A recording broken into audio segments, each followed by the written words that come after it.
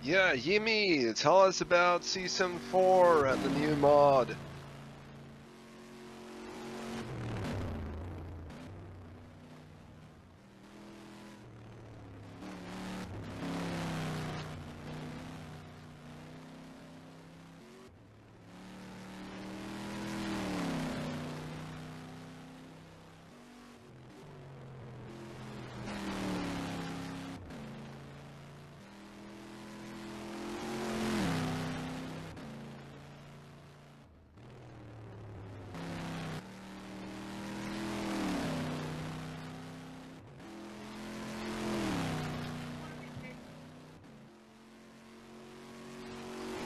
Okay, we are waiting for Jimmy here since he seems to have some technical issues with his microphone. Let's see how we can sum up the first 5 hours of driving. We have lost a couple of cars.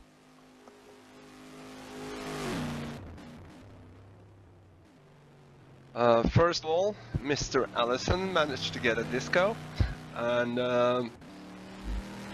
in P2, LMP2, we have lost the 77 Dissolve Virtual. We have lost Nick and the guys in the number 71 Oracle Racing, and the number 83 Balls Negro screwed for the championship.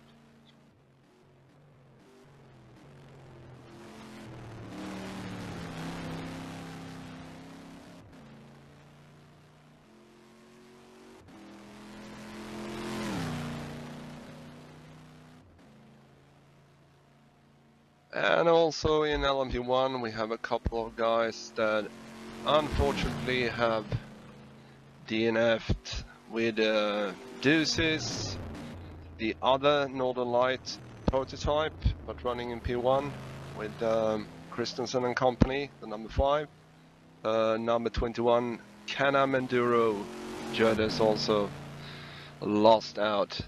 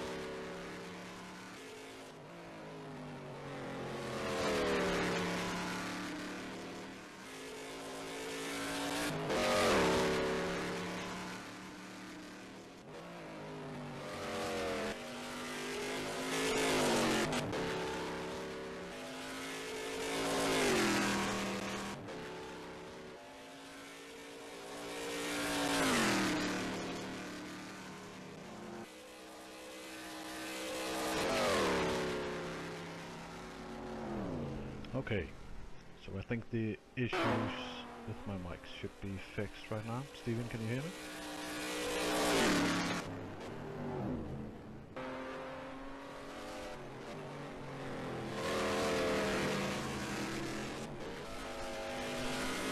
If I'm not totally wrong, I should be on the live stream as well. Can anyone confirm this?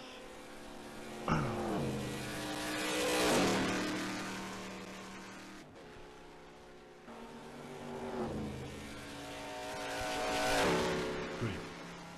So Steven, I'm expecting you should keep an eye on the timing of scoring until Paco returns.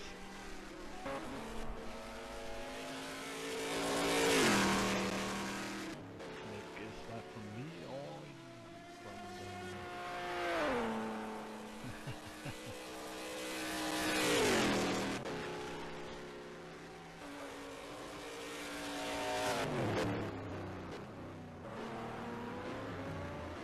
Yeah, I'm gonna try and keep some numbers rolling here and see if we can find anything exciting on track.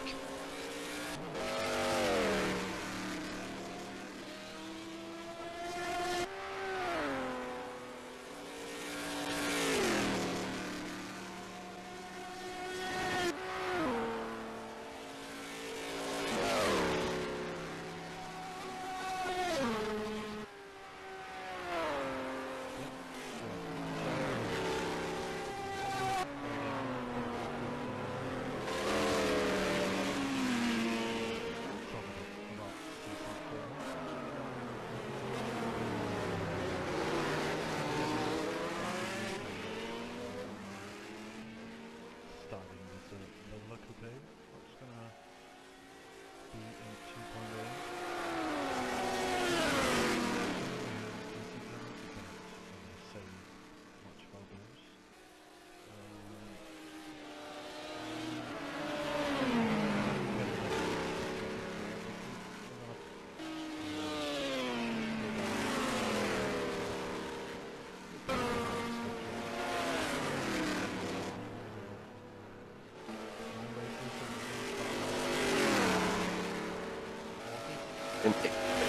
In Italy.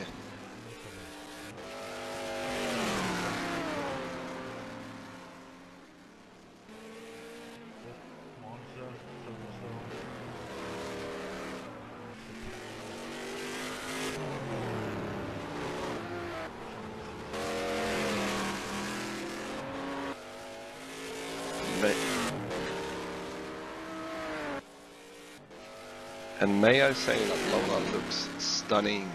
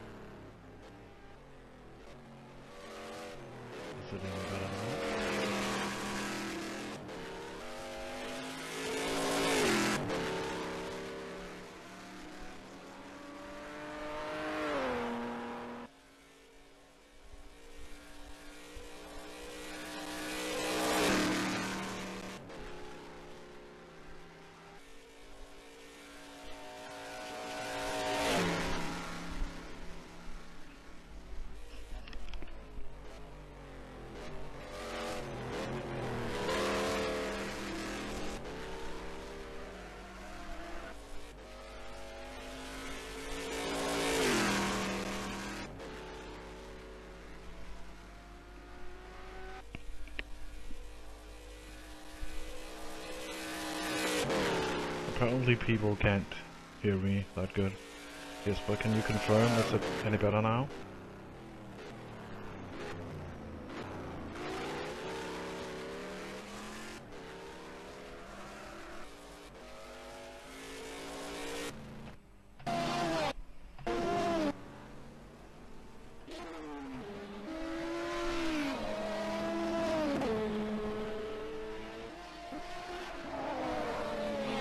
Good.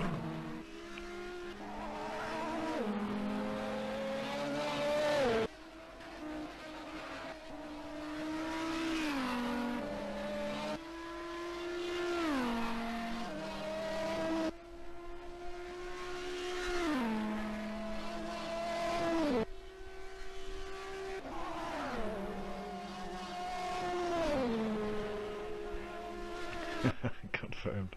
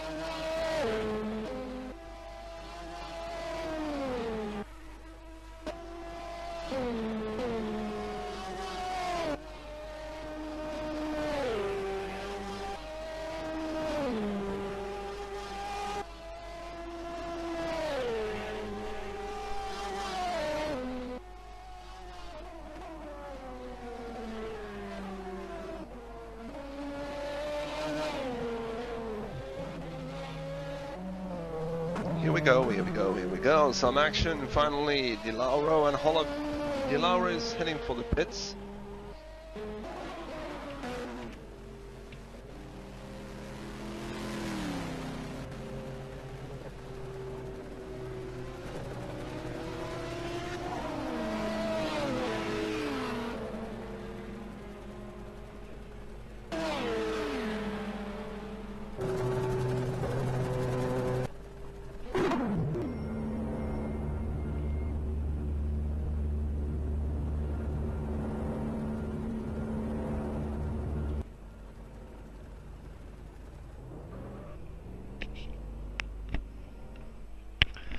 Yeah, JT.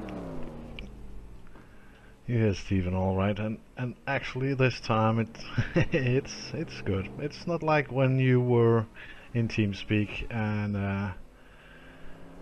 yeah, giving out our strategies and stuff like that. Yeah, well, apparently that was very popular, at least.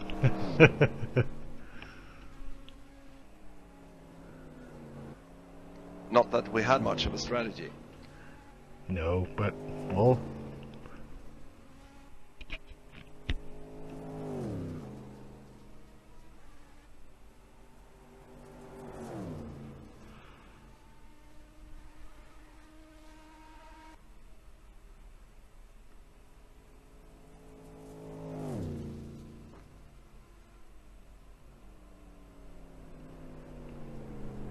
driver swap for the Carinci guys, and Merlino is taking the car out to the pits.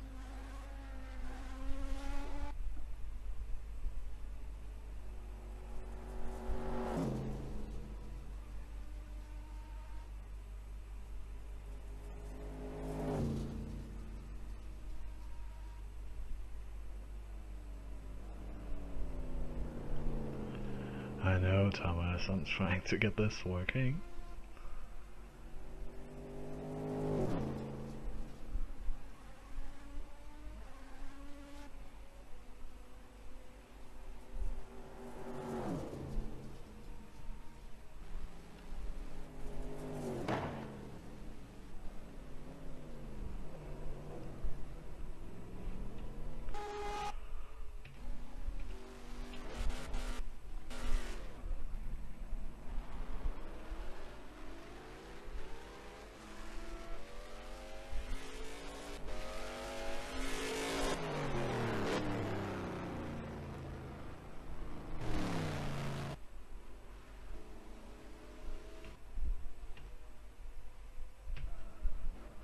Oh, there he is.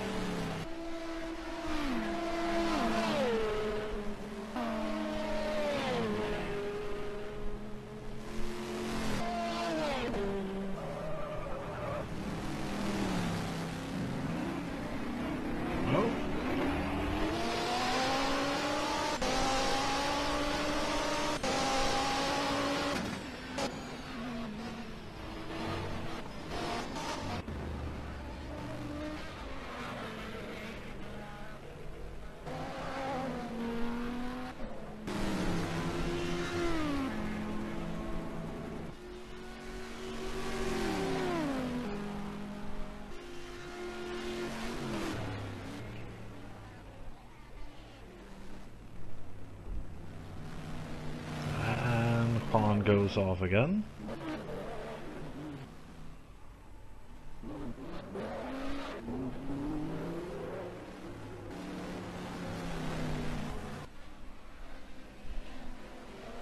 He has to have some kind of issues though.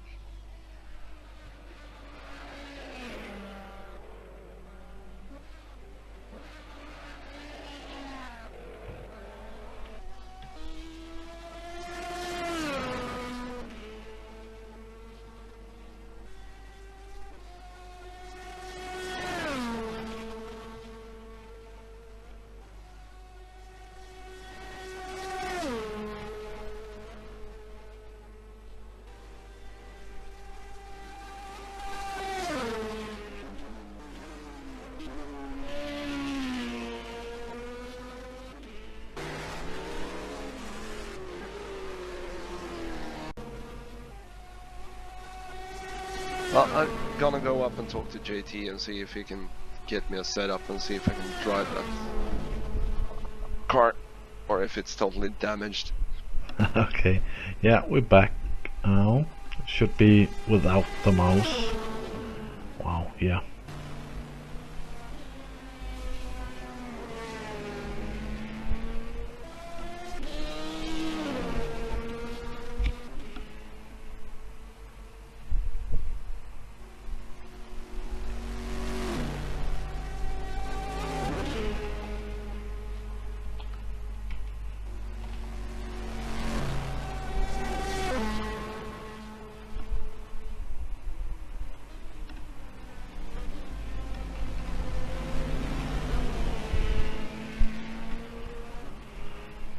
One hour, man, oh my god. Okay, well, I'm guessing I can't type in the chat, so if anyone see anything important, just let me know in the chat. I can read, but I can't type that.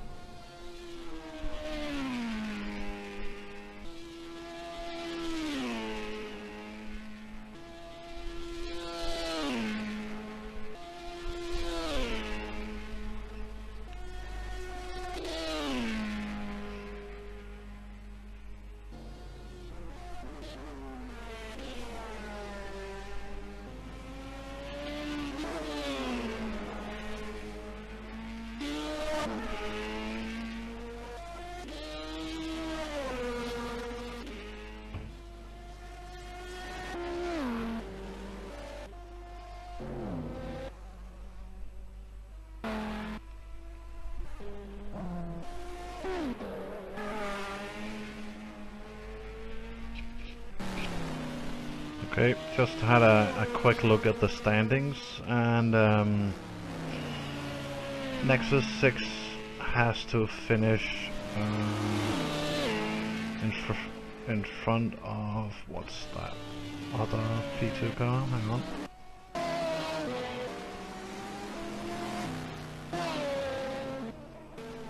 Okay, I think that's the P2 championship. It has to finish in 5th. 6 or above. I'm pretty sure they're in 5th right now, and I can't see any other P2 teams behind them. So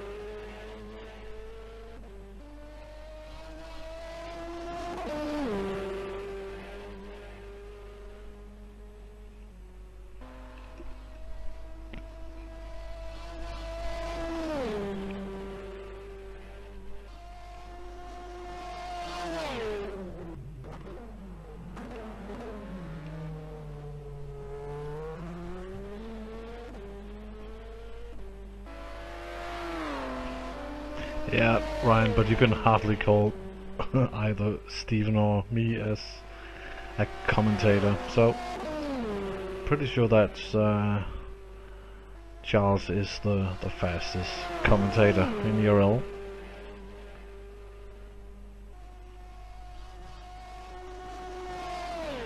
And I didn't really see in the rules that any of the teams couldn't switch to the Pescarolo, but might just be me.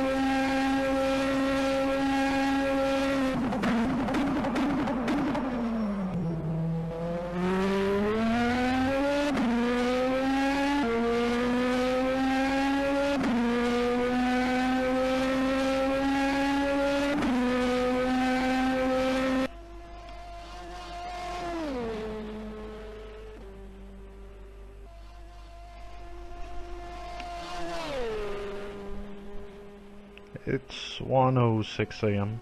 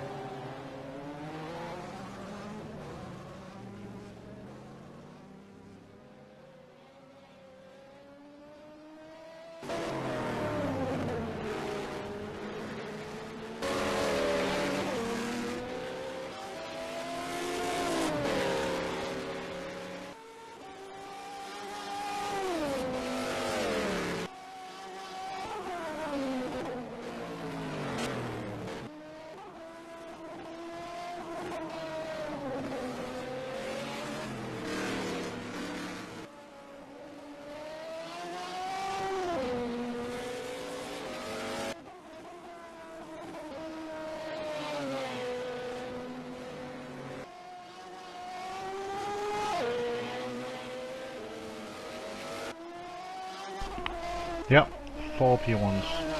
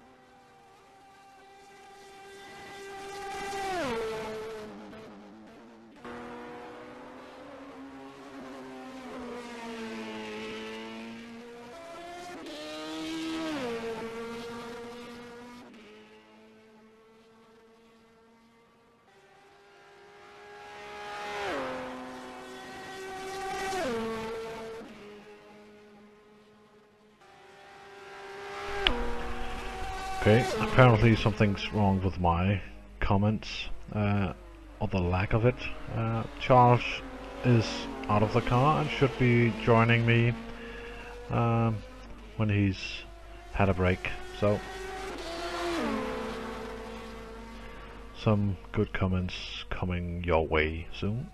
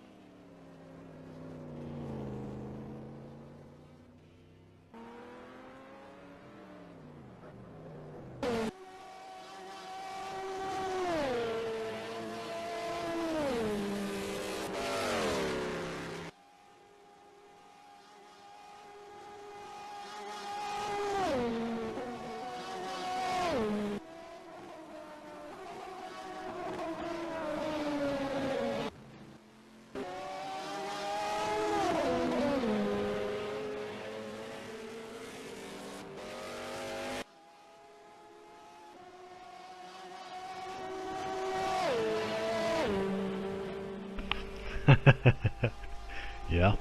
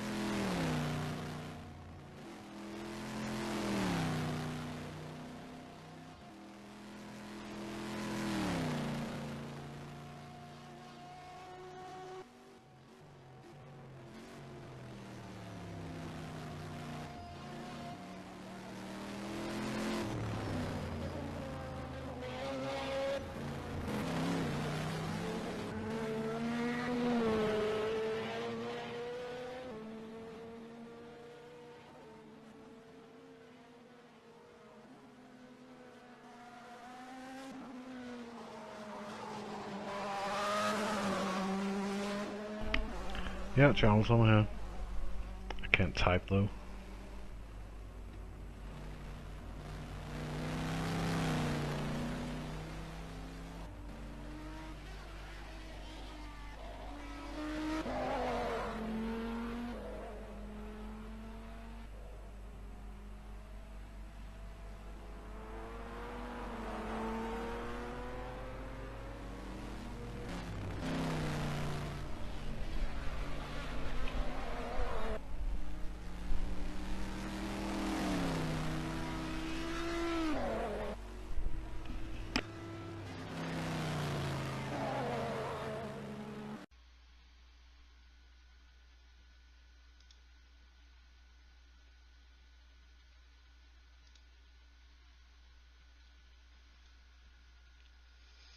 Alright, let's see if we can get back in the server here. That was, of course, the voice of the man himself, Jimmy Allison, taking over the broadcast while we were away running our stint. I got to say it was quite a lot of fun, but I'm glad it's over. Running around this place in the dark with such high speed differences between classes of cars is not what I would consider to be fun.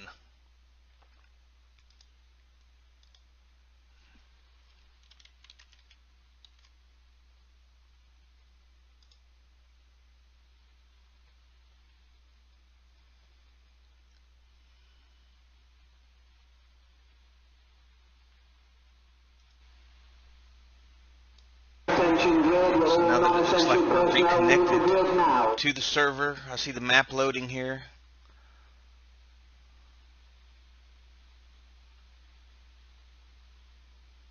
Well, it's taking quite a long time to load the map for some reason. I hope my game's not going to crash. No, it doesn't. Let's take it out of the first-person view here. I see Bob Merlino in there in the pits, it looks like. Let's go over to our leaders, Ian Mills, running up front. Let me get this sucker lined up right here.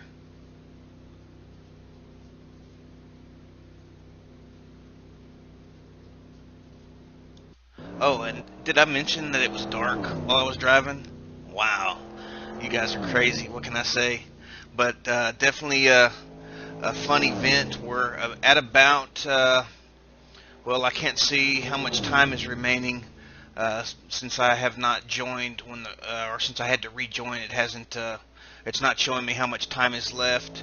It is almost 6 p.m. my time, Central Standard Time here in the U.S. So I'm guessing we have a little over 4 hours left, probably about 4 hours and 10 or 15 minutes maybe. I'm not sure if they started exactly on time here. Let me pull up timing and scoring. Also, I need to crank up my volume a little bit. For some reason, the Procaster seems to take my sound card volume and knock it by about 2/3. So, you guys let me know if the race sounds are too strong or if they're okay.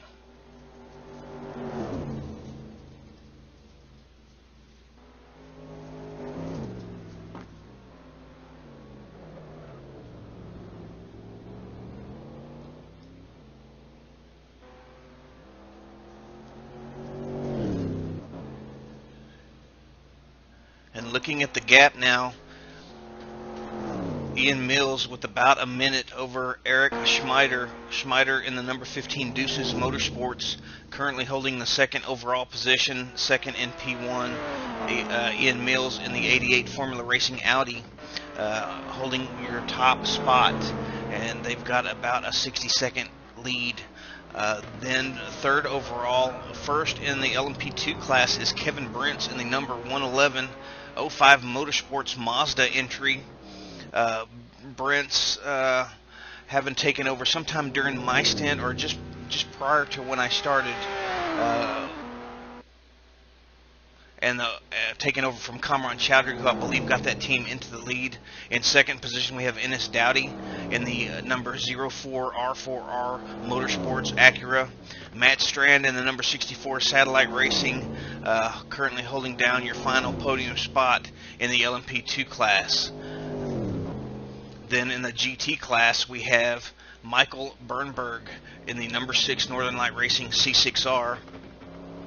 Following Bernberg is Noel Hibbard in the number 321 Lost Rents Racing C6R. Of course, Noel Hibbard bringing to us this wonderful new updated lap tracker that we're using not only for the broadcast, but it comes in real handy for the teams as far as being able to get word to their teammates exactly what's going on, what kind of gaps there are, this, that, and the other stuff. It really helps out as far as if you're on the lead lap and how far behind the lead you are. Great job from Noel Hibbard there, bringing that to us. And then rounding out the podium in the GT class, we've got Jesper Christensen in the number 7 Northern Light Racing C6R. So that team has fought back for hours to get back into that final podium spot. We saw them start in 2nd place in the GT class. They lost 2nd place briefly, hung around in 3rd, got 2nd place back for a while, and then we saw a huge moment with Jimmy Halverson in lap traffic as Ian Mills coming by just before the Indianapolis curve. We saw Halverson try to stay out of his way and do a good job of that. Unfortunately, he was on the dirty side of the track, locked up the tires, ran it through Indianapolis, past the sand trap and into the guardrail, damaging their car quite a bit, and taking a very, very long time to get out of these sand traps here at LeMans. They're quite tricky to get out of. They're almost like a silt. They just suck the car in as soon as you get the tires spinning up. So it's very, very difficult. It takes a long time to be able to work yourself out of these sand pits. Now, as I take a look here at the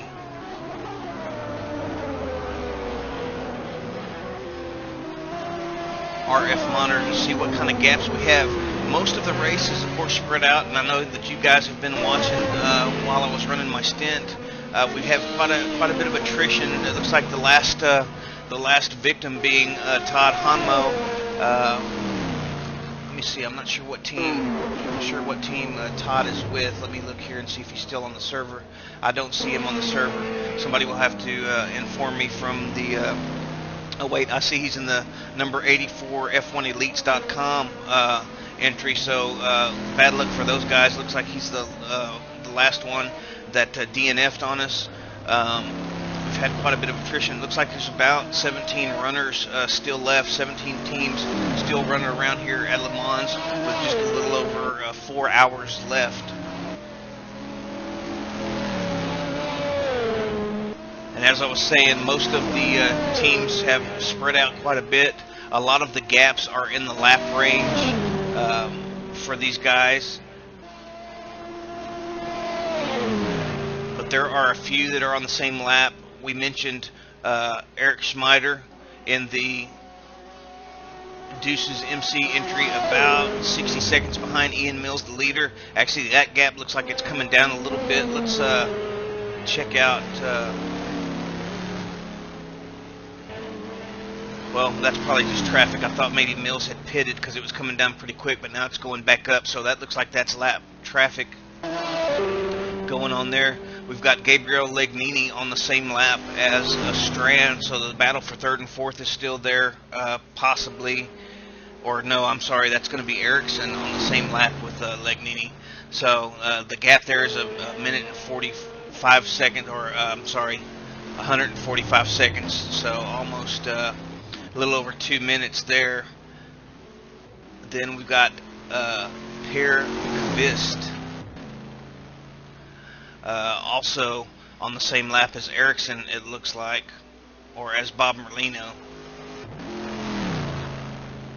And I'm being told from our spotters on pit road that we've got a battle in GT between P2 and P3 starting to possibly heat up. So let me look and see. That's going to be Noel Hibbard and Michael Bernberg. Let's go ahead and take a look here. We're already on with Hibbard. Let's take a look at Bernberg and see if there's something going on with him. I'm showing the gap to be, well, actually, they're not on the same lap. So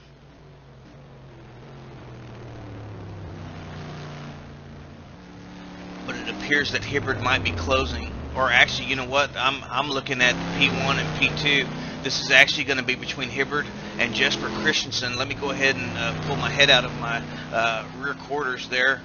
There we go. Yeah, it goes in the helmet dummy, not in the exhaust pipe. There you see Christensen on the track, closing in on Noel Hibbard. Hibbard in the number 321 Lost Wrench Racing C6R. Jesper Christensen in that number 7 Northern Light entry that we were talking about earlier, running off at Indy and losing a whole bunch of time. And I appreciate all the help from the guys down on pit road, cluing me in as to what is going on the track. You see, it is still extremely dark out. I'm not sure what the game clock says in the game as far as time of day that it's simulating, but I imagine we're probably in the 3 to 4 o'clock in the morning range.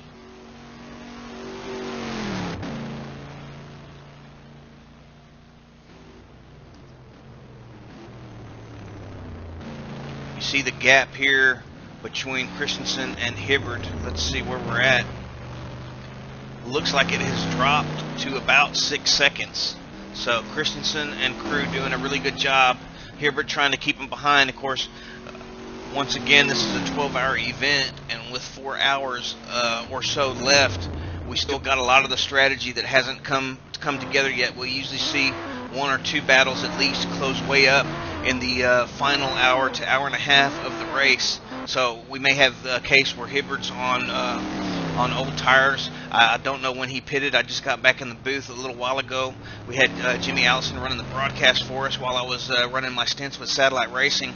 But here you see Christensen is closing in up on Jesper. Let me see, it was just at 6 seconds. Now the gap is it's under 5 seconds now. So Jesper Christensen closing fast on Noel Hibbard. Here we get a look at Hibbard here.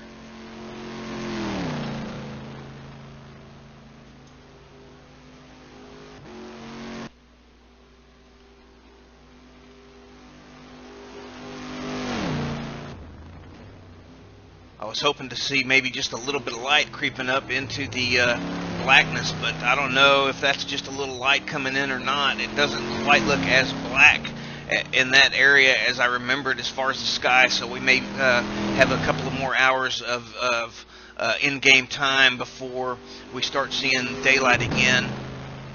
I'm being told now from some of our tech crew in the booth that it is 4 a.m. in game, so about another, it's going to start brightening up a little bit, and in about another hour, these guys are going to have a lot more light to play with. The sunrise, I don't think, will quite be peeking over the horizon, but there's going to be a lot of light filtering in.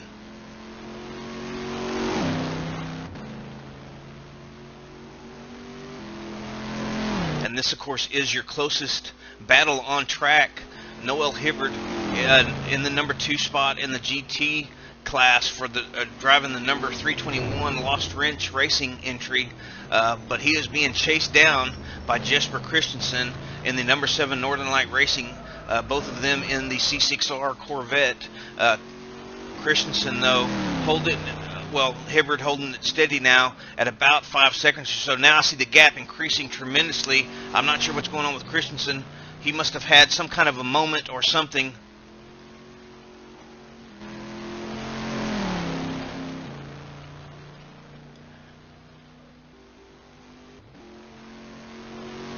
And there's a report that Christensen lost it in Mulsanne. So that is definitely a really, really tricky braking zone. Mulsanne and Arnage are very two hard places to keep tame. It's so tempting to go in there a little deeper than you should. You know the car can brake a lot later, but in the case of Mulsanne, it's so bumpy going into that section. It's really easy to lose the back end, and of course once you start losing the back end in the R factor, it's very hard to catch it.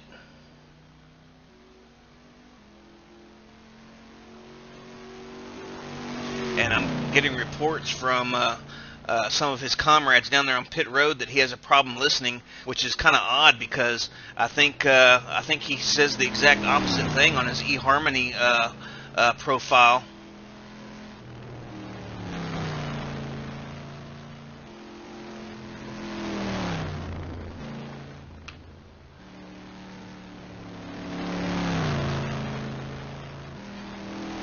Jesper Christensen hanging in there.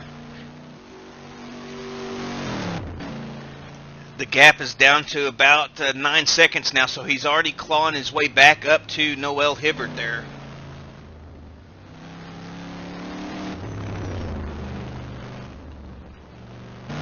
If he can just hold it steady here for, I'm going to say 9 seconds, at the rate that he was closing there, probably within about 4 or 5 laps, he might he might have Hibbert back in sight again. Hibbert is currently in the P2 spot. Christensen desperately would like to get back up there, so that way the number 7 Northern Light entry can finish in the same position that it started.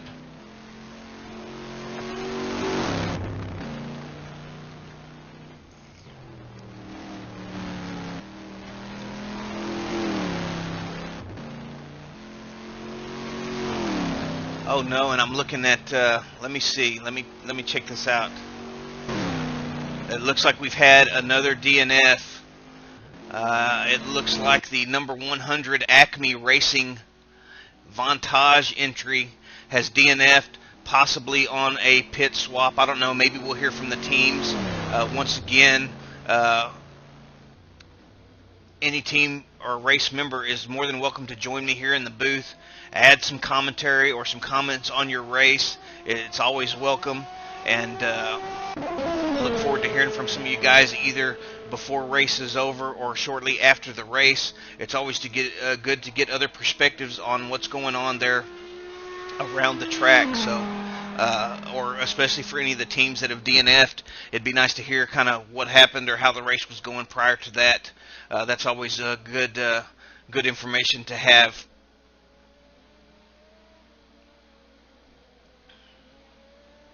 And now we're being informed from the team that it was a crash on driver swap. So unfortunately the attrition goes up. We're at about 50%. Unfortunately, it looks like we got yeah, we're probably at about 40% attrition rate, which you know, that's unfortunate. The admins can't do anything about it. That's just a game issue that's well known.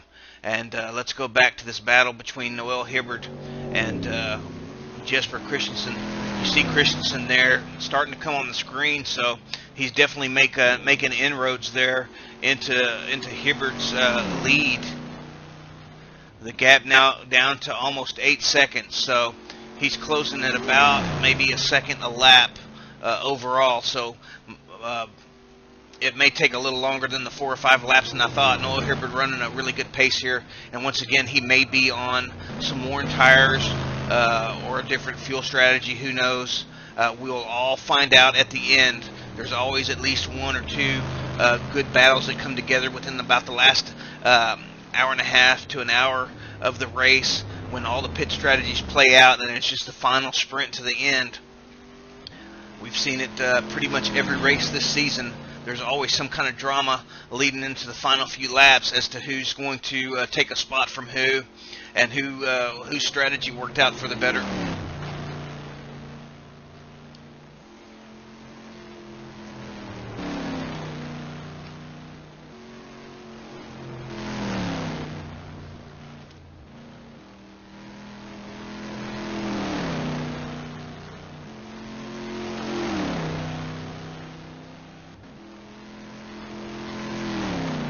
I see my good buddy Scott Nugent has stopped by before his race this evening.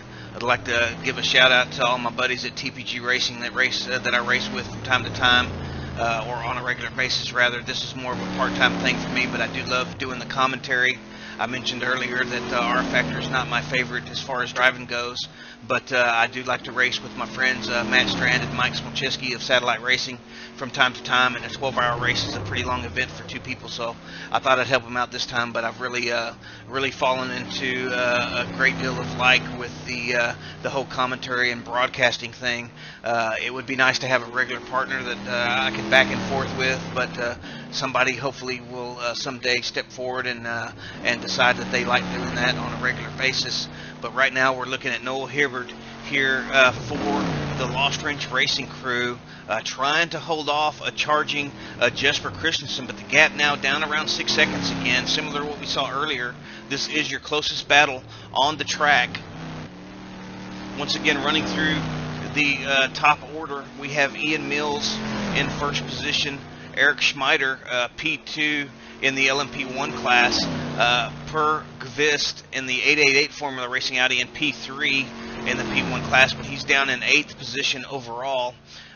In the P2 class, we have Kamran Chowdhury now back in the car for 05 Motorsports, leading the way over Enes Doughty and Strand in Satellite Racing, rounding out the LMP2 podium. In the GT class, we got Michael Bernberg in the number 6 Northern Light entry in front of this battle between Noel Hibbard and his teammate Jesper Christensen in the other Northern Light Racing entry. Of course, Hibbard racing for Lost Wrench with about a 5 or 6 second gap. Let me check again real fast. It looks like it's holding steady at about 6 seconds. So it looks like Christensen maybe on just a slight better pace than Hibbard and possibly getting a little bit better run through some of the traffic. Oh, Christensen with a huge moment there, though, breaking into the chicane. That's going to cost him quite a bit of time. We saw him closing up on Hibbard earlier a few laps ago and have a bit of a moment in Mulsanne, and now on the worn tires he has lost it going into the chicane here. Let's see if we can get a replay of that. Let's take a different vantage point here. The TV camera not really set up to our liking here. You see he's turning in maybe just a hair early, possibly losing it a bit on the brakes. The back end looks like it swung out there pretty good. He mashes the brakes trying to get the front end to lock up, stay out of the wall, but just nicks it, and that's going to cost him quite a bit of time. Maybe with the aero damage, he may not quite have the top speed that they had before. Let's go back live and see where he's at. Let me check the gaps here.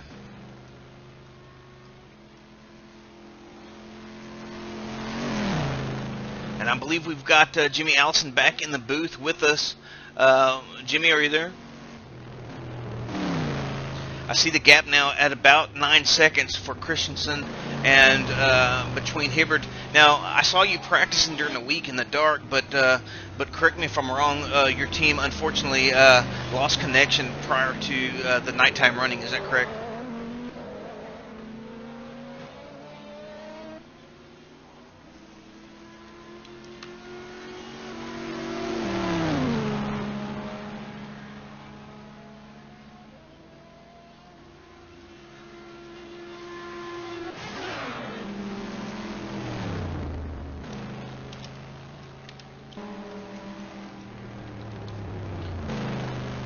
Okay, I got you on that. How difficult is it to run in the dark? Well, hold that thought, Jimmy. I'm getting reports from the podcast that they're not able to hear you. So let me change this real quick. Let me change the setting here on my sound output. Okay, go ahead and say something. Let me see if the guys can hear you this time.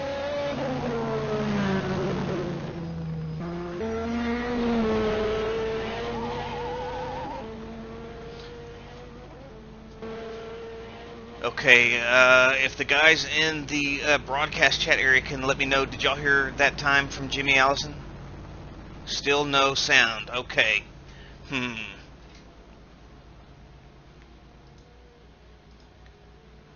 Hang on just a moment. I think I might know what I need to do here. Okay, Jimmy, can you talk again? Yep. I can try.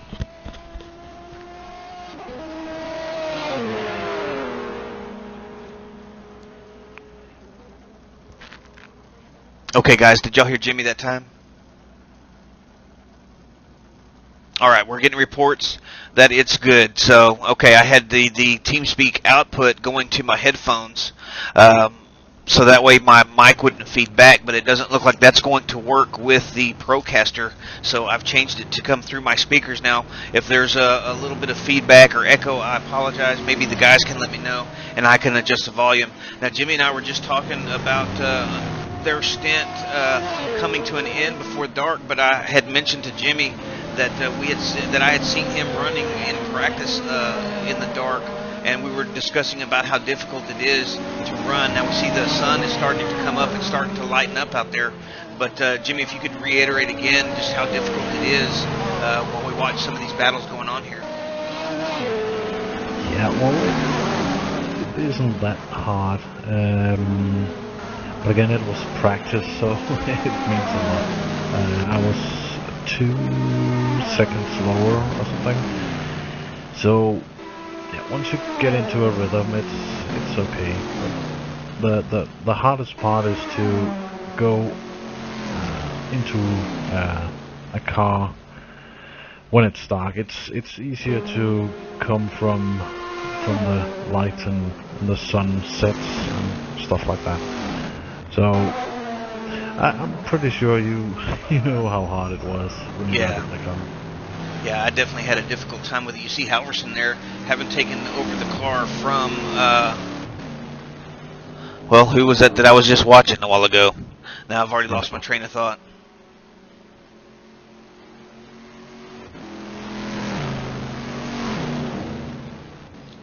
But we see Halverson there having a bit of a moment again.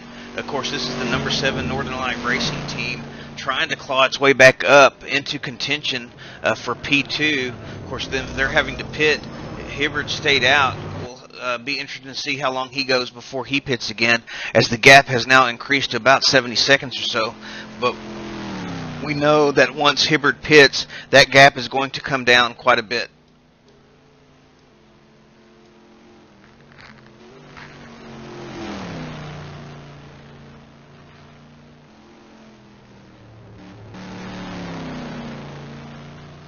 And we're still having a bit of an issue with the TeamSpeak volume, it looks like.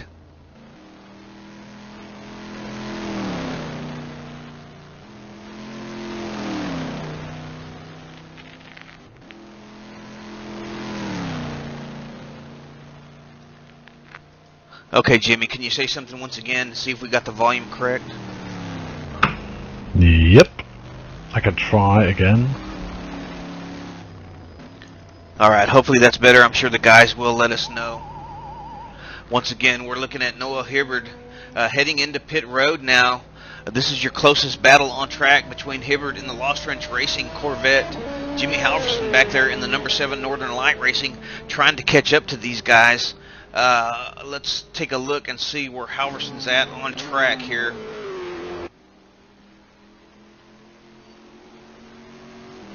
Looks like Halverson making his way up into the Porsche curves. Alright, and we're getting word from the guys down there in the chat that you are much clearer now. I just adjusted your personal volume a little bit, and that seemed to help quite a bit. So, as we see Jimmy Halverson closing in on Noel Hibbard,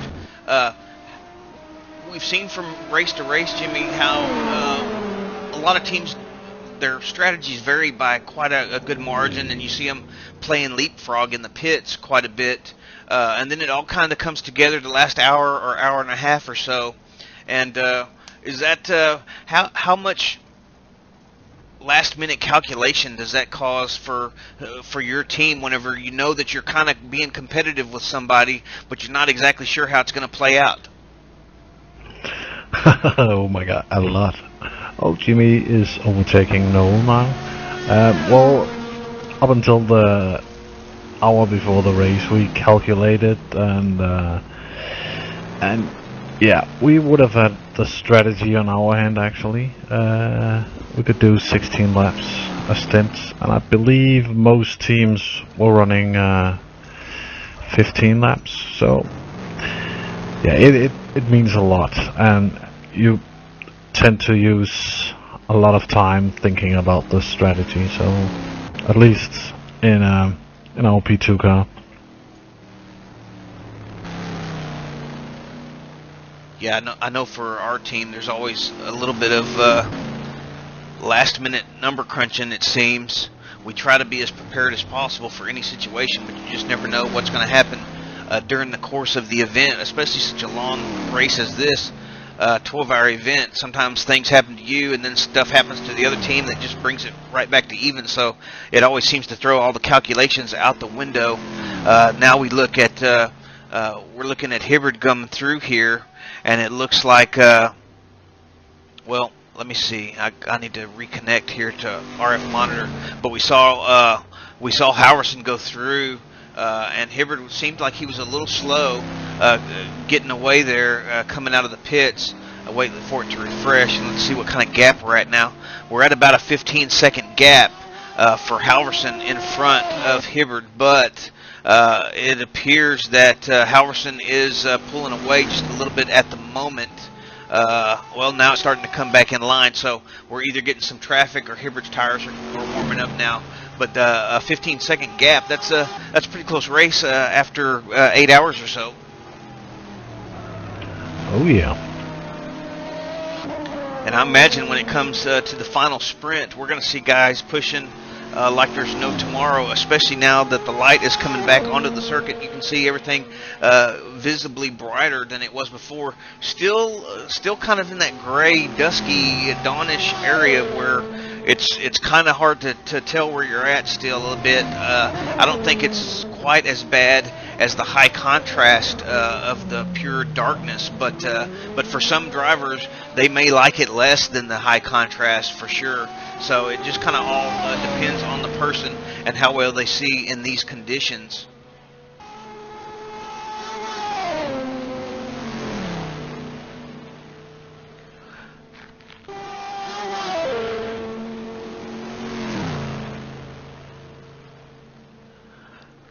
And for some other battles that are within the same lap on track, we've got Ian Mills in the lead for the number 88 Formula Racing Audi team. I believe Mills may be in the pits. Let's go ahead and take a look at Mills here.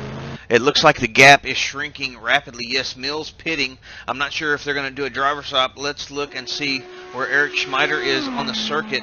Looks like he's heading down the back straight towards the Indy and Arnage here. Let's see if I've got this right or not. Yeah, I believe... yeah, he's heading through Indy right now. Let's see, Mills is already rolling, though. The gap is at about 65 seconds and closing 64. But we know that Schmeider and crew are going to have to pit again. And it's going to be interesting to see, once again, how close they really are towards the end of the race.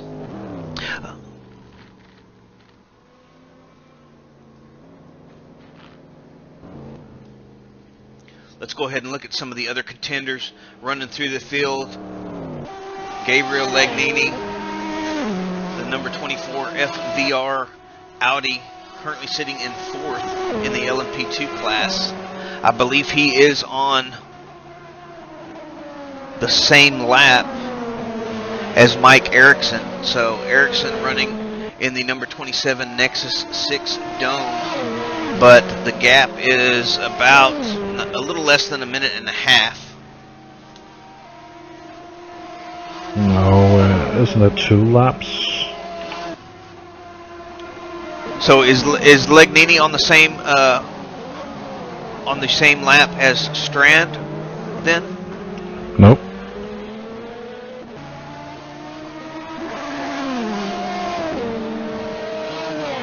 So as I'm looking at the RF, yeah, it shows that he's plus 218. So that actually is a lot more than I thought. I said a minute and a half, but it's actually going to be more like it's going to be closing in. It's going to be a little over 3 minutes over Mike Erickson there. Mike Erickson running in the number 27 Nexus 6. Now Nexus 6 currently sitting in P5 in the LMP2 class. They really need to get. Well, no, I think they're fairly safe now. We saw early contenders, the Scuderia Bolas Negro leading the race, and that would have won them the championship, but I believe that those guys DNF'd sometime while I was running my stand or preparing for it. Yeah. So if they finish the way they are placed now, they're gonna get the championship. But the R4R can change that. I haven't calculated, but they're running in second place. So yeah, they can take the championship. Right, so, okay, yes, I do see the championship standings. It looks like Nexus 6 sitting on 370 points in first position coming into this final event. R4R sitting in third position at 320 points, so they need to outscore Nexus 6 by 50 points to take this championship.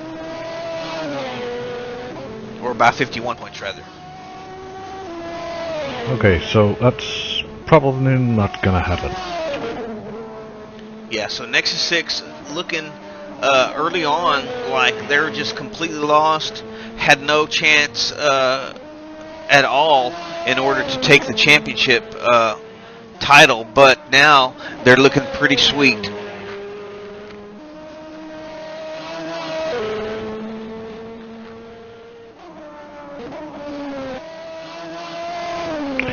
Yeah. Yeah, they got the championship. You can't lose 50 points with only 5 P2s running.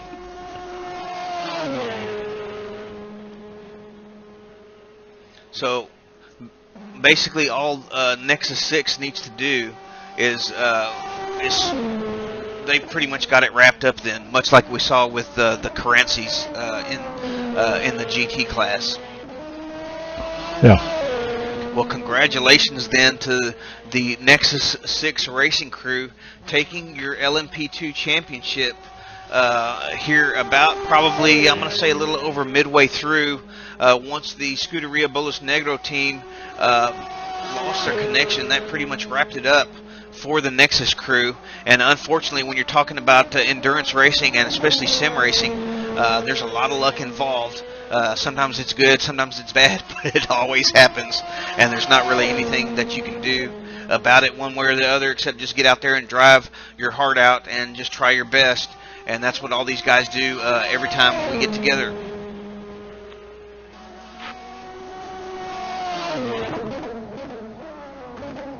Now, Jimmy, I'm sure there's some guys out in the audience curious to know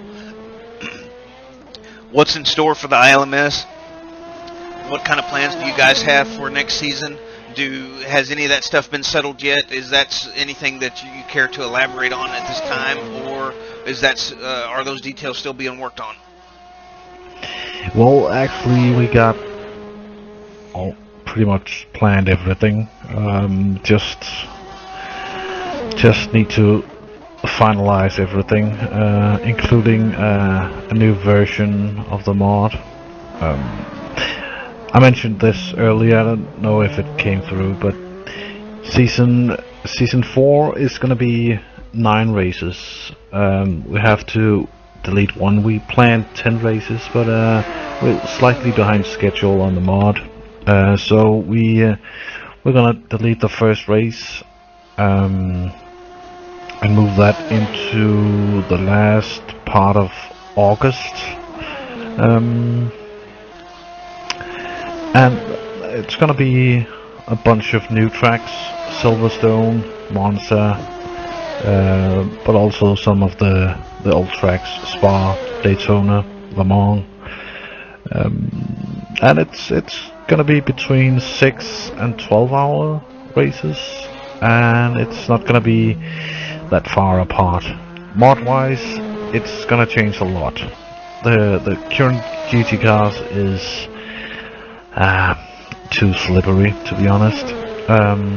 It's going to be more of a heavy car to drive. P2 is going to be pretty much equal cars, well, so is GT. And P1s, it's going to be well, like they are now, hard and fast. And there's a few new cars coming. Lola Coupe P2. 2 new GT cars and a couple of cars in P1, but we haven't finalized those yet. And my team boss Thomas has worked a lot on the mod to clean up some of the mess from previous versions. It's a couple of 100 megabytes easier on the system now, so it's basically a new mod. It's really good. It's really good. Well, that's some very exciting news for everybody involved. Now, while you were discussing that, we do have a development up towards the front. We do have Eric Schmider closing in dramatically on Ian Mills. Of course, Mills having just pitted a few laps ago. The gap is now down to around 10 or 11 seconds. And Schmider is closing in quite quickly to the tune of about, I would say, at least a second a lap, if not more than that. Let's go ahead and we're looking at Schmider now. I'm going to switch the focus to Ian Mills and see if we see what's going on with him. We know he just pitted and he's full of fuel. I wonder if those guys are on the second stint of tire run or something, and he's just not quite able to return the same type of laps that Schmider is at the moment.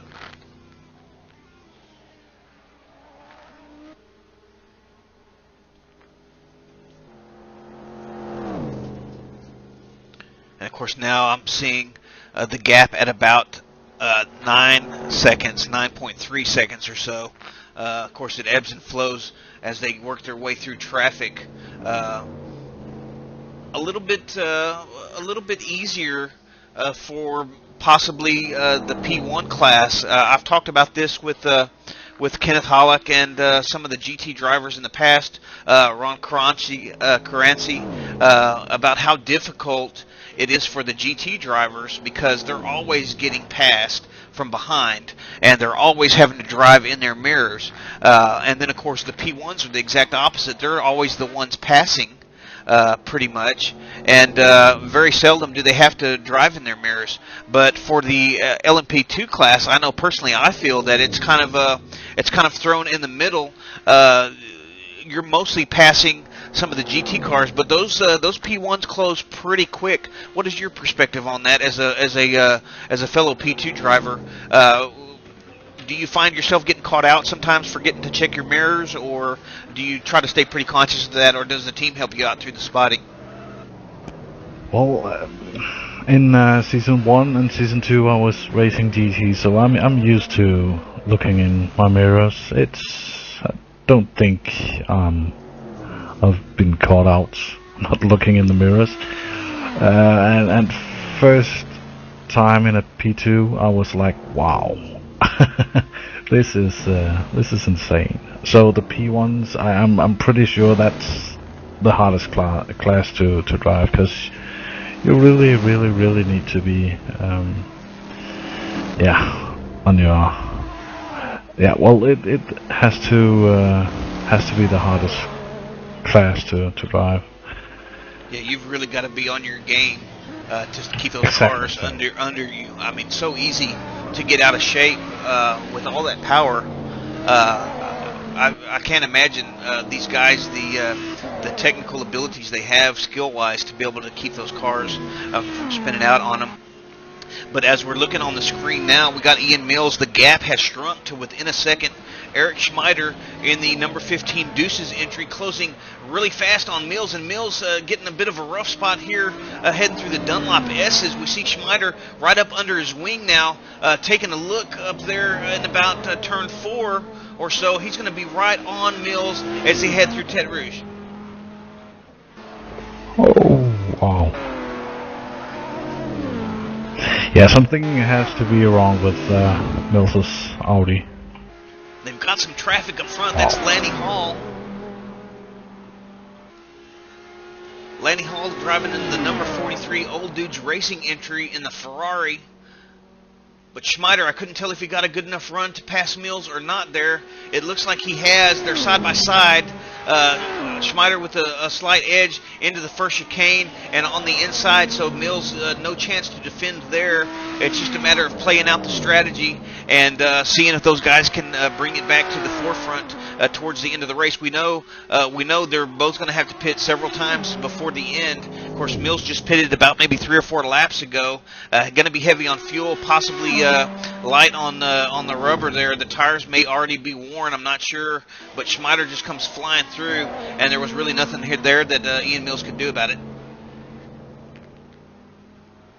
No, as I said, something has to be wrong with Mills' Audi.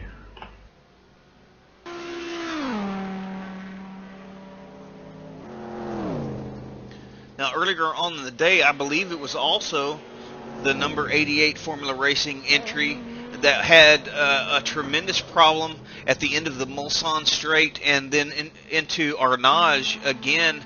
I think on the brakes, it looks like they've come to grips with that. We're able to get the car settled down, but here again, it looks like the number 88 Formula Racing entry having some sort of an issue. Do you think that could be brakes overheating or something like that? Nah, no, I don't think so.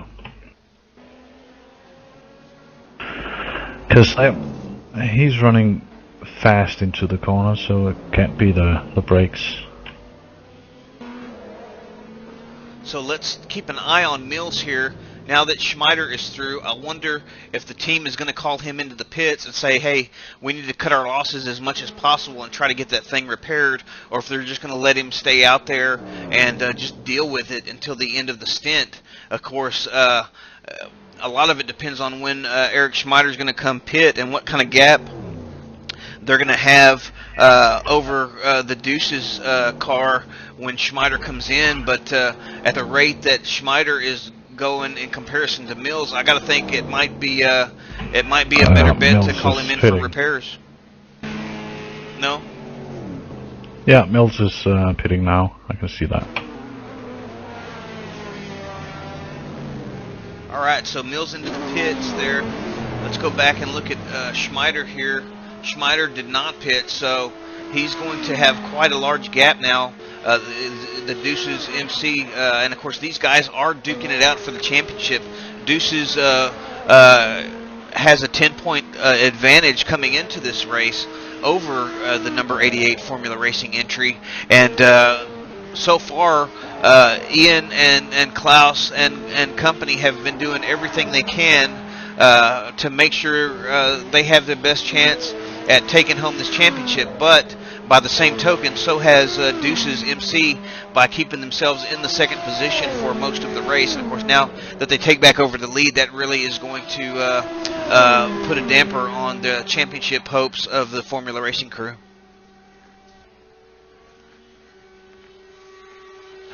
Yeah, he's still in the pits. It's a long pit stop.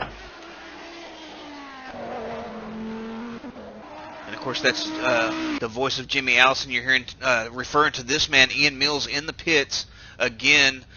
These guys running 1 and 2 overall, and incredibly, of course, we've had a lot of attrition, sure, but we've got the 05 Motorsports. You see, they've done a driver swap. Klaus Kog going to take over for Ian Mills in the Formula Racing team now, but incredibly, we have P3 overall. The number 111 entry, the 05 Motorsports Mazda LMP2 class, currently piloted by Kamran Chowdhury. And I'm sorry to inform you, but Matt just discoed, I think. Oh no! Yes, there you heard it from. Thank you, Jimmy, for letting me know. I missed that. It looks like we have a disconnect. The number 64 Satellite Racing entry, that is the team that I drive for from time to time. Matt Strand and Mike Smolczewski out of the race. Were sitting in third in the LMP2 class, and unfortunate that they will not be able to collect those podium points this time around. And so that's going to definitely hurt their chances of maintaining. Let's see, they came in, I think, in the 4th position into this race. Yes, Satellite was in P4, right behind R4R Motorsports and right in front of 05. So at the way things are going now, it looks like 05 will definitely take that 4th position in the championship standing from Satellite. And I know those guys have to be gutted.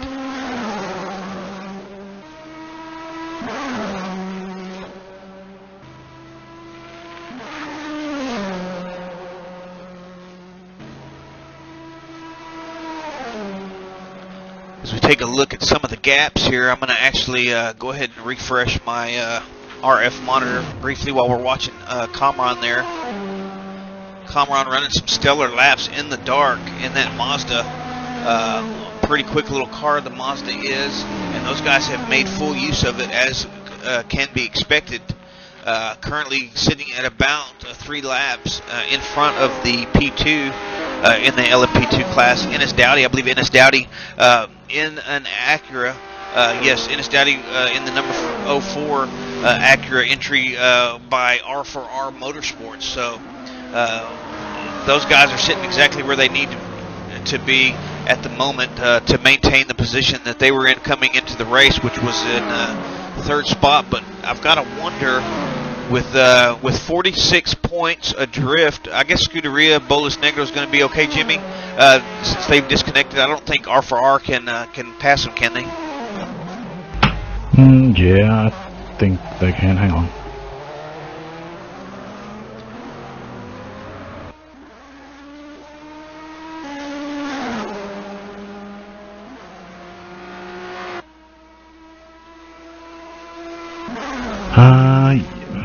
Well, yeah, they can. So what does R4R need to do to jump in front of the Scuderia Bolas Negro for a 2nd position in the championship standing at the end of the season? Or at the end of this race, rather. Do they need to get in front of 05 and win it? Or can they sit where they're at in 2nd position and still snag that spot? It depends. I haven't checked what position Scuderia finished in. Gotcha. Okay. So we'll find all that stuff out at the end of the race, I'm sure. But right now we're watching Kamran Chowdhury, your P2 leader, sitting in 3rd position overall, which is saying quite a bit, especially considering that we have we still got at least 2 other P1s running in the field behind several of the P2s. I think that is it, but still quite an effort from the front-running P2 guys to run 3rd, 4th, 5th, and 6th overall. Of course, we just found out that the satellite team has disconnected and will not make it to the end of the race. So that's very unfortunate for those guys. But and then of course we've had the number 6 Northern Light entry, currently piloted by Michael Bernberg, pretty much in front the entire race.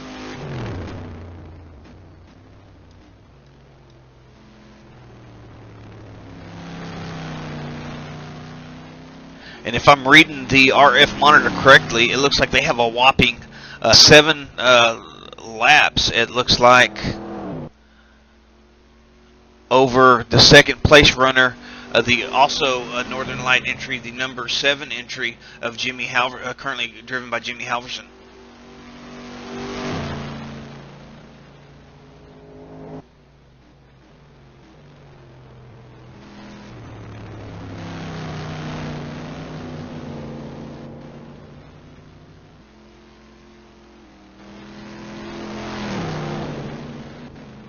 See Klaus Cog coming through.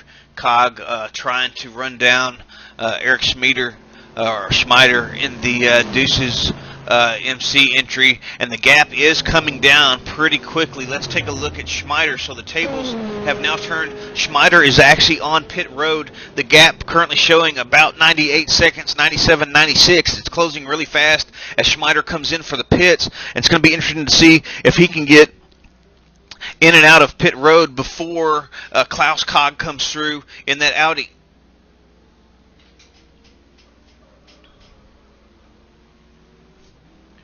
Yeah, that's a full service. And there you saw Schmieder down pit road. Cog's fixing to hit Arnage, so he's quite a ways back still. But when did they do the driver swap, Jimmy? About 2 laps ago? That's going to put them essentially on the same pit strategy, isn't it? Yeah. And how much time is the in-game showing that we have left in this race? Is it about, am I correct in guessing it's about 3.5 hours? Yes. Oh, Adam Baldwin is in the Deuces car. Okay, so a driver swap from Deuces, that adds a little more time now. You see Cog coming through the Porsche curves there, fixing to head into the Ford chicanes. Let's see, Baldwin is already out of pit road and down through the Dunlop S's, so they still got a pretty good gap of about, I'm showing it to be about 22 seconds or so, but of course, Baldwin's got to get those tires up to temperature. He's going to be just a little bit heavier on fuel than Cog was. We don't know when Formula Racing did the driver swap a couple laps ago to get repairs, whether or not they actually took more fuel or changed tires or not. So it's going to be interesting to see later in the stint where everybody's at on time. But for now, we've got a gap of about 20 seconds and closing. Of course, Baldwin probably will be up to pretty close to optimal tire temps by the time he hits Mulsanne, I would think.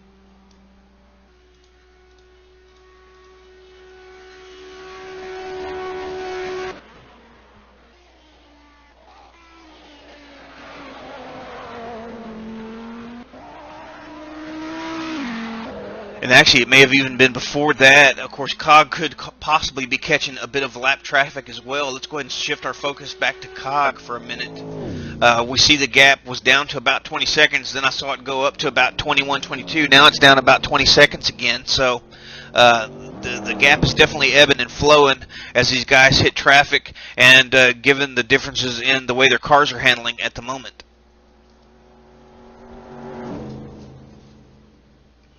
And, of course, once again, I would like to put out the invitation to all the teams, any of the drivers, whether you're out of the race or not. Anytime you want to hop into the booth here with Jimmy and myself and give your input on the race, of course, you can always try to text me on TeamSpeak, but I probably won't see it or won't see it before it's been sitting there for quite a while. But you're more than welcome to join us in the booth. Just wait for a little bit of a gap in the commentary and then say hello. Let us know that you're here, and we will try to get your input on the race or on your team's race as the rest of the broadcast winds down. We've got about 3.5 hours left. We see Cog here trying to close up on Adam Baldwin, but Baldwin doing a pretty good job thus far. The gap maintained in between about 20 to 21 seconds here for this about 2/3 of a lap since the Deuces MC crew did the driver swap. I can see Baldwin's already out of Arnage. You see Cog here coming through Indianapolis, and now he's going to hit Arnage himself. Baldwin just fixing to enter the Porsche curves.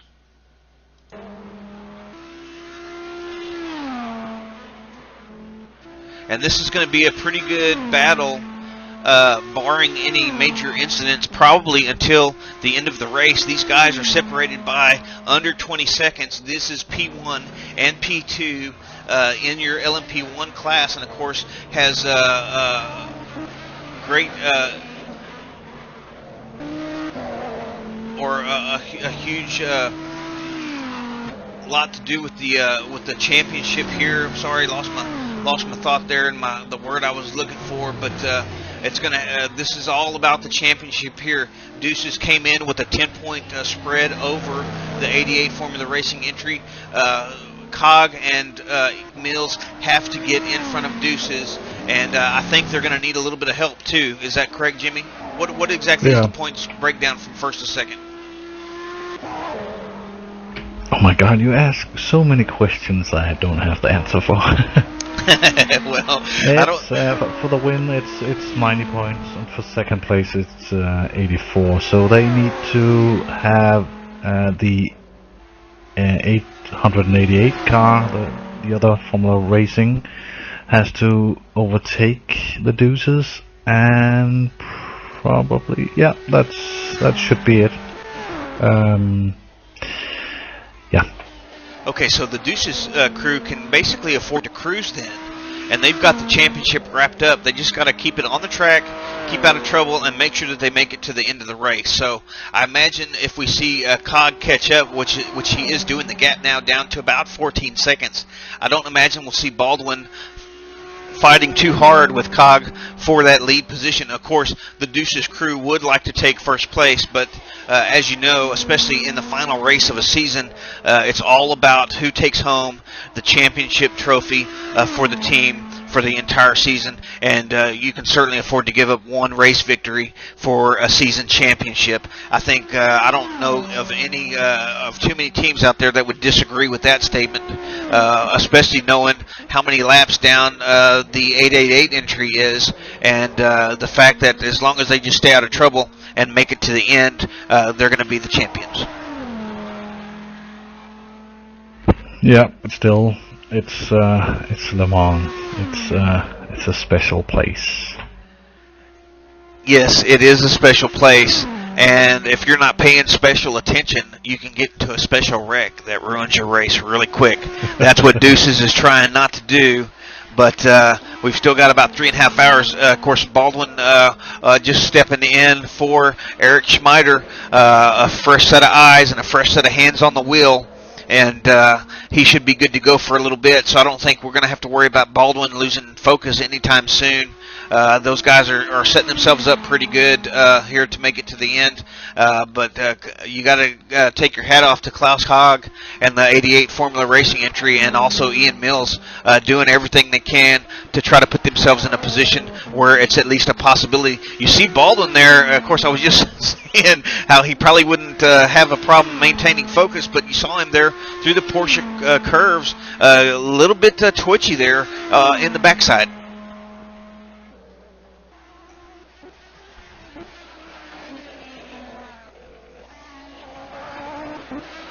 And of course, this is your closest battle on track. Adam Baldwin in the number 15 Deuces MC Dome. Well, the gap's down to about 10-11 seconds now over this man, Klaus Haag, in the number 88 Formula Racing Audi R10. So Haag is definitely coming. And as I stated before, I don't think we'll see Baldwin fight him too hard. He might not make it easy for Haag to pass, but he doesn't want to cause any kind of a contact between the cars because that could end both of their races pretty quick. So you see Haag coming. But this is your closest battle on track. It's about a 10-second gap at the moment. Let's run through some of the rest of the field. We've got Kamran Chowdhury leading the way in the LMP2 class, currently P3 overall. Behind him, we've got Ennis Dowdy in the 04 R4R Motorsports entry, currently in P2 in the LMP2 class. Gabriel Lignini in the number 24 FVR Acura, currently sitting in P3. And then down in your GT class, it's been all number 6, Northern Light Racing, for the entire race, currently driven by Michael Bernberg.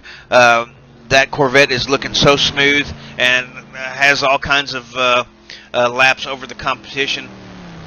We saw the number 7 Northern Lights entry currently in P2 in the GT class start there. They fell to third for a little bit, fought their way back up into second, and then Jimmy Halverson, who's driving the car at this time, had a bit of a moment through traffic when the Formula Racing crew came through. Halverson found himself on the dirty side of the track heading into Indy, couldn't get the car stopped, ran through, clipped the tire wall, and had to limp it back to the pits, but it took him forever to crawl out of that sand trap that he's passing right there to his right.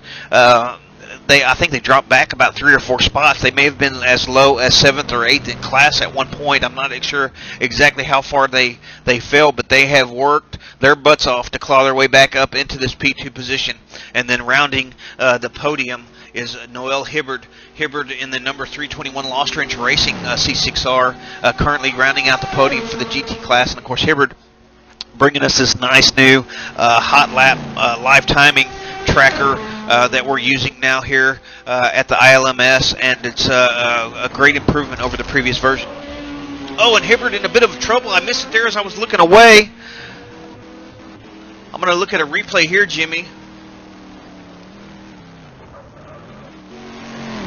You see Hibbard coming in here.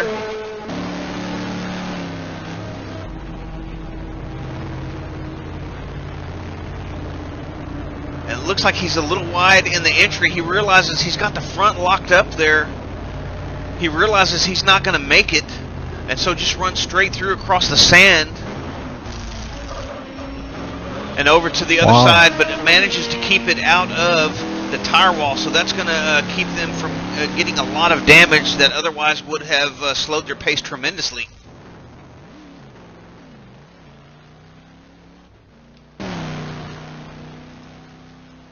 And now as I look at the gap though from Hibbard, he's got about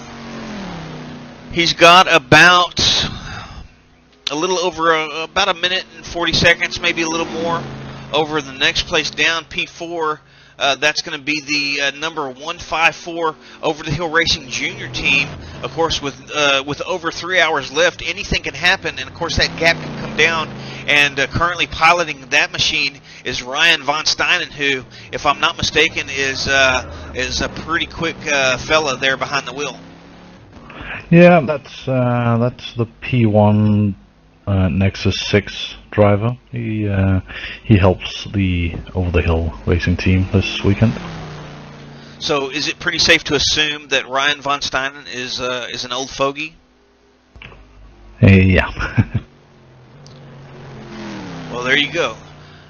You heard it from us first. Newsflash: Ryan von Steinen, old and decrepit.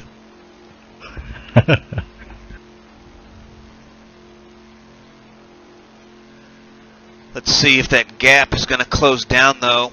It looks like it's holding pretty steady. Hibbard looks like he's keeping it. Actually, the gap is climbing now, so von Steinen may be in some traffic. No, he got passed there by Cog. He may have had to slow up in a corner to let Cog through. I'm not sure, but the gap is actually going up a little bit as I'm seeing it on the RF monitor. So Noel Hibbard doing a really good job, and of course that Over the Hill Racing entry may have some issues with tire or damage. We don't know. That's one of the things that we can speculate all day long here in the broadcast booth, but until you hear from the actual teams, then you just really don't know what's going on. So maybe some of those guys will step up and join us here in the booth and give us their input on the race developments, or even some of the teams that have disconnected. If they're still listening, you're welcome to join us here and discuss how your race went prior to your leaving the server. So we would love to hear from you. Right now we're looking at Ryan von Steinen, though, trying to chase down Noel Hibbard. Hibbard in the number 321 Lost Range Racing entry. Ryan von Steinen in the number 154 Over the Hill Junior team. And in P1 you see Klaus gaining time on Adam. It's down to 4 seconds now. Yes, as we shift our focus on screen back to Klaus Cog in the number 88 Formula Racing entry. The gap, as you stated, was down to about 4 seconds. I see it jumping up to about 6 again. So I'm sure a lot of that ebb and flow is due to traffic and how and where they encounter cars on the track. And I got to say, as an LMP2 driver, I know there were a few moments where I caught people in the GT class right there in the Porsche curves, and it's not easy to know when to try to go for the pass because there's such a speed difference that you can normally make it on the outside of the turn, but it's still kind of a butt clincher. It is. Most people wait until the GT cars flash the lights. So.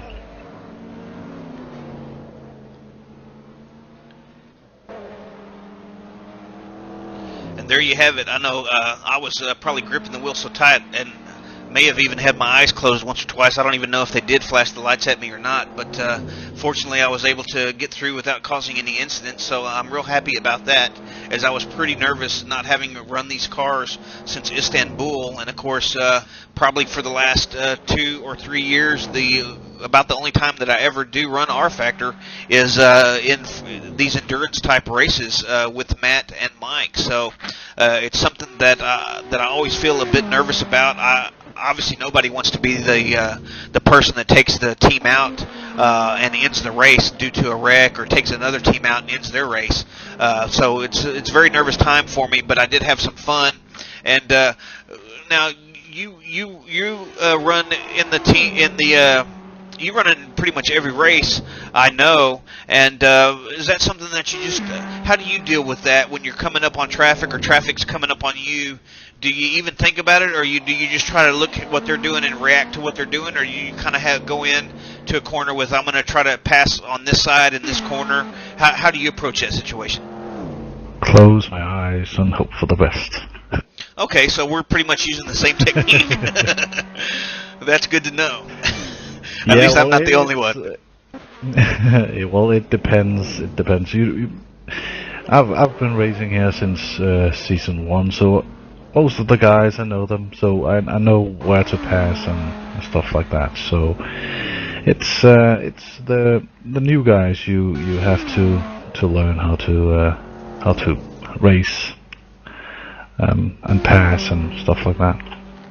And that is such a huge part of the multi-class racing, knowing your fellow drivers, whether they're in your class or not, and being familiar with their styles, how they like to approach corners and stuff in that situation, because a lot of the drivers take a different philosophy into it when they see traffic approaching them or when they're approaching traffic, and you kind of have to learn over time what to expect, and I'm sure that is a major part of avoiding a lot of issues throughout the course of a 12-hour event like this. It is. Now you see Cog closing up on Baldwin again. The gap down to around 2.5 seconds, so Cog may have had a slight moment or caught traffic just at the wrong spot, as we were discussing, having to wait on them a little bit, but Cog is coming. I imagine they're going to get back into that P1 spot again. Speculation on my part. Like you said, it is LeMans. It's a special place. Baldwin and Deuces may want to fight for it, but I would think that they would be somewhat conservative in their approach, knowing all they have to do is finish within one spot of Formula Racing to take home the season championship. Yeah. Leader in GG is on pit road, Michael Bernberg. Why do we say that? It's Michael Bernberg. Well, you probably just heard me saying it, and of course I don't know how to talk. So down here in Texas, that's how I would read it. So it's Michael. How do you say the last name again? Bernberg. Bernberg.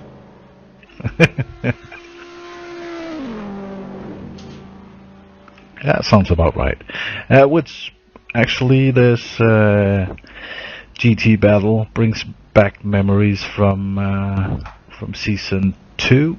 I wasn't in Northern Light Racing. I was in US Pits, and I had a pretty good fight with the Northern Light guys until they tricked me to swap tires, and they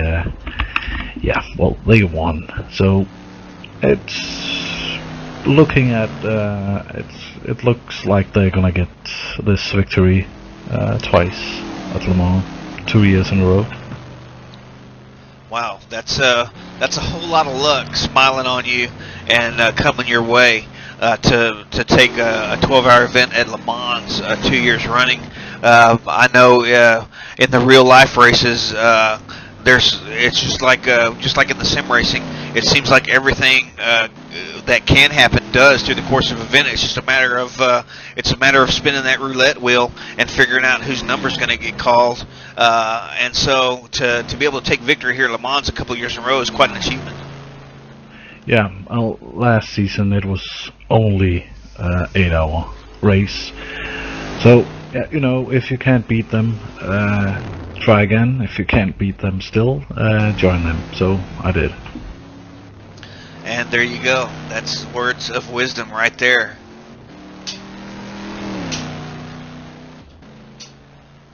Well, I'm going to leave the last name pronunciations to you. I think I can say Michael pretty easily, though. But it looks like Bernberg in and out of the pits. I'm sorry, go ahead.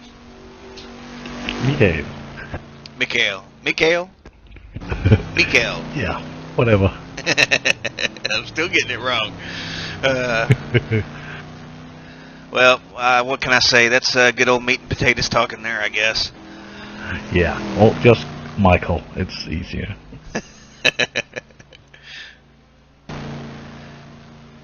At any rate, Michael, with the number 6 Northern Light entry, has gotten in and out of the pits with ease over his compatriot Jimmy Halverson in the number 7 Northern Light entry. Halverson looks like he's about 3 or 4 laps behind his teammate, and and doing pretty good with quite a gap over Noel Hibbard now.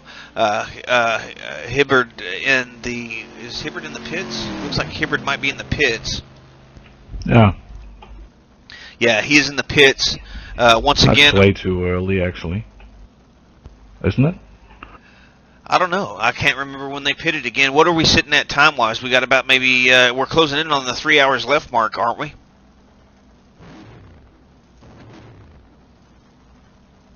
Yeah, 3 hours and a couple of minutes. And now we see that Klaus Kog has gotten through on Adam Baldwin. We didn't see the pass. Let me go ahead and rewind here.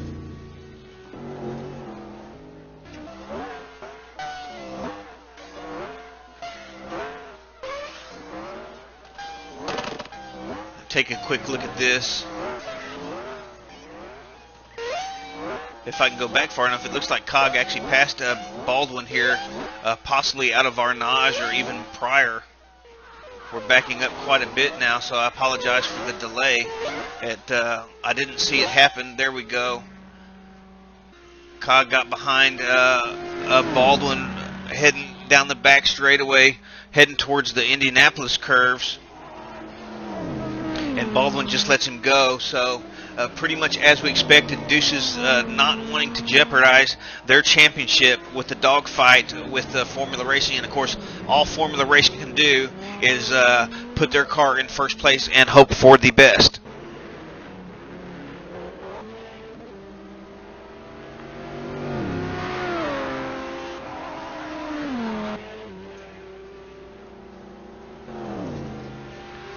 And I'm going to go ahead and reconnect on my RF monitor, check some of the gaps here. Then we'll go through the running order once again. We are closing in on the final 3 hours here at Le Mans. This is the ILMS Endurance Racing League on live stream. And we've had a pretty good event. We've got some attrition, as can be expected for our factor, but that's really a limitation of the game. But for the racing that has gone on, we've had some pretty good moments throughout this event.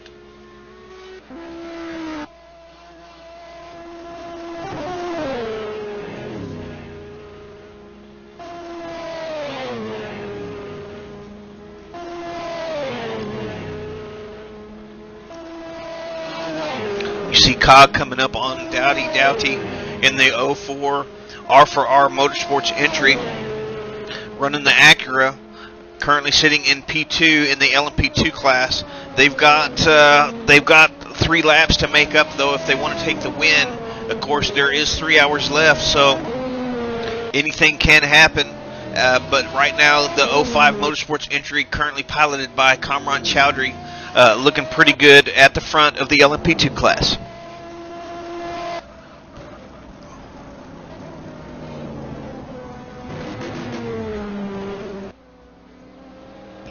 Oh, I think Noel just went off. No, that's Carlson.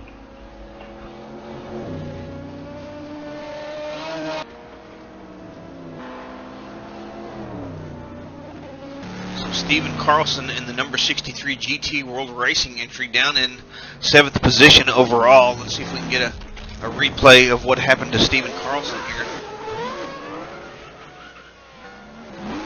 Looks like he just lost it there in the second part of the Dunlop curve, heading up into the S's. Did he catch too much curb, or is he just too wide on the entry? Knows he's not going to make the turn. Yeah, looked like he was a little too deep into there. Tried to get the thing slowed up enough to make the turn. Catches a bit of the gravel, looked like on the outside, and just lost the rear end and spun it around.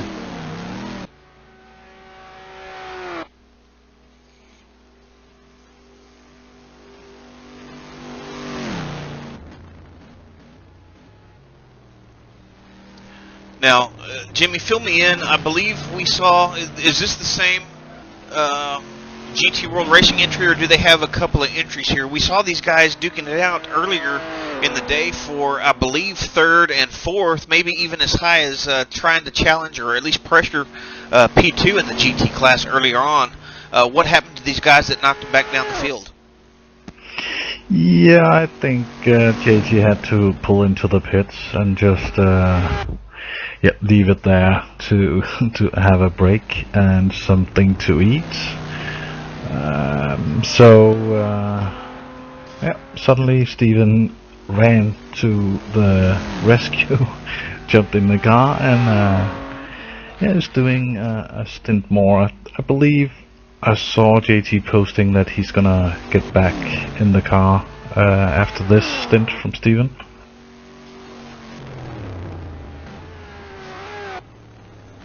So Carlson taking over for JT Tammy there. Oh, and Carlson again with a moment there in Mulsanne. So he is really struggling. Possibly on old tires is Steven Carlson, but JT Tammy, we have heard it will be coming back. I knew I saw him, or this entry, challenging for some of the positions ahead.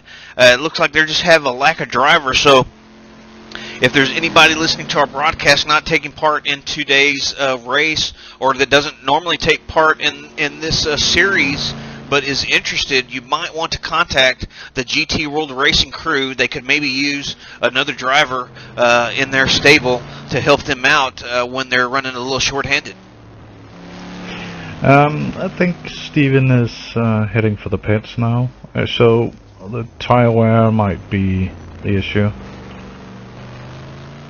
Yeah, that's kind of what it looks like. Of course, Mulsanne doesn't look like it's really that hard of an issue according to braking, but it really sucks you in. It's got all those bumps there that unsettle the car heading into the braking zone, and then right before you turn into the apex, it seems like it gets kind of slick. Is that just from so much abuse over the years, cars running over there that they've it's kind of made like a little slick spot? Arnage is kind of the same way. It really looks like a pretty straightforward area, but you've got to be really careful on braking, or you can really lose it. Yeah, Mulsanne, that's really tricky. You don't want to apply too much brake there. At least in the P2s, I haven't driven the GT cars for, well, since Istanbul, that half lap around before I got a disco there as well. So yeah, it's oh no, Carlson.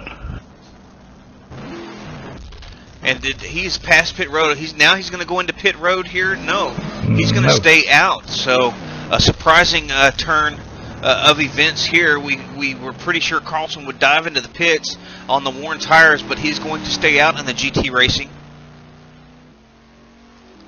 and try to do another couple of laps. Maybe he can get that car to settle down. I'm sure those tires have to be pretty hot at this point in time. And I'd like to welcome to the booth. I didn't see earlier on. I don't know how long you've been around, but we've got Kenneth Hollick in the booth. How are you tonight, Kenneth? I'm fine, thank you. And to answer your question, about 2 hours I've been in the booth without you noticing. Well, I apologize for that. Unfortunately, TeamSpeak tends to scroll up a little bit whenever it's not selected, so I had to actually scroll down, and I saw you in here. And wow, I apologize for that. I wish you would have said something during the pause in the commentary, although I know a lot of the problem sometimes is that I tend to just not shut up. That's good, because you were just asking for drivers to join you, and I did, but you just kept talking, and I was fine with that. Well, my apologies again. Now, Kenneth, tell us a little bit about your race thus far, and how it's developed for you guys. Y'all have been pretty much in the you're driving the number 6 entry, correct? Yeah, it has been pretty boring, basically. We started from first, and we have just stayed in first, and we only have a couple of issues. Michael got hit times by LMP car, but that's basically it. Well, if I would have known that you were a bit bored out there with such a large lead, I would have had you made me a sandwich or something while I was running my stint. As just about the time that I took over the car, I realized, oh great, I'm hungry. So I had to drive my couple of hours there, basically starving, and I really could have used some assistance on that. Next time I'll pull up beside you and see if you have any grape poupon. Yeah, sure. Just make sure that we have a 3-lap lead. Will do, bud. No problem.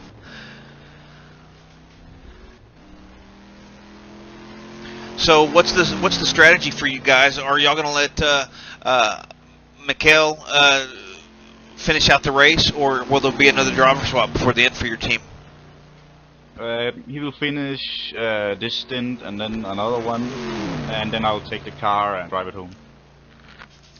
Oh, so you're actually get the honor of bringing it home to the checkered flag and the umbrella girls, huh? Yeah, I gotta get those kisses.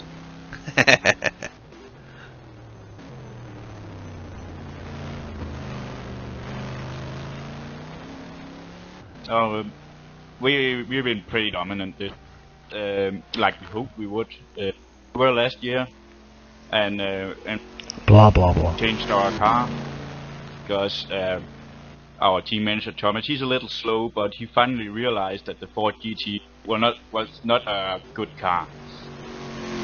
So I'm pretty happy. Finally have a car that doesn't throw its ass around whenever it hits a small bump. Yeah, that's very tricky whenever you try to pilot a vehicle that is twitchy like that. Of course, some people like that, and it really suits their style. I've never had much success in those, and I think that's why I'm always so nervous in the P2 cars, because they're such a challenge to stay on the proper line at times, or at least for somebody like myself. I much prefer the GT cars over the LMP style. But as we see Carlson here diving into the pits now.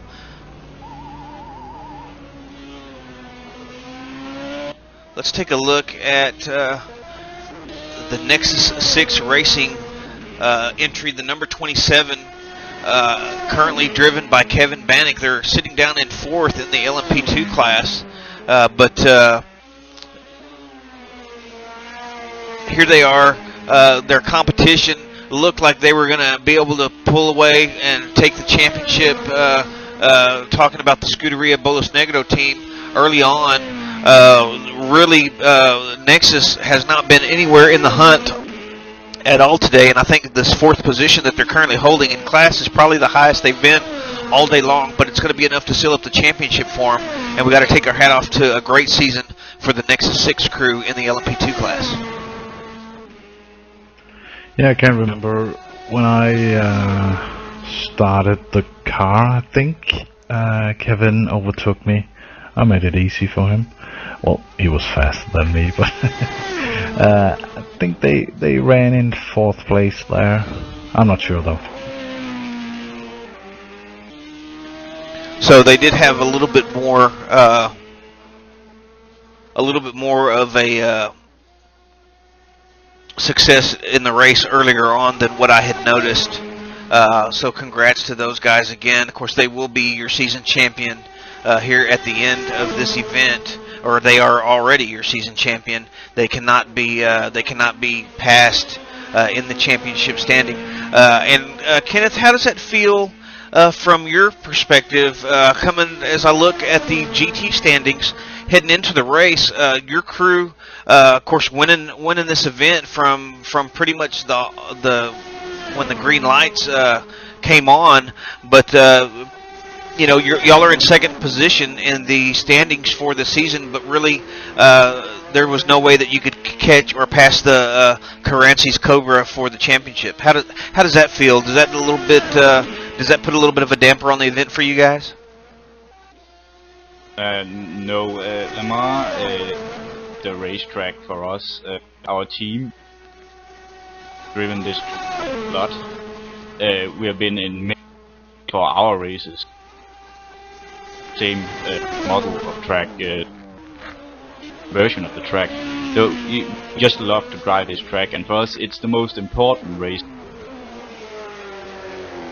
do whatever we can to win this race. We have been hampered the rest of the season by a bad car. Never find the right balance in the board, except when we ran with a high downforce setup. There was only a few tracks where that actually made faster. Gotcha. And when did guys. When was the decision made by the team to switch over to the C6R Corvette? Well, the exact moment Thomas Behar, the team manager, grew brain cells. Gotcha. So, how did y'all manage that? Was that cultured in a test tube in some kind of science lab, or how did y'all manage that? Did y'all just take the beer bottle away from him? No, I'm the guy with an alcohol problem in it. But no, I think I threatened him with a beating. That helped a little. Well, it's nice to know there's such camaraderie on and off the circuit here at the ILMS. Of course, we all know that you say that in jest, but it's good that guys can get along so good and work as a team effort to bring home the top spot in a race or even in the championship. No, seriously, Kenneth always threatens the rest of us, so we're kind of scared of him. Yeah, I'm a psycho like that.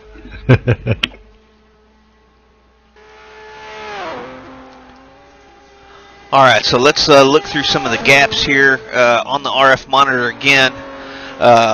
It looks like we've got COG down behind the Deuces entry again, so I'm sure they're playing a little bit of leapfrog again. Maybe we can get some word from the spotters down pit road. Not sure if that's due to pitting. It seems like quite a large gap unless COG has pitted. Maybe they didn't take fuel when they did the driver swap, and maybe Baldwin will be pitting soon, but the gap at about 66 seconds. The only other gap where we see within about the 2 minute or a little over the 2 minute range, Noel Hibbard over Ryan von Steinen. That is for P3 in the GT class, and actually Hibbard has been pulling away through most of the stint, so I don't know that the over-the-hill racing guys are going to have the setup to catch these guys before the end of the race. Yeah, Klaus just pitted. Okay, so Klaus just pitted. Let's go ahead and change our focus back to the front then. Let's take a look at Adam Baldwin and see where he's at on the circuit and when he comes into pit. That's going to be interesting because that means they might still be on a little bit of a different pit strategy than we saw. I believe it was Ian Mills come in and pit before the Deuces crew came in. And then a few laps later, he had some issues. They came in and did a driver swap, I believe, after Deuces pitted. So they must not have taken fuel. And so now we're still in that kind of quandary of wondering who's got the right fuel strategy with the fewest stops, or who's going to have to maybe do like a short pit there before the end.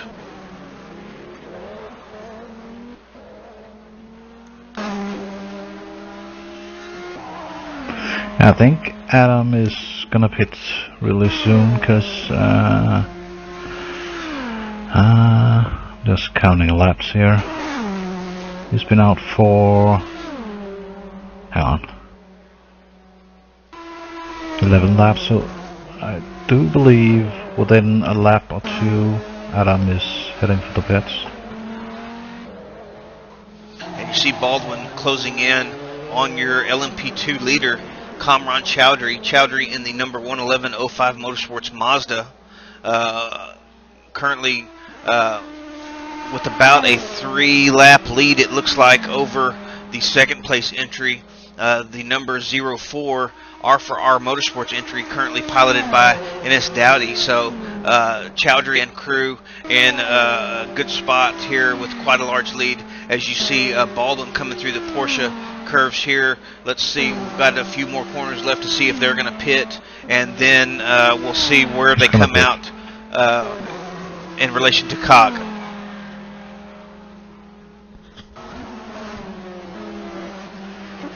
and Adam is into the pits.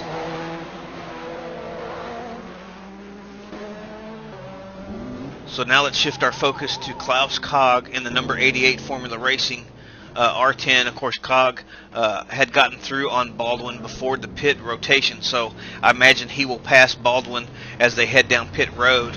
Of course, Baldwin and Deuces in a position where they can actually give that spot up and still be these season champions. So congrats to Deuces if they can just make it to the end. And now let's welcome another member to the booth. Chris, I'm not sure how to pronounce your last name. Could you say it for me? Bacola. Bacola, Chris Bacola. Chris, welcome to the booth. And I'm not familiar with you. Are you with one of the teams racing? Yeah, I was one of the GT World Racing drivers at times, but kind of had to take a step back due to technical problems and, sadly, school. So, just real life taking over. What kind of technical issues are you having? Is it a PC issue, more like a controller issue, or? It was just more of PC issues and constant disconnects when we tried to do driver changes, so I kind of just taken a step back, better for the team while I try to figure it out. Well, very interesting that you're able to do that. A lot of people wouldn't necessarily want to give up that driving time to do that, but then also I find it interesting that you're here in support of your team even though you're not driving. So that's I think that shows a lot of camaraderie there for the GT racing team. Now, we saw them up front early on, and of course we found out, I just put out a bit of a commercial for them, in fact, early on when I found out from Jimmy that JT had to basically pull the car over so he could take a break, grab something to eat, and they, of course, lost a lot of time there. We saw them battling up front earlier on, I believe as high as P3 at one point. How did were you in the channel with your teammates for the entire time, or what did they say as far as how the car felt prior to that? Sadly, I have not been able to keep track with the team and everything, what's been going on, but I'm just sure JT just needed a break and everything. JT's a really, really good driver, and he'll get it back up there and stuff. Just, driver fatigue, I was noticing playing it on when we had the previous driver in, so hopefully we could get it back up there. Yeah, that would be quite an achievement if he can crawl his way back up to the front. Currently sitting, I believe, in the 7th position overall in the GT class. We've had a driver swap up front. Eric Schmeider taking over for Adam Baldwin. The gap between first and second now about 21 to 22 seconds in favor of the Formula Racing guys. But once again, as we discussed earlier, Schmeider and the Deuces crew can really afford to just not even try to challenge for this win. All they've got to do is keep it on track and bring it home to the checkered flag, and they will be the champions. Yeah, it's actually really interesting to see just how this race is progressing. I mean, everyone within the top lap, and Eric and Adam definitely go at it every week, it appears, in a VOR, and seeing them do it over this long race is actually quite amazing. Yeah, it's quite a 12 hours, that's a long event. I mean, I know just even the couple of hours that I was in the car driving at night, I was just I was completely frazzled mentally coming out of that, just driving around in the dark. I don't drive these cars or this game very often, so I tend to have a little bit of the nerves getting to me during these kind of events, because you don't want to be the guy that either takes your team out or somebody else's team out. And I did a lot of practice in preparation for this race, but still it's a bit nerve-wracking, especially driving in the dark. But to see some of these guys driving for, I've got to say, between Schmeider and Baldwin, obviously it's just them two driving the 12 hours race, so they're both driving about 6 hours today, and that's quite a long time. It takes a lot to keep your concentration level up all the way to the end. Yeah, definitely. I would say they're kind of doing a McNish effort when McNish started doing the triple stints before anyone else was a few years ago, and that seems a bit they're doing now, but they're taking it to the extreme. and of course they're having a great success.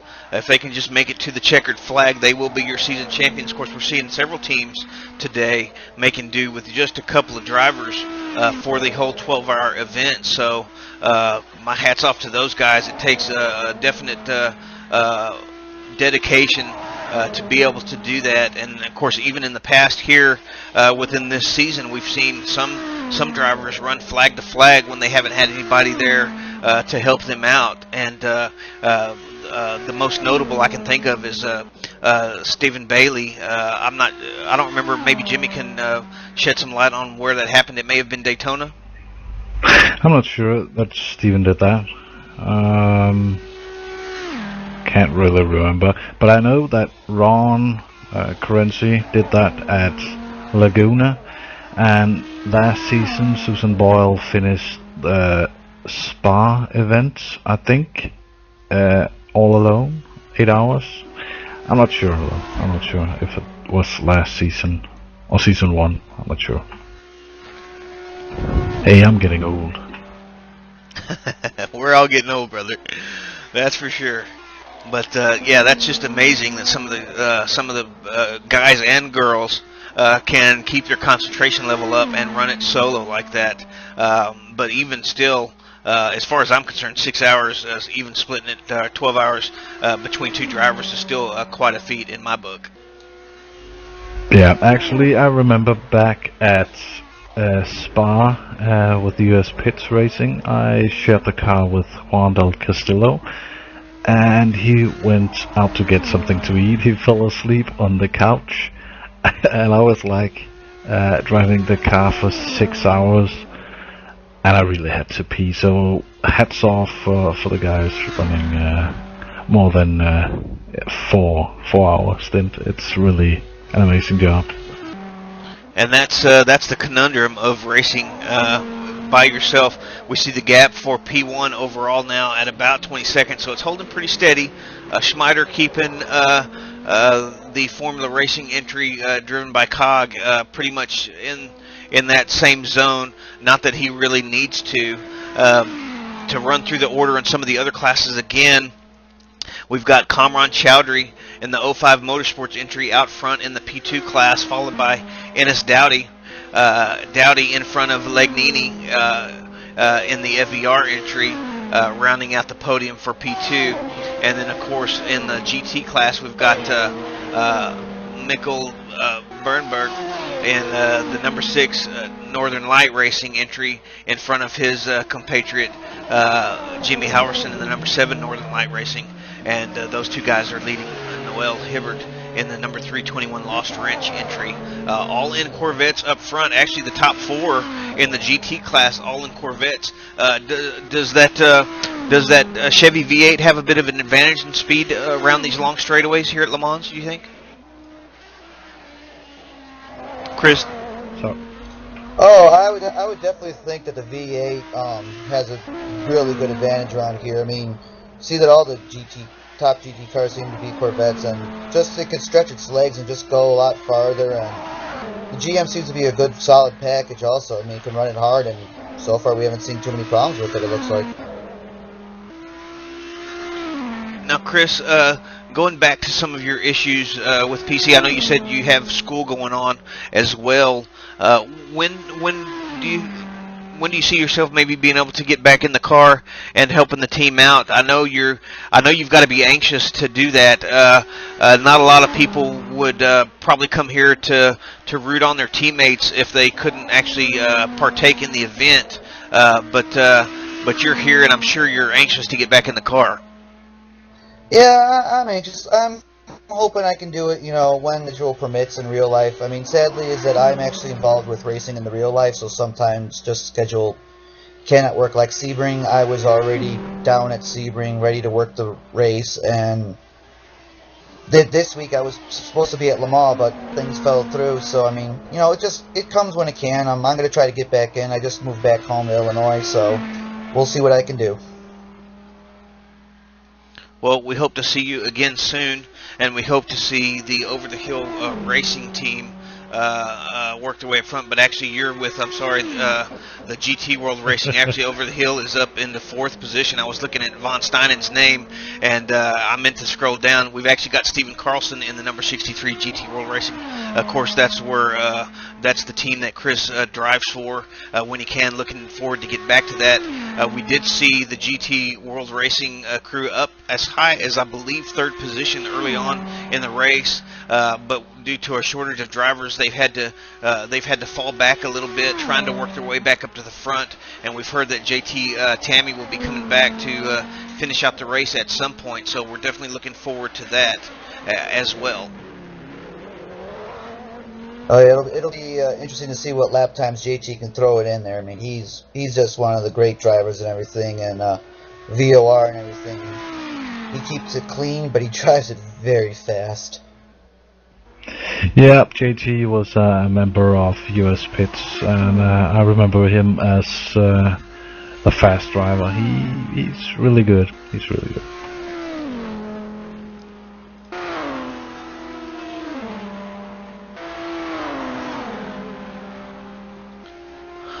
As I look at some of the gaps here, we've got a bit of, well, no, that's Strand's DNF I'm looking at that Mikhail's just passing there.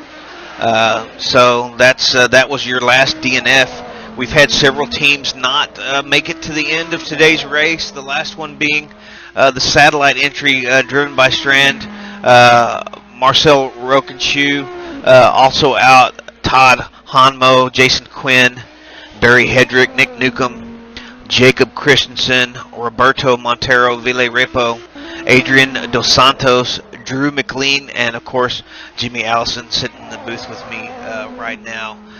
Not able to get their cars to the finish. Connection issues with R Factor.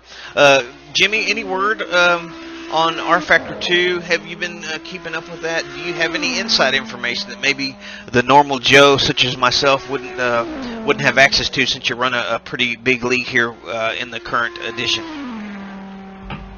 No. No news. Well, all the news we can get, we're gonna get from Facebook, from the ISI guys. We're on a mailing list, but that's all. We don't get any inside information. But once 2.0, the next mod, is released, we're gonna start to get the mod R Factor 2 ready. I'm not sure we can do anything major, but we're gonna start thinking about the R Factor 2 release. On news, actually, they just released the R Factor 2 website. Pretty much is the same as what we've all known, but shows that they're moving forward, and hopefully it'll come out soon. Yeah, I've heard 2011, and that's why we at URL we're gonna focus season 4 in R Factor. It's gonna end this time next year, and hopefully, just hopefully, the mod team is ready to release R Factor. No, sorry, VLMS mod 2. Whatever, 3.0. I don't know.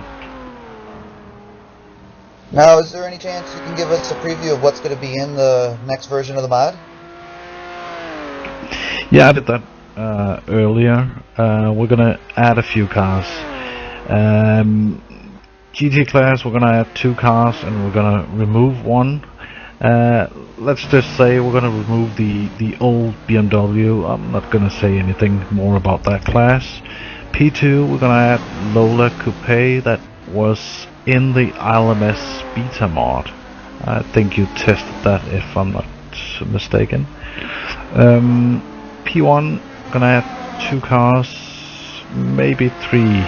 Audi R15, and we're gonna have a look at the Lola Aston Martin Coupe and the Lola Yacht Coupe, and that's probably it. And again, Thomas did an amazing job. He cleaned out the mod, and it saves a lot of frame rate, and it saves a lot of megabytes. It's really good. And actually, we are on Facebook, the VLMS mod. You can sign up there and get the latest news from Facebook. It's not updates every day, but we're moving ahead and add a few posts once or twice a month.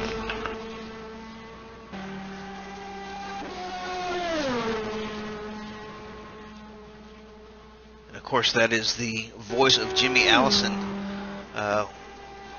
one of our leaders here at the ILMS, giving us some information on the next season's mod, some updates. I'm also in the booth with Chris Bacola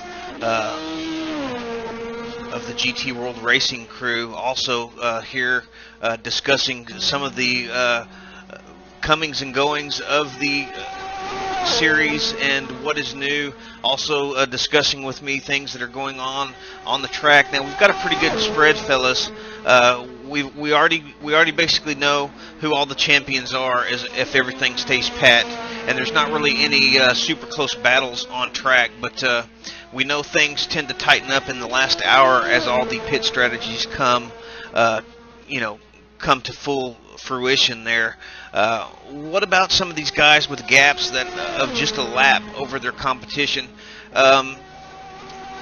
I know anything can happen in the racing, and you kind of always got to speculate that they have a chance to maybe make up one of those spots if somebody in front of them's a lap ahead. But how many times have y'all seen that happen in your own experience, where you're trying to unlap yourself, but then all of a sudden the team in front has an issue, and you're able to challenge for the victory at the end? Do you think we have any chance of seeing that today? Thomas don't want me to make comments, so no comments. Well, I'm going to be bad, and I'm going to make a comment from my real-life marshalling perspective and say, I mean, honestly, anything could happen. Look what happened to the Aston Martins with the hour to go last year. Engines that went boom. So, I mean, there is a lot of stuff that can happen. Hell, it could be the drivers with the red mist, too. I mean, or things could stay the same. You never really know. Chris, one of the things that I've tried to ask people as they've stepped in here into the booth with me the last few races since we've started doing this commentary stuff. Biggest pet peeve: DNF early or DNF late? Oh, that's a hard one to say.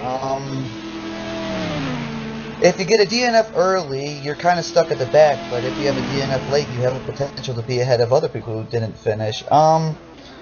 It's really a choice of the driver. For me, I like to just give it my all, and sometimes I'll take a DNF late. I mean, I know it really sucks, but it doesn't mean you tried your hardest, as long as it wasn't someone being stupid. Yeah,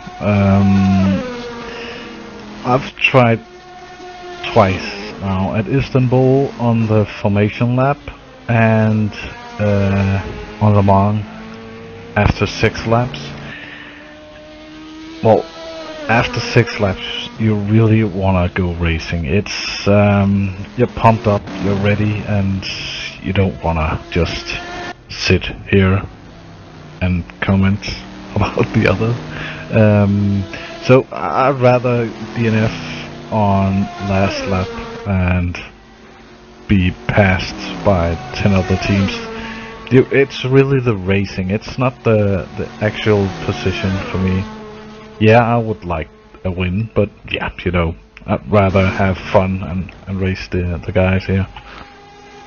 And I think that's been the general consensus with most everybody is, and I know from my perspective, it's so frustrating to, put in a month or maybe 2 months, preparing for a race and countless hours of practice time and then not be able to drive. So I know that has been one of the most frustrating things with these endurance races in R Factor for me personally. And it's just, boy, talk about letting all the air out of your balloon. Man, I'm with you guys. I'd rather at least, make it, half distance or 3/4 of the way through, give everybody in the team a chance to drive the car, and then whatever happens. You hope for the best, but of course we all know that this game's a bit finicky when it comes to network connections and all that stuff. But yeah, I'm with you guys. I'd rather DNF later in the race than earlier on, because to me it just seems like so much wasted effort whenever the team DNFs early on. I know one time I had a DNF. I mentioned it earlier in the broadcast at Silverstone, and it wasn't an actual disconnect. My stupid brake pedal didn't work. Braking for one of the turns, and by the time I realized that I didn't have any brakes, and was able to pump it to get the brakes engaged, it was too late. I was already through the sand and into the guardrail, race over, and that was within about the first 4 laps. And I know, especially in that situation, you feel particularly crappy because you know that your teammates have put in all that work and nobody's getting to drive the car. Yeah, that is a terrible feeling and stuff. I mean, last year at Istanbul, I was almost going to do that, but I got saved by a disconnect, thankfully. But, I mean, you just put the effort in, you try so hard, and it's a team effort. It really is. It's not just one driver, what people think racing is. It's a whole team. And trying to find a little balance between each driver is also one of the tricky parts, but it's also one of the fun parts, too. You learn from your teammates of how to drive, and hopefully you all get better up in the process. Yes, I know that is definitely something that I've struggled with over the years as well, because I have a certain way that I like the car to feel, or a certain style that might be different from some of my teammates, and it's finding that middle ground that works the best for everybody. If it makes 2 guys faster but not the 3rd guy, it may not be as good as the set that everybody's kind of mediocre in, versus one guy being really fast or whatever the case may be, or really slow. So that's definitely very tricky setting up for these races. Chris, how much time, and then I'll get Jimmy's answer after you, how much time would you say that the GT World team puts in to prep for each race, as far as running laps and getting together in the evenings, working on setups and all that stuff? Do y'all have one guy that generally does the setup and then takes feedback from the other drivers to adjust it, or does everybody kind of throw out their own version and then see which one suits the most people? It's a kind of a half and half. Since we've gone through a few other drivers and real life and stuff. As for preparation for the race, pretty much after, I would say, the last VOR race, right before a ERL race or something, before that nice break, right when that checker flag is there, I think we start working on it. Especially the Tammies, they really much start getting ready and focus on start turning laps, and we pretty much try to do it right as way as we can and work on it as a progression. We go from our base setup, and then we work from there, and we pass it on to each other and say, hey, this works for me, that works for you, and then try to find that little balance and stuff.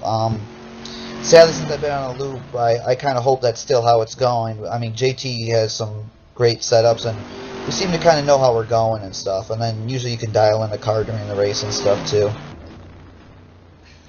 Yeah, and I think it's good when you have one guy that really knows his way around all the suspension settings and what the result will be when you make certain adjustments and how it can suit some of the other drivers in the team. Jimmy, what are your thoughts on that as far as Northern Light goes, and what is y'all's philosophy going into the setup process?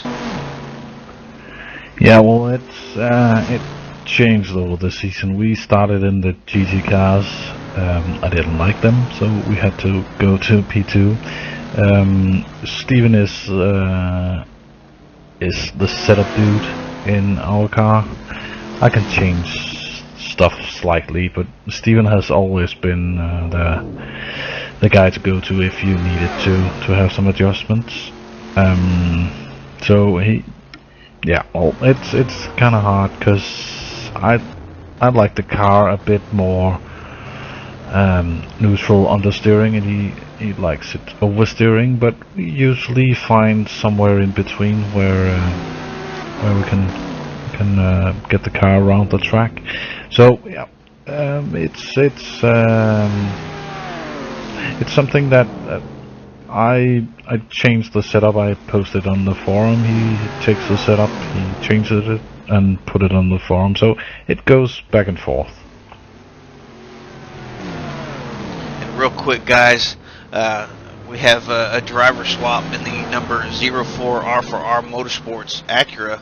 Currently in P2 in the LMP2 class, Brendan Kazmarek taking back over that for R4R. Kazmarek and R4R with a lap lead over Gabriel Legnini in the number 24 FVR Acura. So there's still an outside chance that something could happen between these two, depending on how pit strategy plays out. And then we've got Bannock back there, a lap behind Legnini. So possibility of something going on there in the LMP2 class as we close in on the, I guess we're a little less than 2.5 hours now left in the race. But back to our previous question, about how many laps would you say y'all like to do in practice? I know, Jimmy, you were mentioning about liking it a bit more neutral understeery. I'm kind of the same way, and that's something that whenever I've been available to help out the satellite crew has always been something that we've struggled with on setup. But how many laps would you say y'all run in preparation for a race, and until you get really comfortable with a particular setup on the track? Wow. Well, that's a hard question, because this race we haven't done as much work, or at least I haven't done as much work, because I'm working on the new mod. But well, the max laps I've ever done was at Road Atlanta last year. I did 1,400 laps of practice. So it's yeah. Well, sometimes it's 200, sometimes it's 1,000 laps. It's really hard to say. Well, that certainly seems like a pretty high number from my own experience, but I know that that's what it takes if you really want consistency and accuracy in hitting your marks and knowing exactly what the tires are going to do as they wear out throughout the course of the race. So even though I don't always adhere to it myself as much as I would like, I know that's the way to go. More laps equals better times and a more consistent times. Chris, what are your thoughts on that question? Definitely the more laps usually is the better. I mean, for me it's not necessarily counting in laps, it's more of the time spent, because sadly sometimes you just have that brain fart and you hit the wall, so there goes a lap. I usually try to do as many laps as I can in a day until I feel like I'm starting to go backwards, and after that point I'd usually try to call it a night and say, okay, I'll pick it up from here the next day and figure out what's I'm doing and try to go from there. You know, just try to go forward, and if you're starting to make backward progress, maybe just go back, look and see what you're doing, and try to fix it. So. Yeah, I agree. I definitely do that on sometimes on some of the days. Kazmarek, a little bit of runoff there, manages to hang on to it though, coming out of the Porsche curves, heading into the Ford chicanes now. Kazmarek, I've been watching a little bit of this lap of his now that he's taken over the car, looking a bit squirrely in some spots, so maybe just coming back to grips, could be just the cold tires, who knows. But yeah, I know I'm definitely the same way. Whenever I have days off during the week or on the weekend that I can put in a lot of practice, you know, I may sit down for an hour or maybe a couple hours at a time, but then I'll get frustrated or I'll start going backwards, as you say. I'll quit making progress, and sometimes I just need to get up and take a break for a few hours before I get back at it. So that's important too, because you always want to be progressing and moving forward, and a lot of times you can really kind of mess with yourself mentally if you're not careful, if you stick at it too long when you start going backwards. Yeah, definitely. You start becoming way too critical, and then like sometimes you're just like, and you start messing with car setup more instead of your driving of the track, or driving on the track instead of what you need to do. And so, I mean, it's really a game to go. And as for Brandon, I think that maybe he's just enjoying his graduation too much. He actually just graduated from college a few weeks ago, so I want to send out our congratulations to him and wish him the best of luck. And do you know what college Brandon graduated from? Yes, he graduated from Embry-Riddle in Daytona Beach, Florida. So Brandon is another one of the marshals that I work with, and he's a great guy, and hope to see him soon at a race. Well, congratulations from all of us here and at the ILMS, not just in the broadcast booth, but I'm sure everybody probably feels the same way. Congratulations to Brendan Kazmarek on his graduation there. I know Daytona is a beautiful area. My wife and I went there on vacation a few years ago and had a great time. And but I know that's not what's in his mind now. He's probably happy to be done with school, as that's seems like sometimes a long and tedious process. But congratulations to Brendan.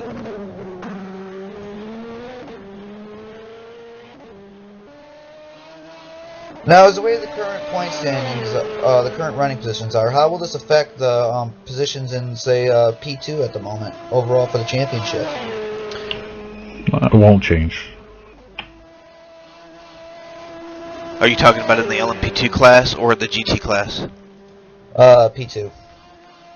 Yeah, I think we figured it out a little bit earlier. I don't think that R4R can make enough. There's just not enough people running on the circuit at the time to make up the 46 points that Scuderia has over them. So it looks like Scuderia is going to have locked up second position.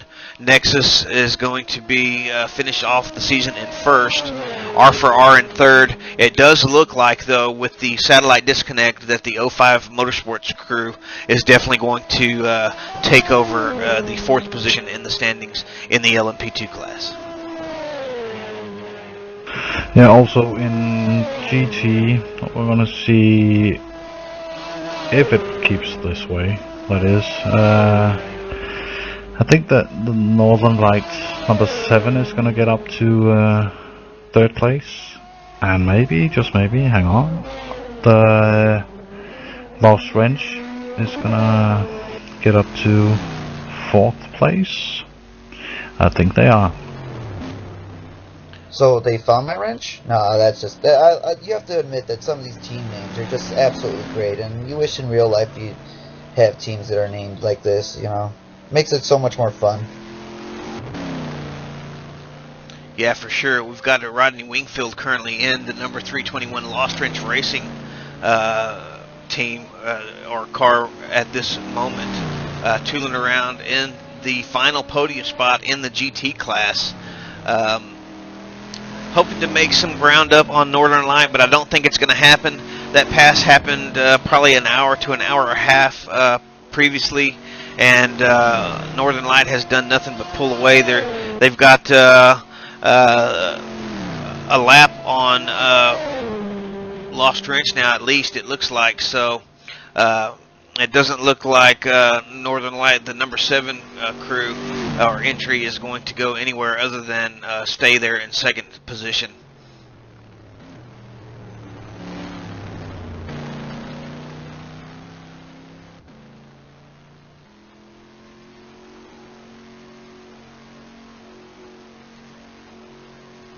And it looks like the P1 championship is gonna go down to the last hour.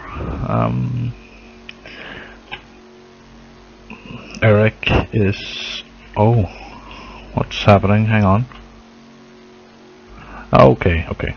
No worries. I was just seeing +6 laps. That was Kasmarek and not Smider. Sorry. And I apologize if any of this little graphical blip is going on during the broadcast. I'm getting a bit of a flicker from time to time whenever I change the focus off of R Factor into some of the other windows that I have up on my other monitor. So I apologize for that. That's probably a driver issue that I need to address at some point before the new season starts. Okay, you asked me about the new season, so I'm gonna ask you as well. I'm guessing you're gonna keep doing this for the next season, right? Yes, I would like to continue on with the broadcast. I like it a lot. I currently like it better than I like driving R Factor, which is why you see me partaking in so few of the races at the moment. But I do enjoy the broadcasting. It would be nice to have a partner or somebody that would join me in the booth on a more regular basis, but a lot of the drivers, such as yourself and Chris, and then of course Kenneth Hollick's been in here, Bea's been in here a few times over the course of the last few races since we've been doing this. You know, it'd be nice to have somebody that could join me on a more regular basis, but because it's so much easier to banter back and forth with other people than it is to just try to call the entire race by yourself. I'm constantly looking at the timing and scoring or whatever. I miss action on the screen, you know, and then I feel like, okay, I should be watching what's going on instead of, but then I lose track of where people are at or what the gaps are and stuff. But yes, I enjoy it. I intend to be back and do it as much as I can. And so you guys will be seeing me for a while. Good. I intend to be back and everything, and actually this commentating thing is actually a lot of fun and stuff. And who knows, I might have to like pass over the driver gear and hop into this, or maybe you do a call out for people, and the winner of, you know, commentating gets a candy bar or something. Well, I've certainly enjoyed having you in here today, and anytime you want to pop in the booth with me, that's you're more than welcome. Especially at least until, you know, as time permits, until your hardware issues get resolved. Of course, it would be easier. I know Allison, Jimmy is in you're as one of the main stewards in the race server, so can kind of follow what I'm talking about pretty easy. It would be nice, Jimmy, if or if y'all could consider possibly, if we have two guys in the broadcast booth, if we could have actually two broadcast spectators in the server. I don't want to cause too many issues as far as the strain on the server, but it's a lot easier to call if the other person, and to discuss back and forth, if the other person can see what's going on as well. So that's just something maybe to consider for next season, but I do intend to be back regardless. Yeah, that wouldn't be a problem. Well, good. That's good to know, and I'm glad to look forward to that next season. So, Chris, do I have? Is this something that you might want to do on a pretty regular basis then? Yeah, actually, this is something that looks like I would like to try to do. Let me just see what the schedule is going to be like for next year and what my commitments are, and I'll try to do what I can. I mean, sadly, as I am involved with a lot of activities such as marshalling races in real life, and sadly, in the middle of the woods, there is no Wi-Fi connection, so... Well, but of course. If I can't do it, I'll be glad to help out. I'm actually enjoying this quite a bit. Yeah, and of course, it's always as time permits and stuff, but... you know, if we can have some people on a regular basis, and I know there are several guys that have done the broadcast in the past. I don't know what it is about the whole you know, vocal commentary deal. If it just, you know, people just don't feel comfortable doing it, or if maybe they feel embarrassed. But I enjoy it, and so I've been doing this for a while, just never live. One of the leagues that I run, a GTR league that I help run with Matt Strand, and Smolcheski takes part in every so often. Some of my good friends over there, Scott Nugent, we actually do video replays of all the races, and of course they're only hour-long races, but we do the video replays, and I put the commentary on there to make it seem like it's an actual broadcast, and so that's kind of where I got the knack for talking about some of this stuff. And of course I'm way amateur, as you can hear. I'm always kind of talking over myself and mixing my words up as I go along and stuff, but it's something that I enjoy and it's fun, and I wanted to try this out with Matt on the whole live thing, and you know, we tried it, and I really like it. So but yeah, it's definitely a lot more fun when you have some people back and forth, you know, maybe somebody that can hop out of the booth and pop into a team channel and say, hey, would you guys want to step into the broadcast channel and do an interview or something like that? You know, that's so much more lively, and it doesn't become as monotonous as me just talking about nothing for 12 hours. And how can you keep the videos down to 1 hour with all of you talking? Yeah, the thing with the two broadcasters, it's we can see on the server that when we broadcast and when you do the commentary, there isn't as many looking on as spectators, so bringing one more, that's gonna help. Even people, they don't jump on the server as spectator, they're gonna watch the live view. So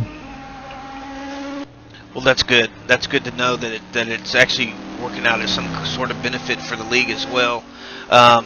And of course, and really, we just need one broadcaster, but just somebody else that can spectate to follow what's being discussed, and so they can actually see it live. Because as we all know, the actual broadcast is delayed by a few seconds, so you can't really follow that and talk about stuff without it being way behind the action. But yeah, I've enjoyed it a lot. As we're looking through some of the guys here, let me go through the leaderboard again real quick. It's been a few minutes since we've talked about the actual racing. It looks like we've had another pit go on for the race leaders, number 88 Formula Racing there. Sorry to interrupt, but Eric is heading for the pits as well. Eric is heading for the pits. Okay, so we've got Schmider heading for the pits. Cog look like they've pitted. The Formula Racing crew has pitted a few laps earlier, and I'm sure we'll take back over that lead spot. But that's your P1 and P2 in the LMP1 class. In the LMP2 class, we've got Kamran Chowdhury in the 05 Motorsports leading the way over Brendan Kazmarek in the R4R Motorsports entry. Gabriel Lignini rounding out the LMP2 podium. And then in the GT class, Michael I can't even say it. I'm so American in my talk. I keep wanting to say Michael Bernberg. I've already forgotten how you pronounced it, but the number 6 Northern Light entry in first position in the GT class, followed by Jesper Christensen in the number 7 Northern Light Racing entry, and then we've got Rodney Wingfield in the number 321 Lost Wrench Racing entry. Rounding out the podium in the GT class. Can you say that for me one more time, Jimmy? I'm sure I'll forget again, but it's always fun to hear a different pronunciation or a more correct pronunciation. Sorry, who are you talking about? I didn't hear. Mikael. Yeah. Just use Michael. It's okay.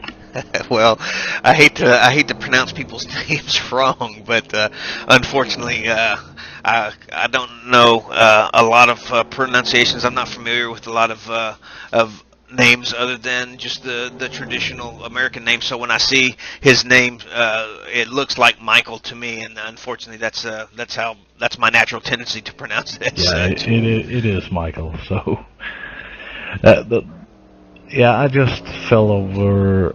Isn't it Mike Smolczewski? Smolczewski, I think that's how I pronounce it. He's never corrected me, so I don't know. But that's how I figure it's pronounced, Smolczewski. So yeah, I have no idea. I don't know what heritage that is, but some of these names are a bit tricky. You know, mine is pretty straightforward. Yours is pretty straightforward. Chris's is even fairly straightforward. Even though I asked him to pronounce it, I just I don't like butchering people's names, especially not to their face. Oh, but that's part of the fun of saying people's names too, especially when you see it on live TV. But well, I guess even if you're being laughed at, if you can put a smile on somebody else's face, then you've done a worthwhile job. So I guess I have to look at it from that perspective. Now, do we know if Eric took tires or just fuel for that stop? That I do not know. I didn't see. I can tell you the gap right now is at about 14.5 to 15 seconds. Cog is stretching it out just a little bit, so it's possible that Schmider took some tires and maybe they're coming up to temp. Don't know yet, though. What is our time left? I guess we're under or right around the 2-hour mark, Jimmy? About 2 hours. Yeah, 2 hours. Minutes. Looks like Eric used 50 seconds. So I'm pretty sure he got tires as well. And the gap is holding steady now at about 15 seconds. So that is your actual battle on track for the overall lead and the lead in your LMP1 class. We've got Klaus Cog in the Formula Racing entry out front, followed by Eric Schmeider in the Deuces MC Dome. Chasing him. Of course, Deuces can really afford to sit where they're at and still bring home the championship for the season, as we've already discussed this broadcast. But for those of us just joining in, stay tuned for an exciting last couple of hours. It always seems that some of the pit strategies play out right within the last hour to an hour and a half, and some of these teams come together. We have quite wide gaps as far as most of the places are concerned, but there are some people on the same lap, and I have a feeling that once we get into the final pit stops, we may see some of that strategy play out.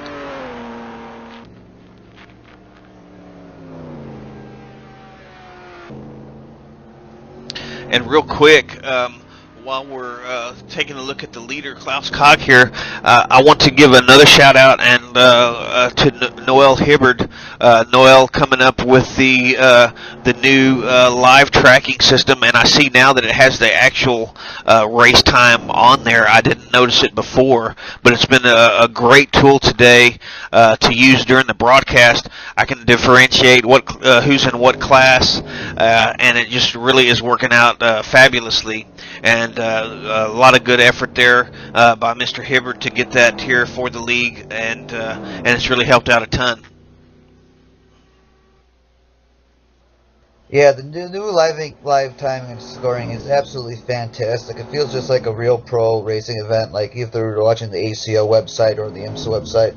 Absolutely fantastic, and you have to give it props. It's got on track, in the pits, everything off track. Just, you know, this is a class deal. Good job. Yeah, really, really, really good. I'm really happy about him using a lot of time on this. So, yeah, it's something we're gonna put on the next season as well. And really, when you think about it from a league perspective, it's kind of like running the race team and getting everybody set up and up to speed for your race effort. It takes a team of people to bring all these little elements together to make the league as good as it possibly can be, for the benefit of the majority of those people running in the league. And so great team effort from everybody, from yourself, and then to Mr. Hibbard. I'm not familiar with who does the mod, but same can be said for the modder and just everything that goes into all this stuff. It's just a great team effort, and it really comes together and makes a fabulous event. Yeah, it's basically everybody in the league that does small things. Yeah, just by racing here, it's good. It's good. Donations, small applications, testing the new mod, and helping with GFX, and yeah, it's. I guess it's a league effort. Yeah, Jimmy, more about that. How can people get involved with, like, let's say, testing the new mod and such? Is there a place they have to go to? Is a person they have to contact? Me. Well, there you go. Guys, I'm gonna hop over to GT World Racing because it looks like that Corvette is still in the pits, and I'm gonna go see what's going on, and I'll come back to you guys. Okay, Chris, we'll look forward to your report. Yeah, something I noticed earlier, I just put back to Steven. His ping is 0, and I remember last season, at Sebring, I had ping at 0, and I wasn't able to do any swaps. I'm pretty sure that's the end if they're trying to get Steven out of the car. Well, I'm going to go give him some words of encouragement, and I know it's supposed to be a commentator's, it's playing a neutral field, but it's time to get some words in. Let's see what's going on. Okay. We see Steven Carlson the subject of our discussion, into the pits. The GT World Racing entry, the number 63 C6R Corvette. Steven Carlson there showing on the screen with a 0 ping, and that is what Jimmy Allison was just discussing about being unable to do the driver swaps. And again, we see Carlson driving out of pit road, so whether they were trying to do a swap or not, it appears that the GT World Racing team is going to leave Steven Carlson in the car, whether by choice or not. Carlson going back out. We'll see if he will keep tabs and see if he makes maybe another lap and tries it again, or if he just decides to stay out for another stint. I don't see JT in the team speak. I see his dad, John Tammy. Okay, guys, I'm back with some information. Okay. It seems like they're having some hot swap issues and stuff, and they're going to have them run a few laps, and JT logged out, and hopefully it's going to work back for the next pit stop in a minute, and after this lap. Okay. Well, let's hope so, because these guys are struggling, and I want them to finish, you know.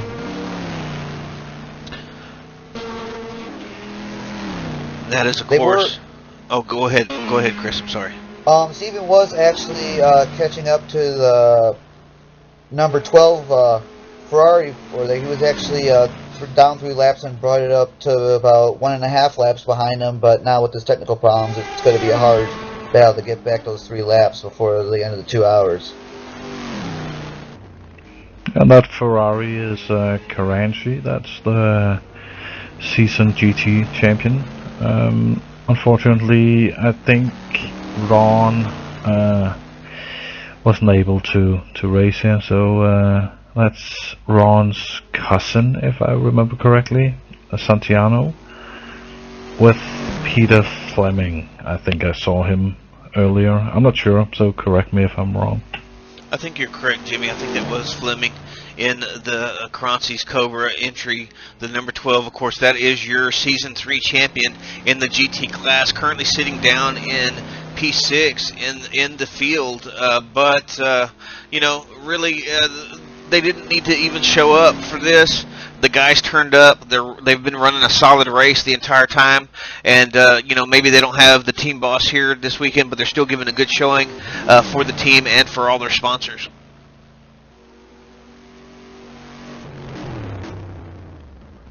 Yeah, which brings me to a kind of a bad hiccup here.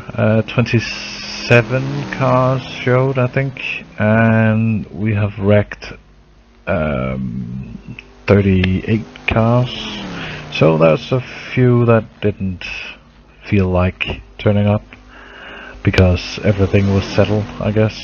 So it's something that we're gonna have to look at for Season 4. Actually, we already have plans on how to get people to confirm they're gonna race. So more on that the next week or so on the URL forum. Yeah, and even seeing with the high rate of retirement, looks like we have about, what, 11 cars retired? 9 cars? Yeah, 11. It'd be nice if I could count.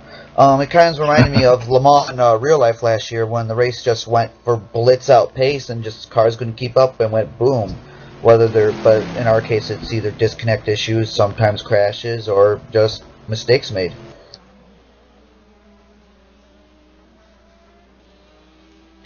Yeah, what do you think causes that, Jimmy? Also, with the people that are registering for the race but not making, do you think really that they just feel like, well, you know, everything, we don't have a chance, that, you know, there's no reason for us to show up? Or do you think it's real life getting in the way? Or you know, why do you think people would do that and not open up those spots for other teams that maybe want to check the series out? Yeah, it's kind of hard to tell, but I think it's a mixture. It could be that people just mentally sign out of a race and just forget to tell us.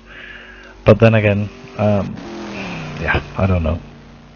I have to be an angry admin at sometimes and just say, okay, you did that, and that's gonna get some consequence. So, yeah. I think some problem too is that the farther we stretch into the year, I mean, once it starts getting summer, people start getting that little craziness in their head, and real life starts getting in the way in school, and then people want to make it, and then just, you know, just so much effort sometimes, and people who actually are married in this thing have to deal with that other part of the equation too. Yeah, for sure. We see, guys, real quick, Peter Fleming taking over for Santino Caranci in the number 12 championship winning ride for Season 3, just being passed there by Klaus Kog. Of course, Kog in the lead overall.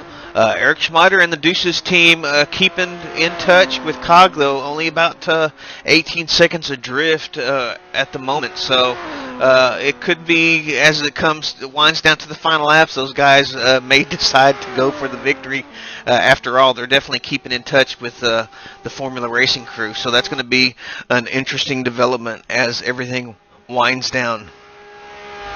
Yeah, and back in GT, Steven Carlson in the GT world is still in the car. So I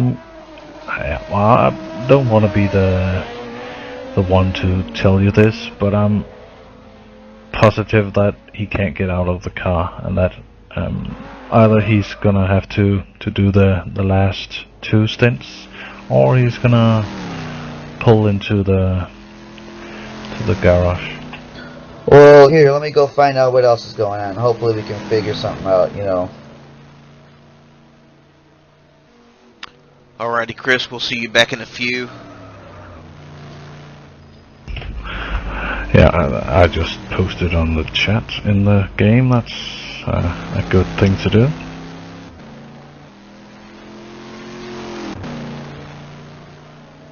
And in the meantime, while we wait for Chris Bacola to come back with his report on the GT racing effort, we see we're taking a gander here at Rodney Wingfield in the number 321.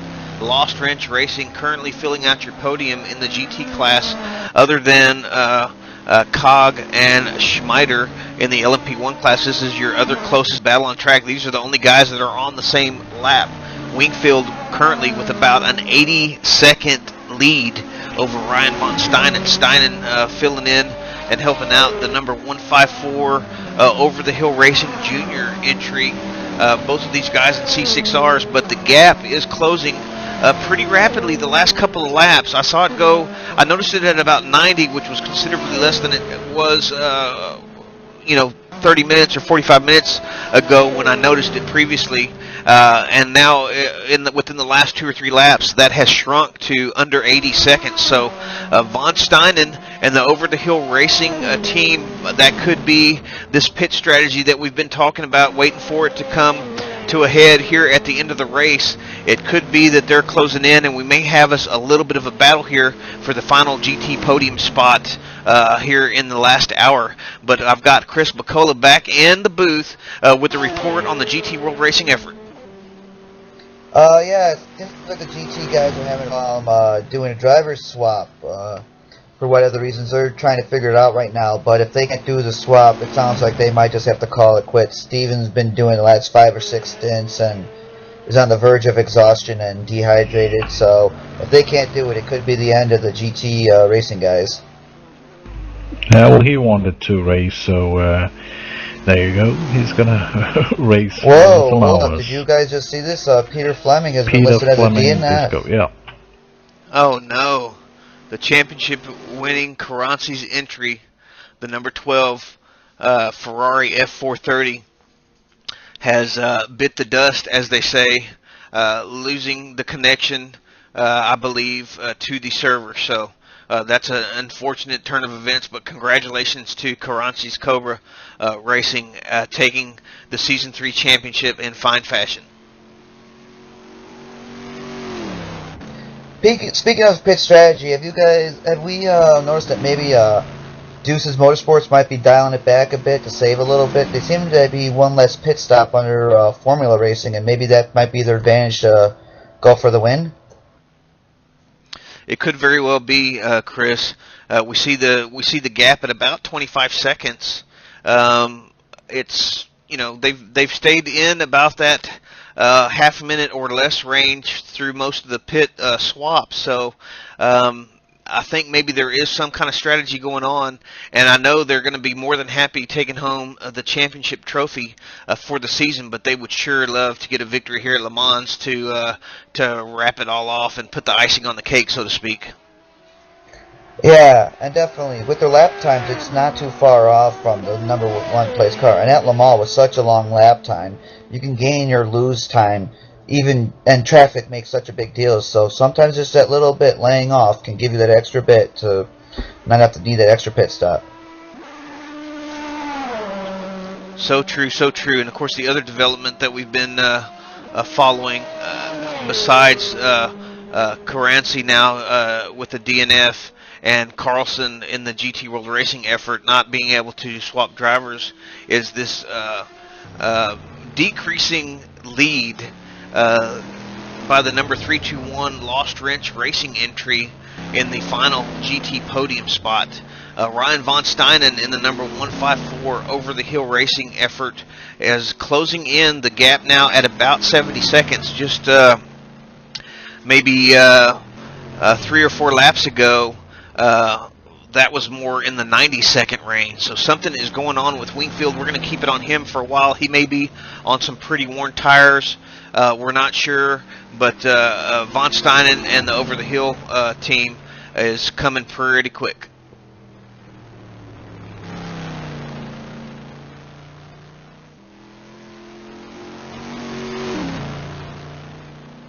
Now, Chris, I know you said something earlier about moving home to Illinois, but I'm curious to know is where you've been spending your time the last few years. Your accent sounds a bit familiar to me, but is that an Illinois accent that I'm hearing?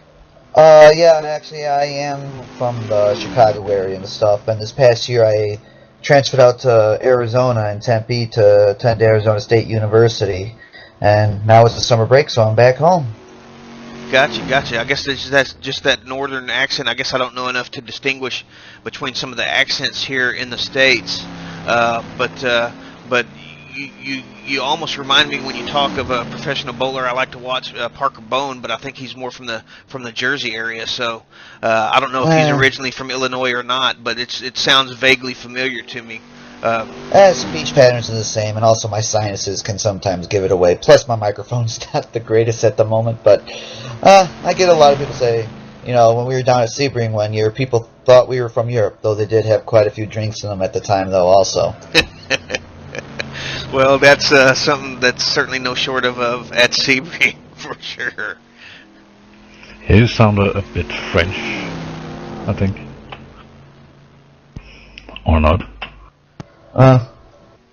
Now, I just like to let all our viewers know that 2 weeks after Le Mans, if you guys want to tune in, is the Nürburgring 24 Hours. Doesn't look like I'm going to be making that event either, but there is going to be live web streaming free from the series website and English broadcast vocal coverage from Radio Le Mans. It is one of the best races you will ever watch. 200 cars around the full Grand Prix track and the Nordschleifer. Cars fueling up with pump fuel, only in Germany. It is a fantastic event, and I hope you guys watch it. Chris, can we maybe count on you to possibly post a link or something like that on the ILMS forum for guys that might be interested in following that web stream? And will it be broadcast over here on any of the race channels? I do not. There might be a little highlight show. Speed has talked about doing it before, but honestly, any American broadcast, it just wouldn't do it well. I mean, the camera crews in Germany are absolutely fantastic. They have it go for pretty much the full 24 hours. They do have cameras locked off at times at night, but I mean, they have the entire Nordschleife pretty much covered. Hell, they even got me falling down a hill running after a car with a fire bottle last year, so I'm thinking they're doing a pretty good job. Yeah, that sounds like a pretty awesome event. What are the dates for that exactly? Do you know? The dates, let me get for that, and I will have it. I believe it's the last weekend of June. Last weekend of June. It'll be the 25th and the 26th of June, and then I'm sure that Radio LeMans will have audio broadcast coverage leading up to the week. They're good. I mean, this race is nothing like you've ever seen before if you haven't watched it. Yeah, I've personally never seen that event, but it sounds very intriguing indeed. Oh yes, GT2 cars racing around with little Volkswagen Golfs and other stuff, street-built cars and diesels, and it's interesting. I just can't. I mean, this month is a month of racing. You have Le Mans, and then you have the Nürburgring 24 Hours, and F1 gets racing again, if that interests you. Yeah, I generally do like to follow the F1, even if it's just the qualifying and some of the. I'll listen to it in the background a lot of times just to hear some of the technical talk. I find pretty interesting. But just a quick update: we're now watching Ryan von Steinen on the screen here. The gap between von Steinen and Wingman now under 60 seconds. Something going on with the 3-2-1 Lost Wrench Racing entry in the final GT podium spot. Von Steinen in the Over the Hill Racing entry closing quickly. We've seen the gap drop from about 90 seconds to right at 55 seconds now within the last 5 or 6 laps. So something major is going on at the Over the Hill Racing team. And I got to think with the gap shrinking so quickly, those guys got to think about bringing that car in for repairs. That could be a good point, and not to interrupt or anything, but von Steinen just did a 52.9 last lap. That is the fastest lap of any of the GT cars so far, so he is on the move. So von Steinen coming to grips with that Corvette now and really putting the hammer down on that Chevrolet V8, closing in quickly. He can smell blood. He can't see Wingfield up ahead, but I'm sure his team has been keeping him informed the entire time, and we've got the gap holding pretty steady now. Actually, it's gone back up to about 57 seconds now, 56, so there could be some traffic playing into that as well, but definitely Lost Wrench needs to think about possibly coming. Of course, we're closing in on that hour-and-a-half mark. They may be keeping Wingfield out, so they don't have to do an extra pit stop, but it's definitely tightening up here for the final podium spot in the GT class as this race closes in on the last hour. I'm pretty sure that the Lost Wrench is having aero damage, because Ryan is doing 20 kilometers faster down the straight than Rodney. Now, did Ron sustain that from a car-on-car incident sometime recently, or was that earlier along in the race? I don't think he did that. Yeah, I'm not real sure either. It had been a while since I looked at the gap. They were one of the only 2 races on the same lap and have been for probably the last couple of hours. Most all of the gaps, at least a lap or more between drivers other than your LMP1 class. These were the only guys on the same lap, but I just noticed probably about, it's probably about 7 or 8 laps now, possibly up to 10 laps ago, I noticed it at 90 seconds, and that was a lot closer than it had been. At one point, I think it was up over 200-second gap between these guys, almost in the being lapped range, and then I noticed it at 90 seconds. Now I'm currently showing it at 46, so it is still dropping, and it is still dropping pretty fast. Yeah, it looks like Rodney's going to be coming in through the start-finish line right now, and though we're a little bit back on the stream, about, a second or so, he'll be coming into Arnage by the way that our stream. So that distance has closed up quite considerably. I thought it was going to be from the full length of Mulsanne, but it looks like to be actually a little shorter than that now. And we're getting reports from some of our track spotters down on pit road that that there is probably some damage on the car, possibly when Noel was behind the wheel. There was an incident when he was punted and possibly having some residual damage that never got repaired, and maybe now it's really having an effect on the handling of that car. Even though it just overtook a P1 car. Yeah, what is going on with that? I'm not sure. Some Fiorino Deloro in the Ranci's Cobra entry in the LMP1 class going real slow, and Wingfield passing him, so it looks like we've got more than one car on track that has some damage. Yeah, Fiorano's last lap was 35.7, so there seems to be something going on with him. He was seemed to be catching up with the other Formula Audi racing, so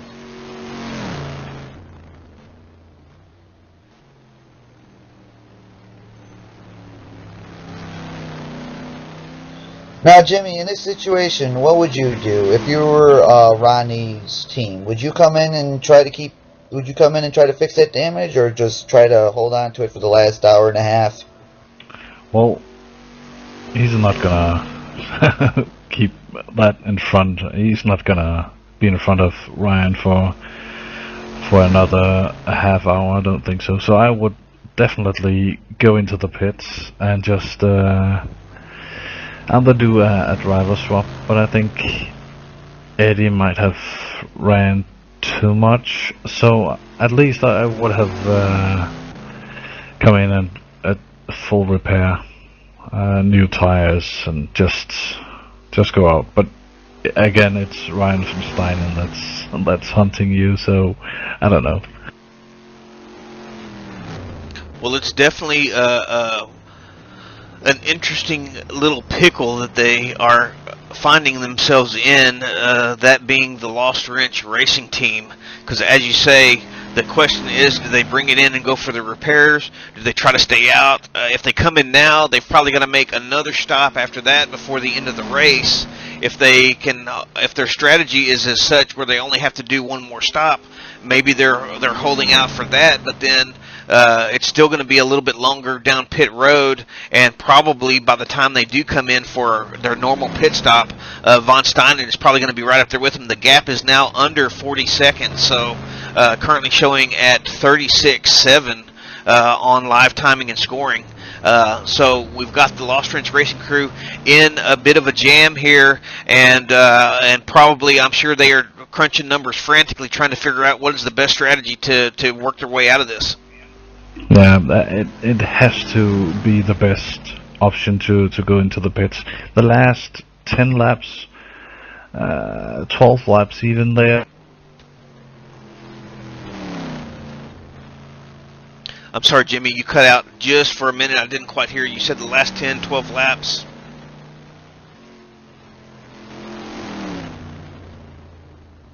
Uh-oh, looks like we might have lost Jimmy.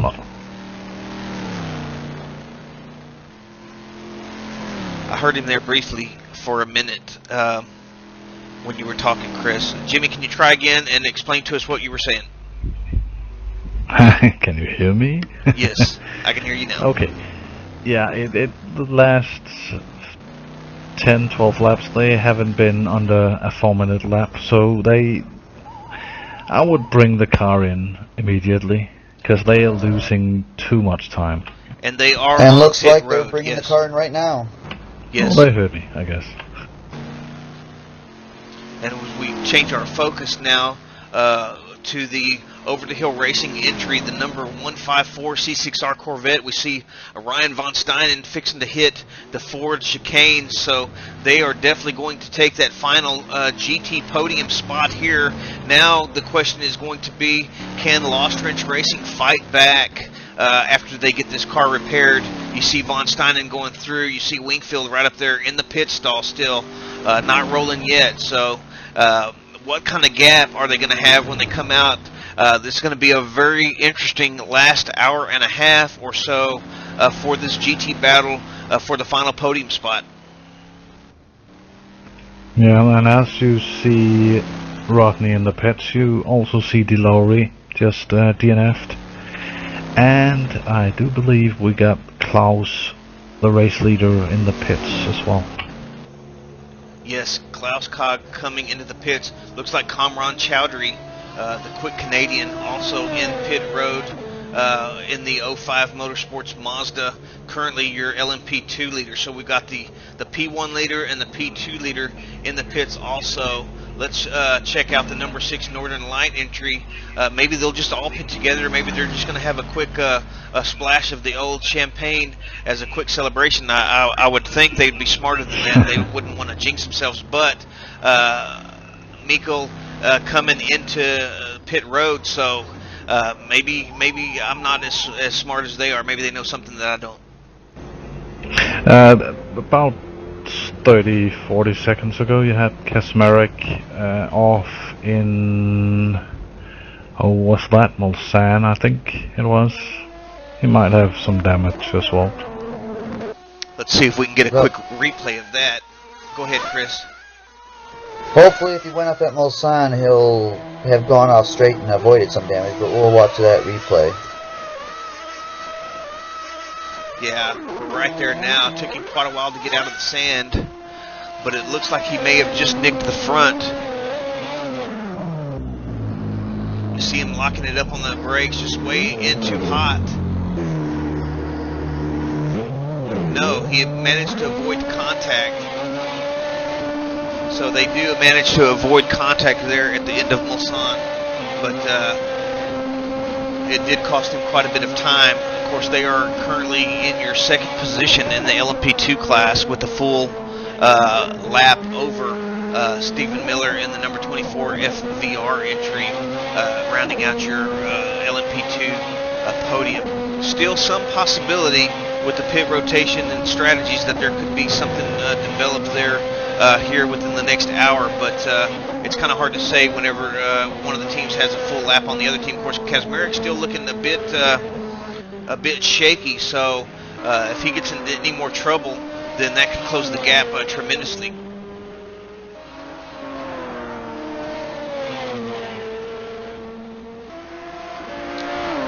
And going back to our GT battle for the final podium spot, we've got Von Steinen in front of Wingfield now. Wingfield stayed in the car, opted to stay in and do the repairs. It looks like the gap is now some 40 seconds in favor of Von Steinen. And if you're just joining us late, about 10 to 12 laps ago, maybe over the course of the last hour, let's say, the gap shrunk tremendously.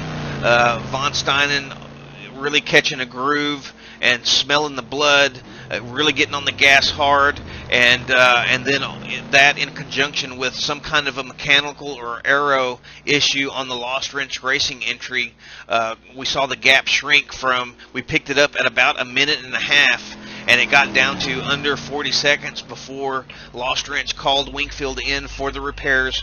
Wingfield has now exited pit road. Von Steinen is pitting, sorry.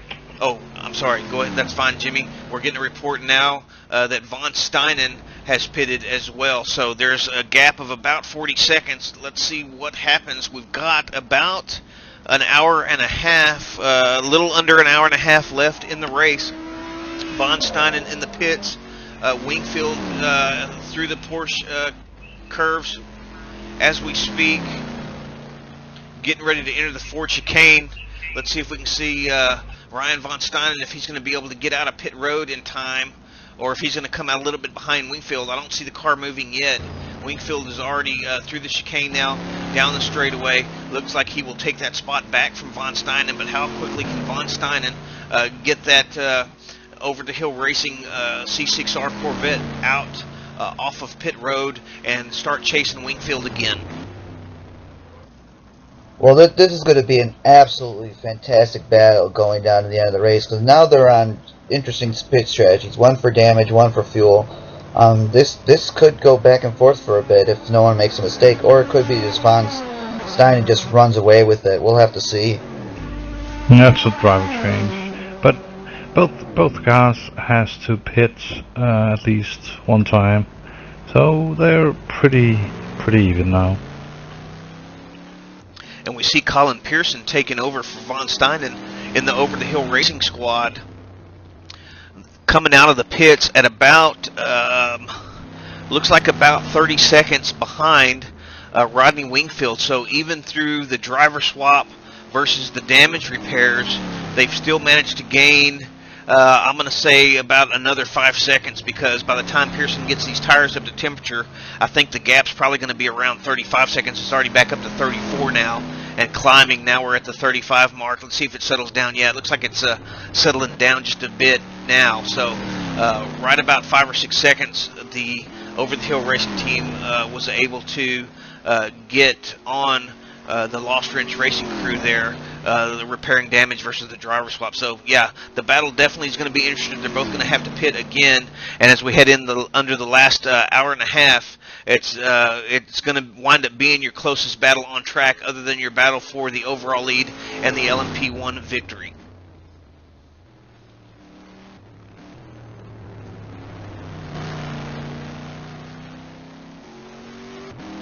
Now I'm going to change focus just a little bit up to the Deuces MC entry. This is the number 15 entry, the Dome S101M, currently driven by Eric Schmeider. About 56, 57 seconds in front of Klaus Kog in the number 88 Formula Racing Audi R10, but we know Kog has already pitted. I'm not sure. Are they going to be able to make it to the end, Jimmy? Nope. It's the P1, sorry, can do, was it 13 laps I saw? And that's around, I can't count, 40 minutes, and now Schmeider is coming to the pits. Okay. Yeah, 13 laps should be about 45 minutes and stuff. Is there any differentiation between the diesels and the petrol-filled cars in the mods like there would be in real life, or is it just standard? No, there are differences, but the Audi can't have as much fuel on as the Dome, so they should do pretty much the same thing, same laps. Sorry. So pretty much like ACO equalization and stuff. Okay, that's good to let our listeners know. And we see Schmeider there down on pit road. Now the question is, would you guys at this point do a driver change and let your fresh driver in do the last stint, or would you wait till the last pit stop to do a change, or would you just have him go full out to the end with the chance of him getting tired and possibly making a mistake? Personally, I think I would put in Dave. It's been a while since he raced, I think, so I would ask Dave to get in the car. No, Adam, sorry. So Adam Baldwin taking over for Eric Schmeider. You see Cog has already gone through. I was trying to get a little bit of a different shot there on the camera. I couldn't quite get it to work. I need to familiarize myself a little bit better with the R-Factor controls as far as video camera usage, but Cog has gone through.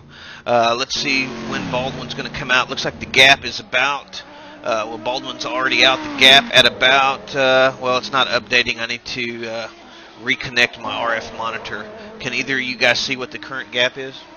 Yeah, the current gap is about 27 seconds right now between Cog and Baldwin, and it's about 30 seconds now, so... I got 35 in-game. Yeah, okay, so that's to be expected with coming out of the pits and everything, and having a driver change and tires, and hopefully when he gets it up to speed and stuff, he'll be closing it up. But come on, it's 11, almost 11 hours in, and the gap between first and second is 35 seconds. That's just insane. That is absolutely insane, even for a sim race where you can potentially go to the bathroom while you're driving or something. Not saying that they do, but this is very impressive, and Eric and Adam is such a amazing team. I'm surprised they haven't run away before, but this just tells you how great this field is and everything. Yeah, I don't know, Adam. I've been racing with Eric, and I know he's really fast. Adam, I think he's an A licensed driver over at Ura. Correct Oh me if I'm yes, wrong. he is very much an A licensed driver. For how fast he goes by me while I'm in a GT Challenge car, there'll be no doubt about it. I mean, those two squeezer cars through places where it just makes you want to cringe. And if I was on a corner waving a flag, I'd be running sometimes just because I'm afraid they'd be hitting the wall. Yeah, I know. Adams signed up with wasn't it Bailey and Jogan? I'm not sure, but I think they did, or he did, and just that makes me positive that he's a top level driver.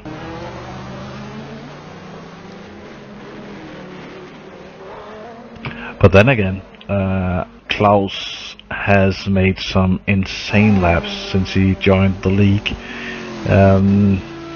So it's gonna be a fun and exciting last 1 hour and a half.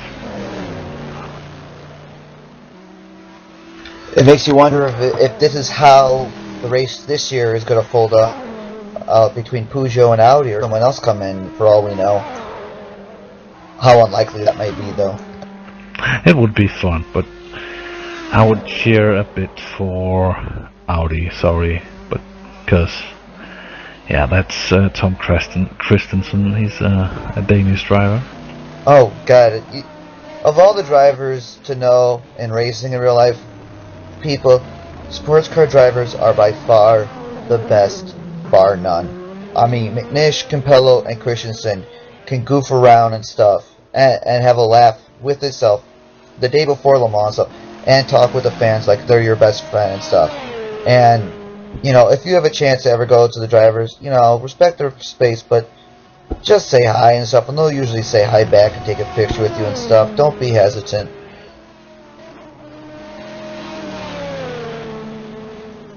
And a real quick development on our GT battle. For the final podium spot, we got Colin Pearson having taken over for Von Steinen. The gap now down to about 21 seconds, so Colin Pearson is closing on Rodney Wingfield. I'm wondering if the Lost Wrench Racing team was able to get all the damage repaired on Wingfield's car, but Pearson is closing in, and with about an hour and 20 minutes left, I know these guys are going to come together before the end, barring any kind of major incidents. We're definitely heading for a knockdown, drag-out battle for this final podium spot in the GT class. Yeah, once you get front-end damage on the cars, you can't fix it. Not the top speed, you won't get that back. Maybe if you do a driver change, that's gonna give you the top speed back, but I'm sorry to inform you, but Rodney isn't going any faster. I don't think so. So it's just a matter of time before Pearson is gonna catch him. Now, is that something you're looking at for the next version of the mod, to have damage be replaced and allow speed to be brought back up? Because it seems like you just need a nose replacement in real life, even with the heavy damage sometimes, and the cars are pretty much on pace as like they were beforehand. Yeah, that's something we're gonna have to look at. We haven't looked at damage at all, but that's something that's going way back to when Carve Noctem, the ILMS mod makers, they wanted to have people taking more care of the car, but yeah, it's kind of hard. Yeah, it is especially hard, especially when people hit you on the pace-ups. But you know, that is racing. It does happen in real life too. I mean, we do see it where drivers spin out or hit the wall on the formation lap. So I mean, it's that red mist that, you know, can't be demystified really.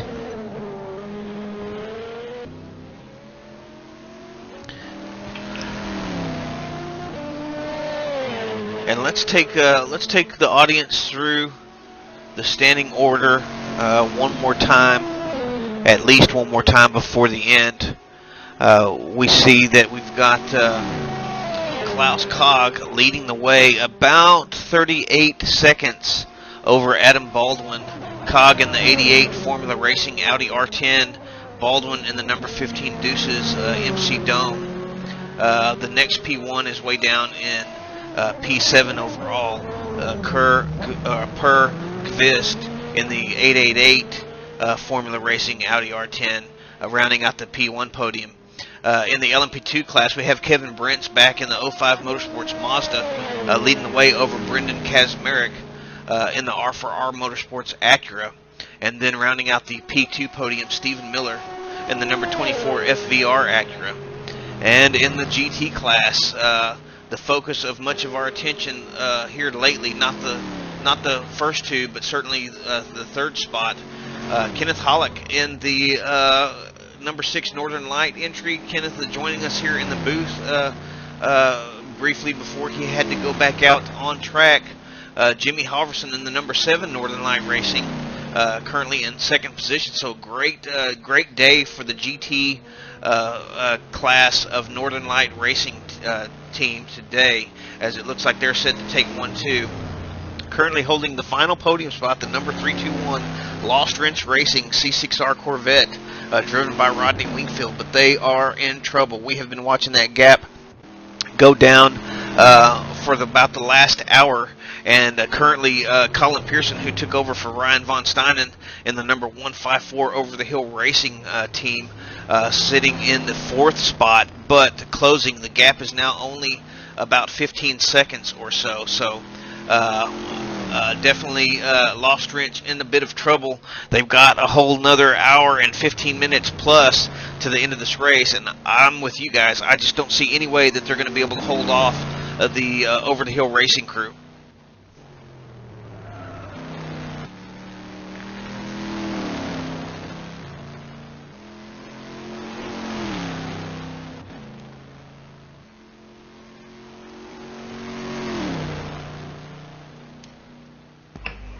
And looking back to 5th, Brian Hall seems to have some parts missing on the car. As we swap our focus to Brian Hall, briefly, looks like he's, what is that, his hood missing? Yeah. Now that's always kind of intriguing when the hood's gone, but nothing else is missing. I gotta wonder how banged up the front end of that car is, though. Let's see if Hall dives into the pits here. No, he's gonna go ahead and stay out. Hall currently sitting in 5th position. He's about 3 laps behind Pearson in P4, but it looks like he's got a full 11, or I'm sorry, he's got, let me see here.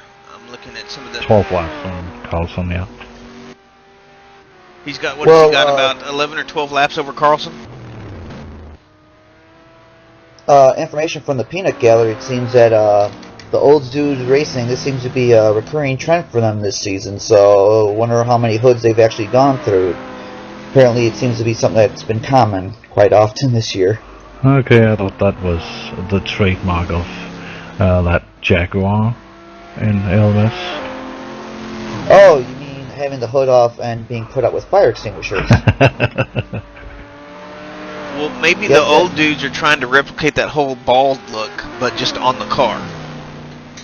Oh, we could see, though. I think we should watch out. You should watch out for Paul Gentilozzi next time you see him. Though he's been throwing that look for quite a while, so maybe he won't take too much of it.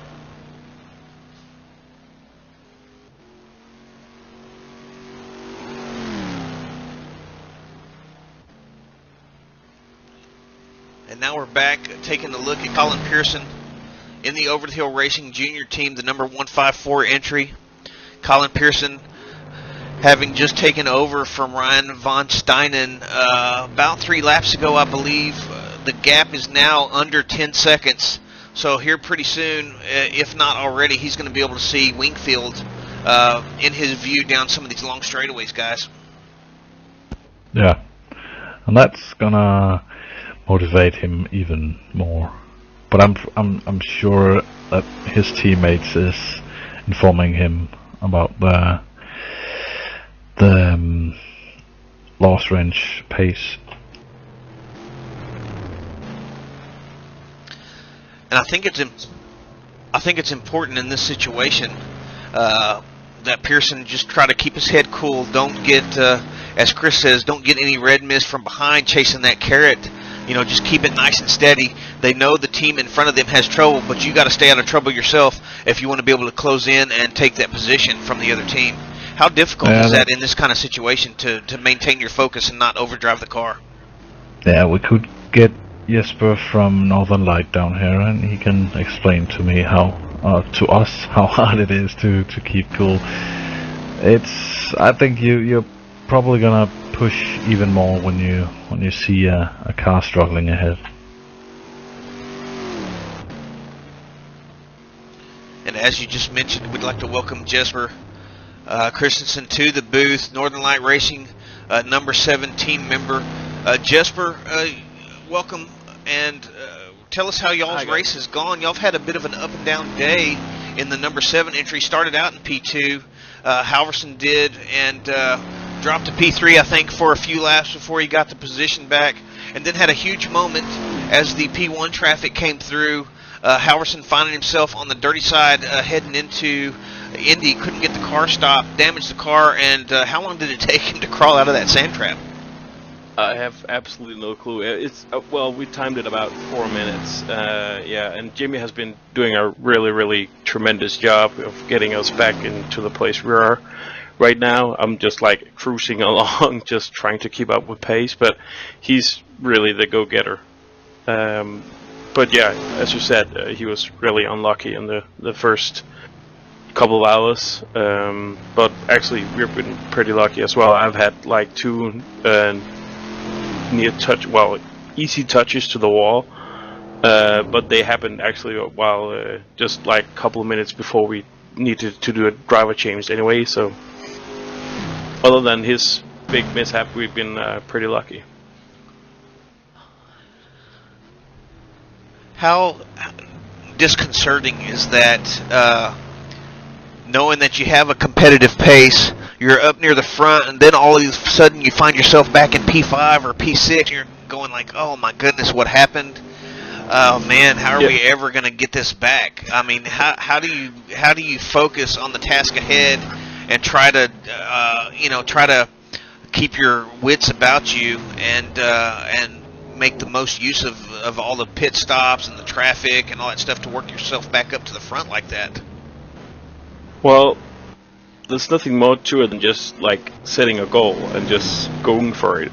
We were so unlucky today that Thomas actually wasn't able to drive, so he was able to do all the calculations, and we saw like we only had to beat Lost Wrench Racing to actually get the 3rd place in the championship, so that was our immediate goal. And well, there's nothing just to it. Just like I was just glad that he actually got it out of the sandbox, because I thought our race were over. Yeah, we watched him for quite a time on the broadcast, trying to get out of the sand here at LeMans. Very tricky. Very hard to get the sand, or to get out of the sand. And now, just real quick to interrupt our thought for a moment, we've got the gap between Wingfield and Pearson down to about 3 seconds. We can see them on screen together now as they get ready to head into the Porsche curves. But Jesper, once again, I want to say congrats to you guys working yourself back up into the 2nd spot. Quite a battle we have going on here for the final podium position, though, between Lost Wrench, and it looks like Over the Hill Racing is definitely going to have a good shot at taking this final podium spot.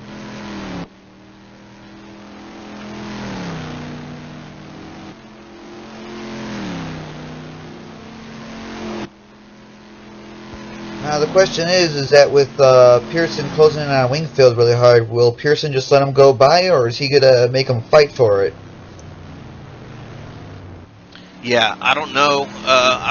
They're both going to have to pit again, so that's a good question. I would think it would be in the best interest of Lost Wrench to try to keep Over the Hill Racing behind them at least until the pit stops, but I just don't know if it's going to be possible. We've got about an hour, a little under an hour and 10. Go ahead, Jimmy. I'm sorry. I said it's not possible. Look at Pearson. He's gonna get so close out of Ted Rouge. And with that 20 km/h difference, it's not going to be possible. It looks like even going in the Dunlop S's and stuff, he's been closing up significantly. So I mean, there's a potential that even before the first chicane, he'll get him. I mean, hell, right now it looks like even at Tete Rouge. Well, okay, maybe not. Yeah, he's gonna get by. He's gonna get by in a second. Yeah, Pearson closing way up on the back of Wingfield, heading down the Mulsanne straight up into the first chicane. Doesn't look like anything that Wingfield can do. As you guys stated, Pearson is going to go through now and take over that final podium spot with ease well before they get to the chicane. Wingfield tucks in right behind him, but not really able to keep in touch. He's about 5 or 6 car lengths. I'm not sure if he's close enough to catch a draft and stay up to speed with Pearson or not. We'll know here in a few seconds as they head into the second chicane down the Mulsanne straight. But right now it looks like Wingfield is maybe catching a bit of air from Pearson and staying in touch with him.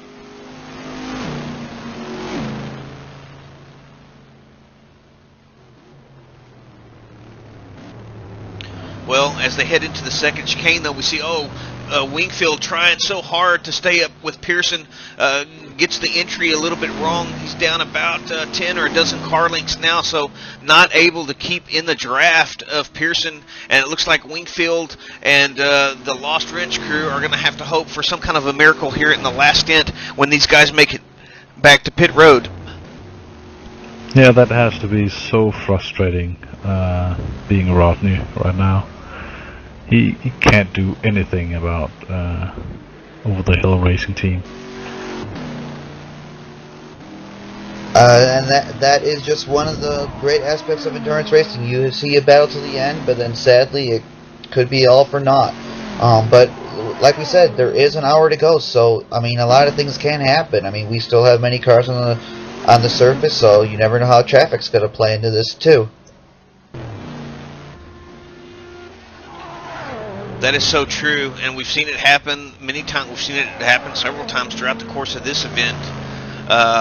Already, stuff can happen, so Wingfield here just needs to maintain his concentration, run as good as he can, try not to lose any more time than he absolutely has to. Just run it nice and steady. Hope that maybe they can do a better repair job the next time through on the pit rotation, and maybe hope for a little help from the Over the Hill Racing team, if they get into any kind of trouble there. But still, a 4th place finish here at Le Mans is nothing to sneeze at, and I know those guys are going to be real disappointed having lost out on the final podium spot, but still, overall, they've run a pretty solid race. Yeah, totally. They've definitely run a solid race. And, I mean, yes, the real podium, getting the trophy and the watch and all that stuff is a big deal, but honestly, just finishing an event like this is a victory in itself. I mean, even though they're going to try hard, there is still an hour to go, and I mean, you got to give it up to all these teams that have stuck it out there. I mean, we have lost roughly half the field to attrition or other issues, and these guys are sticking it out. Steve Carlson in the GT World Racing has actually moved up to 14th overall, passing Matt Strand in the Satellite Racing ARX-01B P2 car. So, even though with their driver trains problems, they are still moving along. So, like we said, there's still an hour to go. Yeah, you've got to, what's the old saying? You got to finish the race first. So yeah, finish first. First, you must finish. Yeah, there you go. And these guys are seeing it through to the end. You see Brent's in the lead LMP2 car coming up behind Wingfield now as they head up to Tete Rouge here. Brent's in the 05 Motorsports LMP2 entry there, putting another lap on Wingfield in the Lost Wrench Racing, and Colin Pearson is nowhere to be seen. The gap already at 8+ seconds, so it's going to be. I'm interested to see though if Lost Wrench can do a better job fixing that car in the pits, and then of course, as we alluded to earlier, if Pearson has any sort of trouble, they're going to be right there even Stevens again. Yeah, it's kind of sad though. I'm wondering if that morale's kicking in now because Rodney has lost another second this past lap, and Colin has actually dropped another second from his time. So, you know, I mean, just wondering if the difference can really go there. And hang on for just a minute, guys. I have something strange going on. We were just looking at at Rodney Wingfield. I saw kind of a blip of Colin Pearson coming through behind. I'm currently showing him behind Wingfield again, not only in the game, but on timing and scoring. Some kind of a lag issue going on there for Pearson. It appears he had a R-factor freeze. So, Jimmy, speaking of this R-factor freeze, now for people who are listening, they can do to help prevent this, or is this just server related, or just a roll of the dice sometime? R-factor freeze, that has to be a computer issue. It isn't about the server. So what would you recommend people to do to prevent these R-factor freezes? I mean, would a hammer work? Though Yeah, not always. It sometimes does, but... A new computer. Oh, no, I don't know, actually. If it were me, I would clean out the computer, format the hard drive, and install Windows again. And then just take it from there. Well, I know I was having some issues in preparation for this race, and one of the reasons why I posted it in the broadcast section of the forum so late that I would need help with the broadcast, it was still kind of up in the air whether or not I was going to be able to help Satellite. Not only was I having a hard time coming up to speed in the car, but I was having random moments driving where my game wouldn't freeze, but where it would stutter really bad for like a second. And it was fine if it was on the straightaway, but if I was in a corner, you know, by the time it came back, I was already in the wall. So I had to try to resolve that issue before the race, and basically all I did to fix that was I increased my page file by about. I went from the Windows managed. I'm running Windows 7. I went from the Windows managed setting to actually what it says. Usually the Windows managed setting is a little bit lower than the recommended setting. I went a little bit above the recommended setting and just set it manually and left it there as a static size, and that fixed the issue for me. Now I don't know if that has anything to do with the freezes, but it could be a possibility. But I mean, because it's hard to imagine this game. I mean, my page file was already at about 6 gigs, and I increased it to about 9 or so.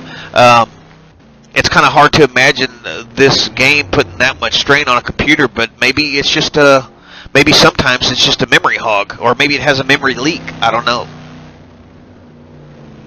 It shouldn't be that high. If you look at the task manager, the game will probably be around 500 megabytes, I think, but then again, I don't know.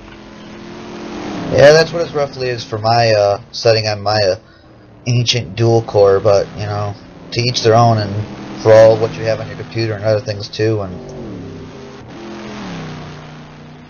And that's the good thing about the new mod. It's gonna reduce that. So, speaking of the new mod again, when are you guys going to be starting to do testing? And also, sorry to interrupt myself again, we've just crossed the hour to go mark, 59 minutes and 30 seconds to go.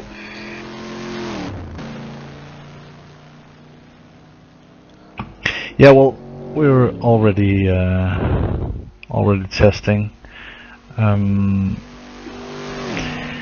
it's gonna be some time before we release it.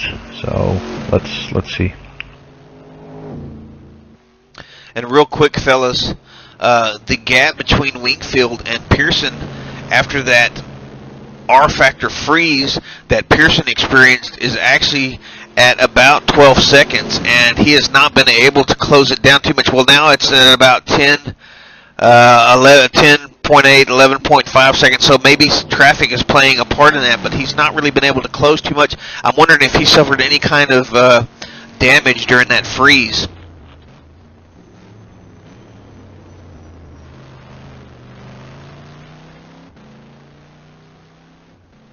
And that would be a complete shame to see that just a freeze would cause the damage and stuff, and then cause them from losing that podium after all this hard work.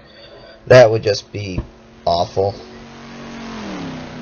Well, we were just saying earlier, you know, anything can and does happen in endurance racing, whether it's real life or sim racing, and we just saw it before our eyes. Colin Pearson in the 154 over the hill racing entry, having taken over for Ryan von Steinen, who tracked down the Lost Wrench crew after being, I'm told, from some of our guys on pit road that they were actually 3 laps down at one point, and von Steinen helped to crawl them back up into contention for this final podium spot. They took it over. Wingfield, we know, has some damage and is running slower than they normally would, but then all of a sudden, after passing Lost Wrench and getting about 10-second lead on them, we see the over-the-hill racing entry, currently piloted by Colin Pearson, having an R-factor freeze, and now suddenly they're 15 seconds adrift. So not only did they go from about 10 seconds in front to about 10 seconds behind, the gap is actually increasing at certain parts of the track. Yeah, if it were me in charge of that team, I would pull it into the pits now, do a driver swap so Colin would get out, so they wouldn't have that issue with the freezes. They're gonna have a pit stop anyway, so why not just get in now? But Jimmy, I've got to ask whether or not they would be able to make it to the end if they pit now, or would that cost them another potential pit stop? Oh, right, it's not a full hour. It's probably around 45 minutes. About 48 minutes remaining, so they could be on the cusp of making it or not making it. You know, that's where you got to gamble now. Yeah. Well, the gap is currently holding steady at about 15 seconds.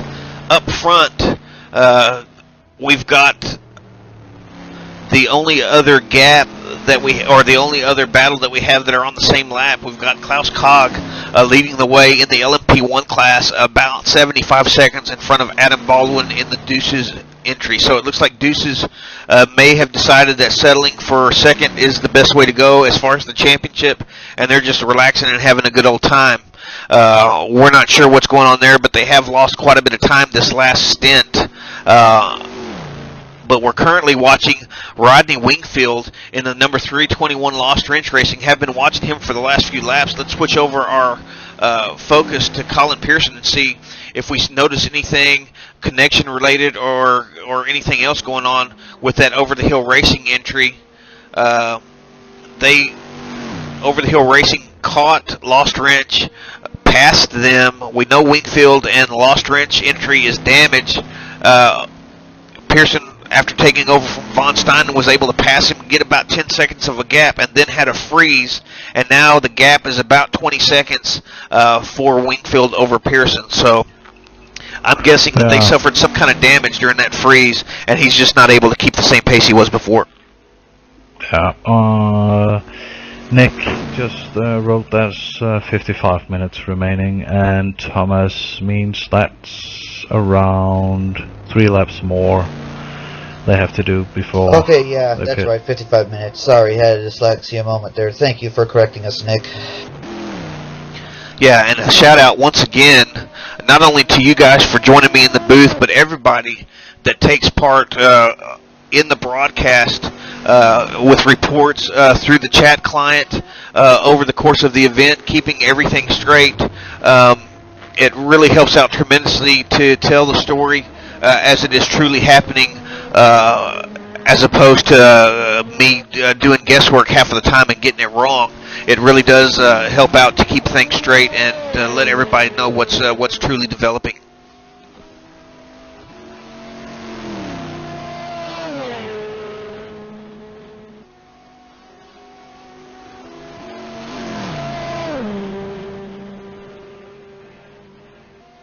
Now, moving away from the GT one, let's go to the start of the field. while we've been following the GT lead battle for the last podium position, Adam Baldwin has actually to over a minute behind Klaus Emer, Cog, if I said it correctly, of Formula Racing. And so we thought they were going to keep up with him, but it just seems like he's dropping it back and back. I wonder if he's holding it for the last run or if he's got a serious problem there. Yeah, it could be like 5 seconds slower per lap, so... Yeah, they may have dialed it back. They know they've got the championship wrapped up if they just finish the race.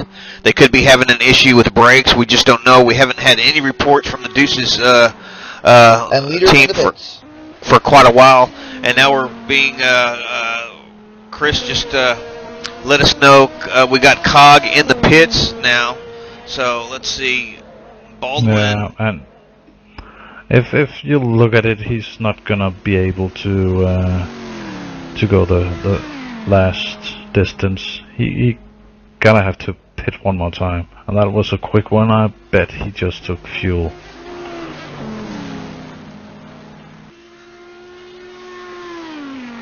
So now I wonder if Baldwin will pit on this lap as well. Are they on the same? Are they finally together on pit rotation strategy, you think? I don't think so. No, there's still one pit, or actually now it's 2 pit stops off from each other. So I wonder if Baldwin's going to turn up the wick a bit now, or just keep it at the same pace and just finish out with a consistent, nice run. It'll be interesting to see. We could have a fantastic battle between the GT and the prototype cars finishing up here.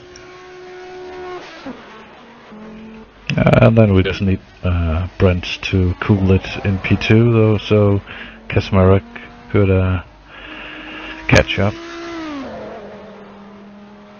Yeah, that's a lot of cooling it though for 2 laps. I believe that Brent's has, the 05 team has over the R4R Motorsports team. So, but we say it again, anything can happen. You never know. We just saw it with Colin Pearson. I don't want to throw the jinx out on anybody, but you know, even 2 laps, even at this point in the race, is not a comfortable lead. Yeah, I think if we say anything more about that, stuff can happen or whatever, we're probably going to get flogged and killed by some other crew members from the teams that are still left in the race. So I think we should probably hold that down for a minute. Yeah, I'm already being threatened on the on the live stream chat. So okay, guys, no more comments about anything can happen. I won't mention that anything can happen. Anything can happen, but I won't talk about it at all from this point forward. So no more Waterboy comments. Okay, good to know. While we're finishing up the race here, why don't we go through the list of retirees that sadly have not made it to this point in the race. Charles, would you like to go through the running? Sure, I'll go through them. Let's see here. We've got, it looks like our last non-finisher, Fiorino Deloro, in the P1 class, DNFing, still holding the 9th overall spot though. I'm not sure. Let's see. He might hang on to. Well, no, he's not going to hang on to any of those spots. It doesn't look like before the end of the race. I don't think. Possibly Carlson may not be able to pass him before the checkers. Then before that, we had Matt Strand in the satellite entry. Santino Caranci, also with the DNF. Marcel Rokenshoe, Todd Hanmo, Jason Quinn, Barry Hedrick, Nick Newcomb, Jacob Christensen, Roberto Montero, Vele Repo, Adrian Dos Santos, Drew McLean, and first right off the bat, I believe, was our very own Jimmy Allison. So had quite a bit of attrition. I'm sorry, I don't know off the top of my head who all the team members are for those drivers. It does not list it in the R-Factor monitor, and I don't know it off the top of my head. But we've had quite a bit of attrition. What do we got left, guys? We got about 14 cars left, 15 cars maybe? 14 cars left, and actually an interesting fact is that we're missing that out of our field of non-finishers, or abandonments, as they would say at Le Mans, there are 4 cars for each class. So 4 P1 cars, 4 P2 cars, and 4 GT cars have failed to see the checkered. And that's an interesting point that you bring up, Chris. I hadn't noticed that before. Thank you for pointing that out. That's kind of an interesting bit of trivia for the final round here at Season 3 as we wrap things up. The champions have been congratulated for the most part. We've still got a few laps to run, but if everything holds pat, we know who they are. Carances, of course, wrapped up the GT Championship the last round, and it looks like. Let me go back to it here. I believe we've got. It looks like the Nexus 6 crew is going to bring home the trophy for the season championship in the P2 class, and if they can just hang on till the end, Deuces Motorsports Club will take your season championship in the P1 class.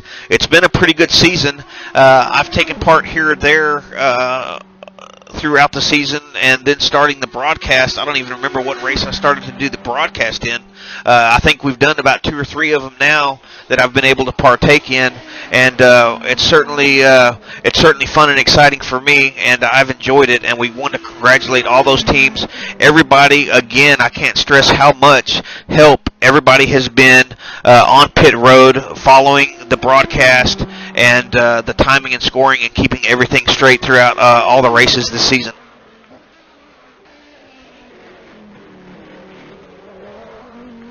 Yes, and also thanks to all our officials and volunteers, the stewards, when they make good decisions. Just kidding.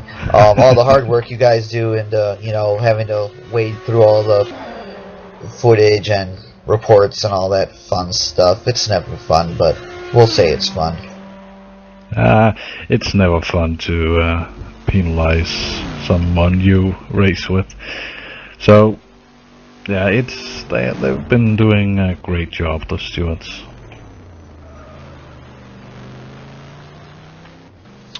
In the meantime, fellas, we've had Pearson in the Over the Hill Racing team back in front of Lost Wrench Racing. Maybe somebody down pit road can help us out with that. I'm not sure if there was some other kind of a resync or another freeze or what happened, or now I'm being told Rodney pitted. So there you go. Rodney has pitted, come out on course behind Colin Pearson, and currently the gap is about 23.5 seconds or so. It looks to be maybe dropping ever so slightly. Is Pearson going to be able to make it to the end? He's going to have to pit again, isn't he? Yeah.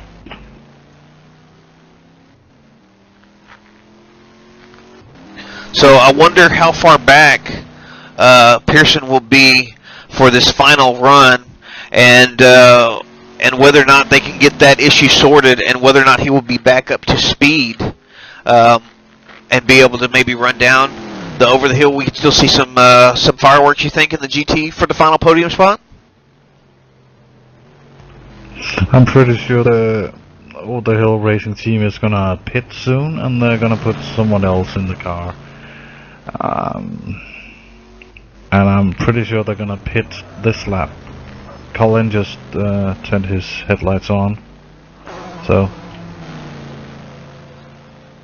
as we change focus on the broadcast to Colin Pearson, we saw him, of course, Pearson in the number 154 Over the Hill Racing team in the C6R Corvette. We saw them run down and pass the Lost Wrench Racing entry, the number 321, currently piloted by Rodney Wingfield. As you see, Pearson now diving into the pits, just as Jimmy said he would. We saw them pass and then have a freeze. They picked up some kind of damage during the freeze, dropped back behind Lost Wrench, and now they are pitting at about a 20-second gap over Lost Wrench. So, but I'm thinking Lost Wrench is going to probably be a good, 30 seconds or so in front of Over the Hill after this pit stop? It depends on what the team is going to do in the pits. This definitely looks like the time that everyone's kind of jumping into the pits. We have 4 cars in the pits right now. And actually my timing screen actually flashed up with both P1 first and second saying off track, but apparently they've continued back on.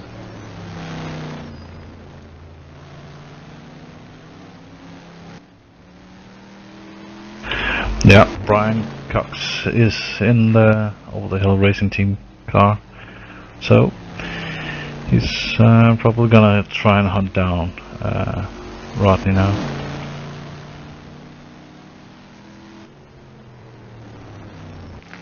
So be prepared for an exciting finish. We know Wingfield was damaged prior to the pits. Can either of you guys see what kind of speed he's getting down the straightaway now? If they've been able to correct that issue or not? Yeah, I'm looking. I don't think they fix it. He's doing about 171 at the moment, 174, so 77. Yeah, 1 mile per hour faster than before. I have to say again that this timing screen is absolutely fantastic. Being able to see the live speeds and everything. Great job to you guys. Great job. Yeah, we have, I think the main man behind that was, correct me if I'm wrong, Jimmy, I believe that was Noel Hibbard, correct? Yes. Yeah, fantastic job from Noel, and we definitely appreciate it here in the booth. It makes our job so much easier, and we've got to Wingfield, of course, to go back to the action. Out front by about 38 seconds over Cox, but Cox is closing already down into the 37-36 range, so it's not over yet, fellas. The Over the Hill Racing Team has got about little over 40 minutes, 42 minutes or so to catch up to this Lost Wrench Racing crew, who is about 38 seconds in front of them. We have our P2 positions in P1 and P2, both in the pits. Apparently this is going to be probably the last pit stop for them for this race. Do you think Baldwin's going to be able to pull it back in after this?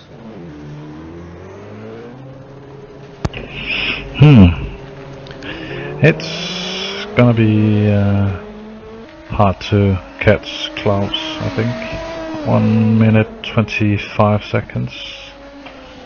Well, do we think that Klaus needs to have one more little splash and dash, like a full pit before?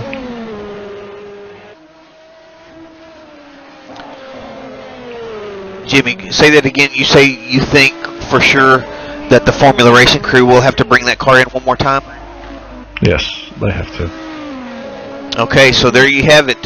Adam Baldwin exiting pit road about 80 seconds or so behind Klaus Cog in the 88 Formula Racing entry. We know it's going to be a very quick stop for Formula Racing, but will they be able to get up and down pit road, get their little splash of fuel, and get out before Deuces will be right there on their tail? That's what's going to be the interesting part and what we'll have to see. In the meantime, back in the GT field, the battle for the final podium spot, we've got Wingfield hanging on to about a 34-second lead over Brian Cox.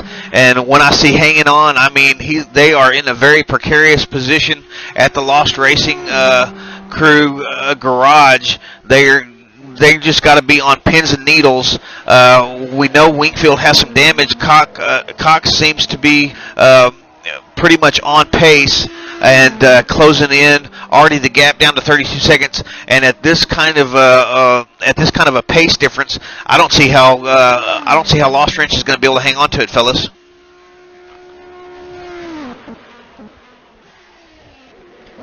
I don't know how it's going to be able to happen, but I mean,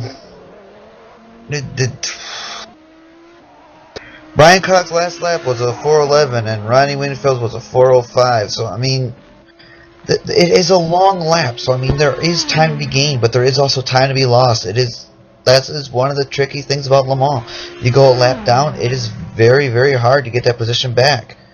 So I mean, this is going to come down to the wire, and geez, people are going to get their money's worth. That's for sure. That is for sure. We're also going to, or are speculating on a battle at the front between season champions elect Deuces MC, currently piloted by Adam Baldwin, the number 15 entry, the S101 Dome, chasing down Klaus Kog in the number 88 Formula Racing Audi R10. The gap is currently about 75 seconds, so it has gone down just ever so slightly. But we know Kog and Formula Racing probably have to make one more pit for a splash and dash. So if Baldwin can gain some time on Kog at the same time that Kog is waiting to come in for his fuel, then we could see a very interesting battle up front as well.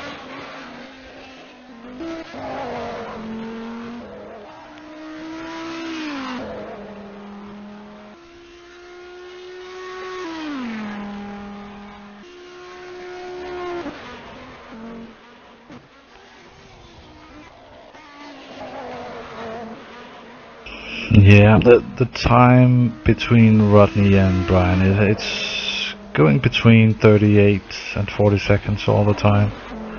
So it looks like Rodney is quicker through the corners. Yeah, we saw the gap decrease to about 32 seconds there momentarily before it shot back up. So we do have a bit of a difference, as in maybe setup, driving style, whatever.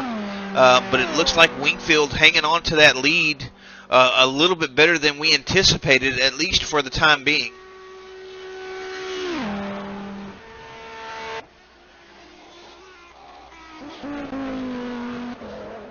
Oh, Baldwin running a little bit tight there through the first chicane down the Mulsanne Straight. I thought maybe he was going to dip a wheel into the sand and get sucked over into the guardrail. Fortunate that did not happen. That could have been disastrous for the Deuces entry, but they managed to avoid any issues. We're looking at the gap. The gap that cost him a little bit, though. The gap back up to about 79 seconds now, and Baldwin's not looking overly steady here, fellas.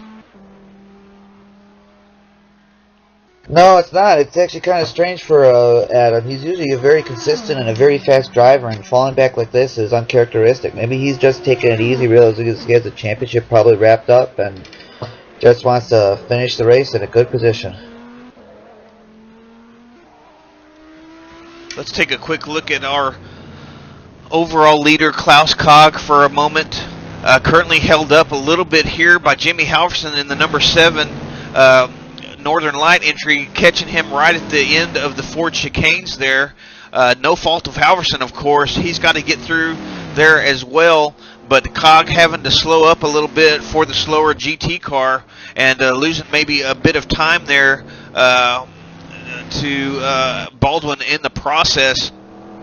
Formula Racing has run just pretty much a terrific race. They had some moments about mid-race, though, or maybe in the first third of the race, with Ian Mills having some issues and having to bring it in, I think, off of their schedule. And I think Kog took back over the car there at that point. But they've been running a pretty good race. We're still speculating. Jimmy Allison pretty certain that they're going to have to bring it back in for a splash and dash, and that seems to be the consensus down pit road as well. So be on the lookout for that. And when that happens, Baldwin and Deuces are going to close right on up. Let's take a quick look now at our LMP2 leader, Kevin Brentz, in the number 111.05 Motorsports C60 Mazda. After about the first quarter of the race, they've been pretty much in a class of their own, if I'm remembering correctly. It may have been a little later than that. I think it was when Kamran took over that he was able to get that car up into the lead, maybe sometime before mid-race. Is that how you remember it, Jimmy? Or It's starting to be a big blur. All endurance races are, really. Yeah, it's hard to keep track with 12 hours of racing, for I sure. remember me doing 6 laps, and then blur, and then some crashes and stuff. But yeah. So Jimmy must be enjoying the libations for all of us then, huh? Right now. Yeah, I'm sure he I'm sure he is, although I think it's quite early morning time over there for you, isn't it, Jimmy? Yeah, 4:30. That doesn't matter. He's Danish. That's the perfect time to be enjoying drinking. You know, come on. So now, Jimmy, are you heading over to LeMans? I wish, but no. Well, you're on that continent, so I recommend you go. I know a place where you can camp if need be, but, you know, I hate you right now, so there. Oh yeah, 'cause you don't have an advantage of being able to see ALMS races live and stuff like that, so... Well, I was going to see LeMans live in person. From my corner working station. And I just want to also give out a shout to all those marshals that are going to be out there next weekend and have them stay safe and stuff. I know probably none of them are listening, but it's what I do. Yeah, I think that's a good shout out there. In the meantime, we've got pictures of Kenneth Hollick currently driving the number 6 Northern Light Racing C6R entry, your leader in the GT class. We've been following Kenneth for about a lap or so while you guys were chatting, and now we're going to shift our focus back to this battle for the final podium spot. It is the closest battle on track, at least until Formula Racing bring their car in for a splash and dash. We got the gap between Wingfield and Cox now down to about 22, 23 seconds. So Cox back on the gas and closing up on Wingfield. The timing showing a little over 30 minutes left in the race, about 32 minutes. So it's certainly possible that they could catch up to Lost Wrench Racing here and battle to the end for that final podium spot.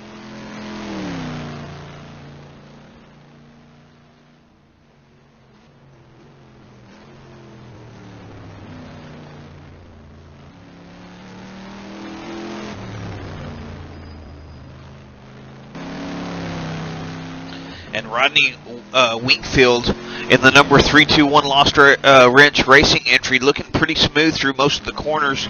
We understand he does have some aero damage, does not have the top speed down the straightaway, but seems to be getting through the corners pretty well. So Rodney doing everything that he needs to do to give his team the best shot at that podium spot.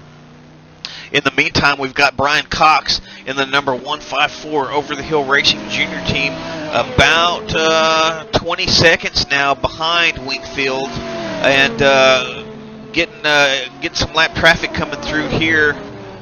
That's Stephen Miller in the number 24 FVR entry, currently your final podium spot in the LMP2 class. Congrats to the FVR guys. We haven't talked about them much.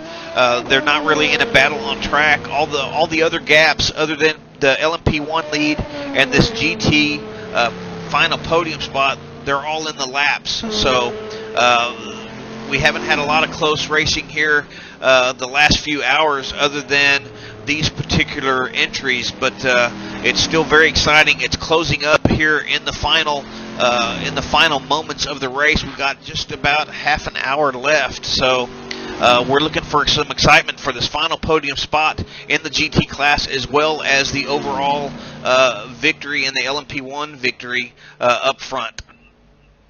Charles, I need you to check the counts. How many hours have you broadcasted now? That's a good question, Jimmy. I'm thinking I came back around the 5 o'clock time, so we're probably pushing that 5-hour limit. I'm thinking maybe now is probably a good time to save it and then come back immediately. Yeah. Okay, thank you for reminding me of that. I'm going to shut the broadcast down just for a moment. We'll be right back. Now I gotta see if I can get John Hindhoff to do a guest speak at one of our events or so, if there's no schedule conflict.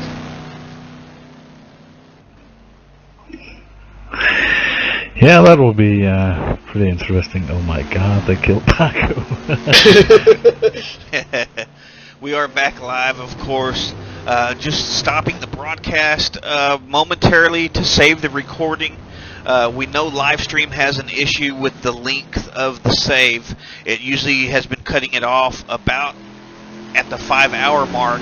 And if you continue on past that 5-hour mark, it actually saves the final 5 hours, is what it looks like it's been doing. So we want to give you uninterrupted broadcast. If anybody chooses to review the race later on, you'll have hopefully the whole thing there. Now, I don't know what Jimmy. Oh, are we having here? Brian Cox is trying to get around Steve. Steve let him by. Nice job, Steve, for the GT World Racing. Sorry about that. Continue on, Charles. No, that's okay, Chris. Thank you for the update. Just explain to the guys in the chat booth for live stream what we're doing with stopping the broadcast and restarting it right away. Just trying to save it in under those 5-hour blocks, so the whole thing is there for review if anybody wants to look at it later. Now, I was fixing to explain that I don't know what Jimmy named his save. I've been naming mine just LeMans Part 1, Part 2, and I think I just named that one Part 4. So if something seems like it's a little bit off, that's because we probably just didn't get together beforehand on what to name the saves. But they should, hopefully, the whole race will be there for you to watch later on at some other point down the road if you choose to revisit it. Yeah, my keyboard messed up, so some is called 2 and 3 and I think 4 and 5 and maybe 6. I'm not sure, but I'm gonna change that sometime during the next week or so. We're moving the live stream to another live stream account, so I'm probably gonna gather all the old streams and put them together. So, do we see a highlight reel in the future? oh no. Now looking at the GT field and all the other fields, are there going to be any certain balancing coming up for next year, or limiting factors for the amount of cars that could be out? Because it seems like Corvette's a big one, but only their GT cars are Ferrari, and they're kind of the variety is part of the fun of endurance racing. So, how do you address that? Yeah, it's gonna be fixed in the mod. It's gonna be so damn close that it doesn't matter which car you choose. Besides, we're probably gonna limit the amount of cars in each class, or car makes in each class, like max 3, 4, or 5 cars. So if people wanna run, they gonna have to choose another car. Now, and you won't be able to switch cars during the season. So no driver trades or any upgrades. Is there any aspect of that annoying Ferrari sound being redone by any chance? I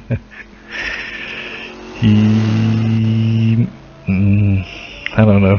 I'm not the sound guy. Good answer. Good answer.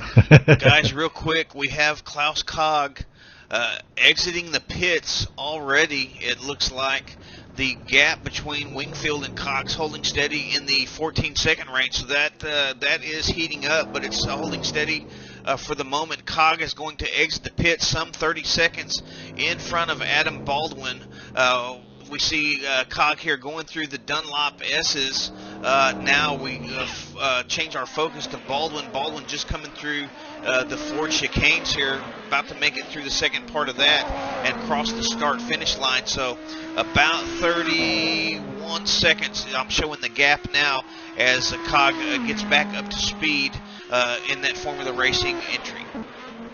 We got 24 minutes and 20 seconds to go. Jimmy, do you think they're going to be able to do it, or do you think the diesel's just going to be too much for the dome to catch up to?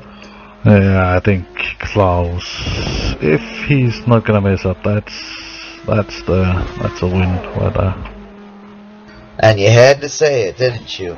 Let's just take this for account. Jimmy said it, not me. And immediately after Jimmy made that little bit of a broadcasting blunder, which of course we've all been making all day, so I'm just teasing Jimmy. But right after that, it was actually Adam Baldwin running wide through Ted Rouge, almost coming to grips with the outside wall there. Manages to avoid contact, I believe, and carries on his way as he's making through the first chicane now. But the gap now at We're about... getting some requests to go to Cox. Cox is catching up to the race, so why don't we switch over to that GT battle? All right, 10 so... seconds between that.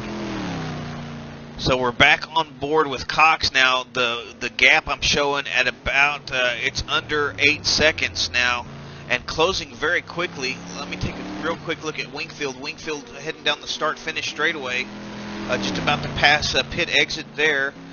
Cox passing the start-finish line right now, and going to pass pit exit right now. So the gap much closer between Wingfield in the Lost Wrench entry and Cox in the Over the Hill Racing entry. It's definitely heating up, guys, and we are showing 22 minutes left on the timing screen. Another new development, it looks like Fiorano Di Laro, sorry if I butchered your name, dropped down to 13th overall after the retirement. So it looks like if GT World Racing can find a special turbo button, is going to be the only car that's going to be behind a car that's considered a DNF. So good job to everyone so far. And great job to Steven. He's really stuck it in there after he said he was pretty much done for, that was about 2 hours ago. So they are really working on it after having, what, only 2 drivers in the race? Yeah, I believe they've only had 2 drivers today, Steven Carlson and JT Tammy, early on in the event.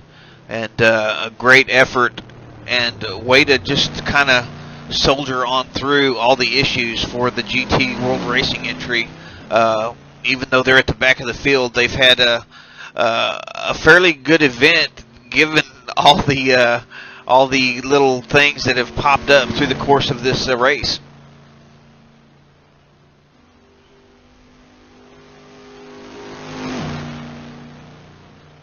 That is so true. And also you have to say, seeing a Corvette in the Sunoco paint job is really cool.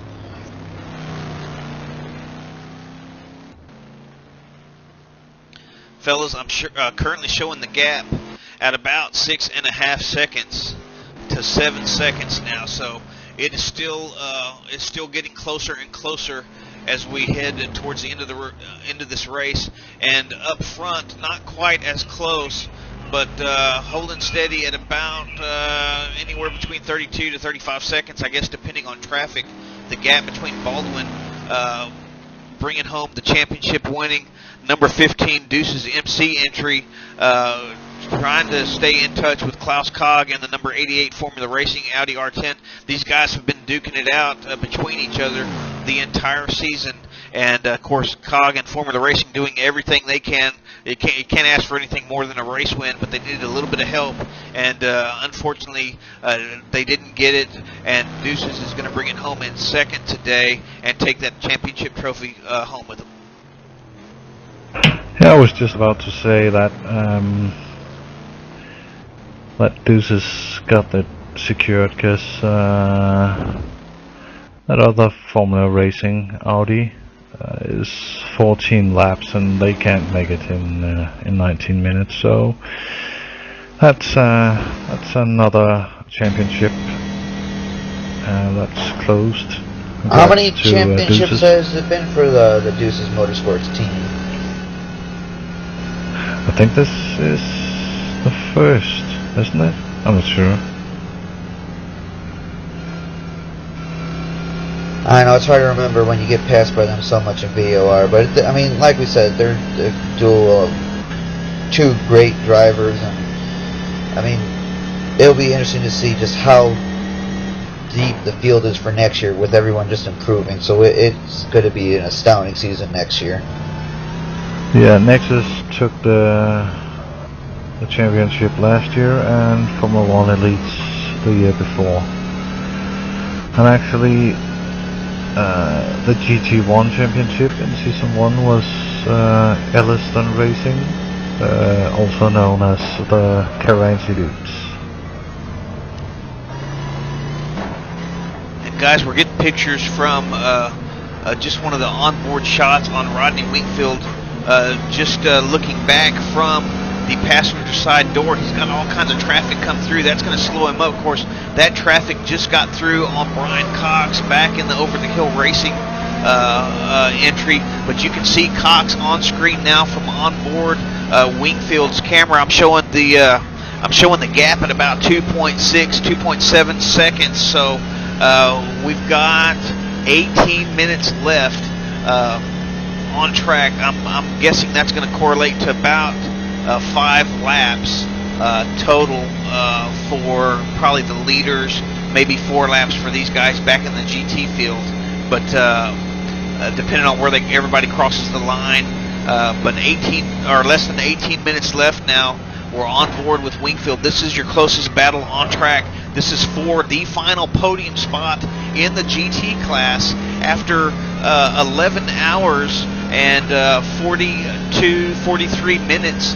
We are separated only by a couple of seconds here between this between this third and fourth position here in the GT field. Looking at this view from right here, doesn't it just remind you of that last scene from Steve McQueen's Le Mans with the Porsche just barreling down to the Ferrari? Just too bad we have these stupid chicanes and destroying the Mulsanne. Yeah, that's unfortunate, but driver safety is definitely an important issue, and I gotta say that as much as I don't like the chicanes, I'm certainly glad that we don't have near as many deaths or serious injuries in racing like there used to be. So I think it plays its part, even though some of us may not like it. But you see Cox really closing up now into the Mulsanne. Wingfield trying to hang on to it. They've probably got about 4 laps left, depending on where the leaders cross and win. But Cox is closing fast. The gap now showing at about a little over 1 second, about 1.2 seconds between third and fourth position in your GT field. Now looking at this and everything, do you guys think Cox was the right choice for them to make the driver change, or do you think they should have gone with someone a little faster? Well, I mean, Cox seems to have been running pretty steady here. He's been closing the gap, other than when they get caught up into traffic. So, you know, I don't know. I've seen. Looks like we got traffic playing in. Yeah, again. we got the It's leader coming leader through, Klaus Cog coming through. Sorry to interrupt you, Chris. I apologize for that. Cog going through, but yeah, Cox seems to be running pretty steady to me, so I think it was a pretty solid choice. Yeah, think about it. Just, you know, you always just wonder, like, when you have multiple drivers, is who will be that last driver to be in the car and take the checker and stuff. So I mean, this is an epic battle, and let's just see if they can hold on to it. I mean, this is close, and with the GT car, it's not like you're gonna do stuff, but looks like Rodney's missing a little bit of his apex and stuff. Is he starting to show some wear on his tires, or is he just getting too tired? He's done, what, about 3 stints easily now, consistently in this car? Yeah, Wingfield's been out there for quite a while. I'm not sure exactly when he took over the car, but great battle here at the finish of our race. I'm showing the on timing and scoring now. 15 minutes left. They're fixing to, as they come through the Ford chicanes here, fixing to cross the start-finish line. And you see Wingfield just right up the road from Cox there. Let's see what happens when they get to the straightaway. We know Wingfield's damage is aero.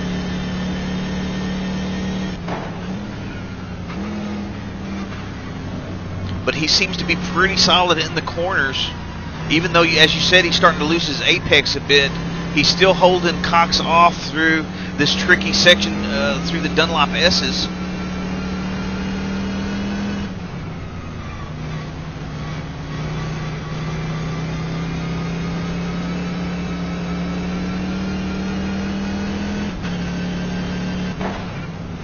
Now as Cox heads through Ted Rouge, you see Wingfield got through there pretty good.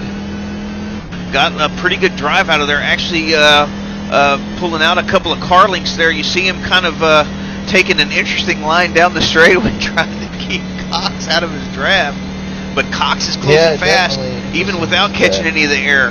Wingfield taking a real defensive line towards the inside. Now he's going to come back over in the race line. He's going to make Cox try to move to the inside and outbrake him. You see Cox closing really fast as they head into the braking zone. He's going to have to hold off, though, just a little bit as they head here through the first chicane down the Mulsanne straight. But Cox right up under the wing now of Wingfield, pulls to the inside.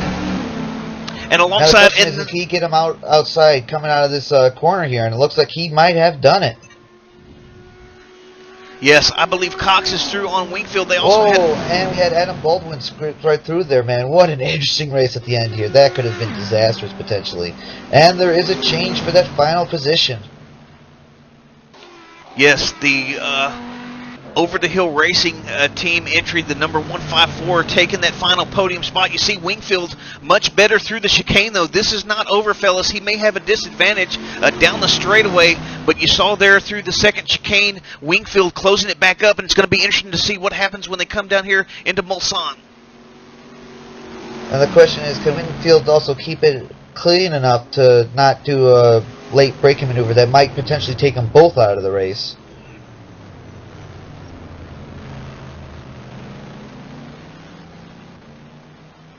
Because even though that the old timers is pretty far back, they are only 3 laps behind. I don't know, I mean, if someone made a mistake, if they can pounce on it, but there is always that chance.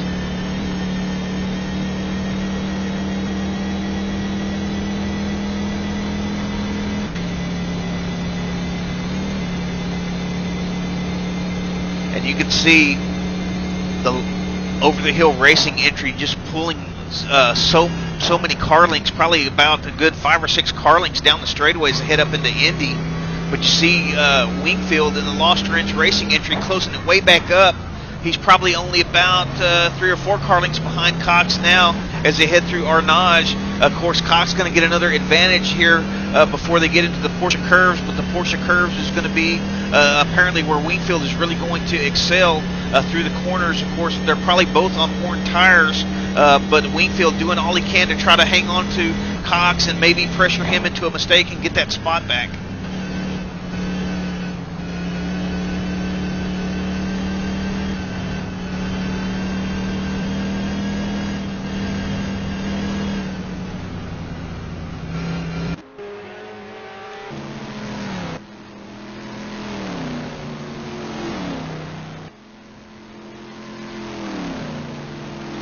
Now I expected the gap to be much closer out of the Porsche curves as they head into the Ford chicanes here.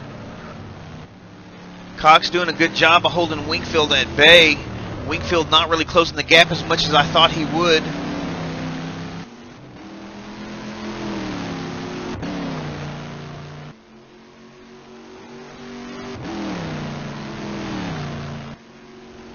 And we are just a little over 10 minutes remaining.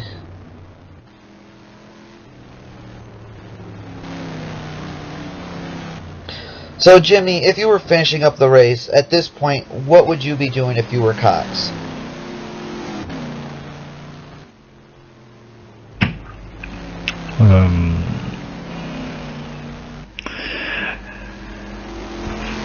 I have no idea. I would just take it easy, because a little mistake could mean the podium would be back to Rodney, so I would probably take it easy. Fellas, you can see the advantage that the Over the Hill Racing entry has over the Lost Wrench Racing. And of course we know that Lost Wrench has had some damage for some time. They've been unable to repair it, been way down on top speed. Wingfield looks really good through most of the corners though.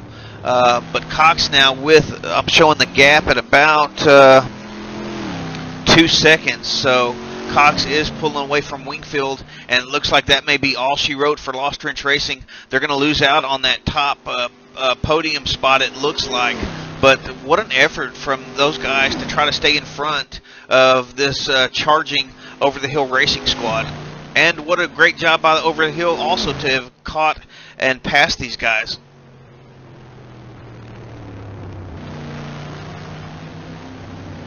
Absolutely. I mean, it just takes a monumental effort, and like we said before, things can happen in endurance racing, and Le Mans is a track where things can flip around very quickly. But you know, looks like these guys brought it back and are there and going to try to keep that last podium spot. They want that trophy. Oh, and a bit of lockup there from Cox heading into Mulsanne.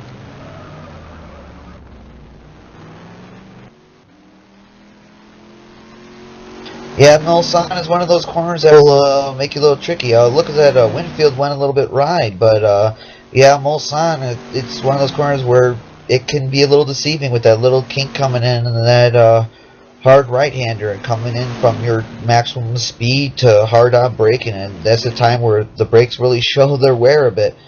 And you can see plenty of mistakes, and even some cars hitting those rumble strips will get a little bit of air. Don't want to damage the car, but this close to the end of the race.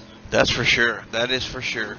But right now we've got Brian Cox in your third spot in the GT class, and looks like the Over the Hill Racing team are going to be able to bring it home. Quite a valiant effort from both squads, and we got to send our congratulations out to them and also to our leaders in each class. We got to, let's change focus now to the leader overall, Klaus Cog, with about a 37-38 gap over Adam Baldwin. It looks like Formula Racing will bring home the checkered flag this time around, but of course Deuce's Motor Sport Club is going to be just I don't know, grinning from ear to ear, knowing they've brought home the championship here in this third season at the ILMS.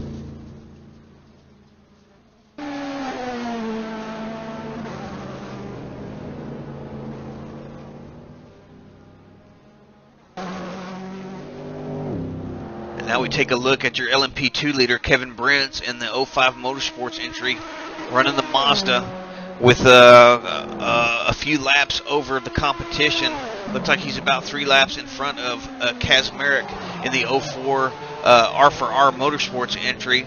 So congrats to 05. They've run a stellar race as well. Had to come from behind a bit, but managed to get there before the midway point and have never looked back. They've just kept going forward and increasing their gap with every lap, it seems. Oh, totally. And what a year to be driving a Mazda also, you know. 20 years since the 787B won overall in 91, so I think it's got to be a nice little touch to be driving a Mazda home to the lead of the class. Yeah, I don't know when. Jimmy, do you know when? What is the last race that the Mazda won here? 91. I have no idea, but it sounds right. Well, at least for overall, it was 91, and then last year the Mazdas with the jet engines got second place, I think, overall. I mean, second place in P2.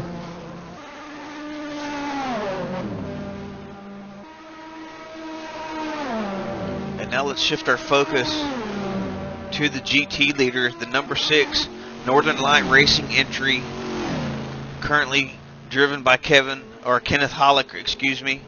And those guys have been, I think they've led from start to finish, if I'm not mistaken, Jimmy. Yep, and they did. That's a dominant race. Yeah, I would say so. And they've got 3 laps on their next competitor teammates, the number 7 Northern Light Racing entry, currently driven by Jimmy Halverson. Great job from Northern Lights all day today.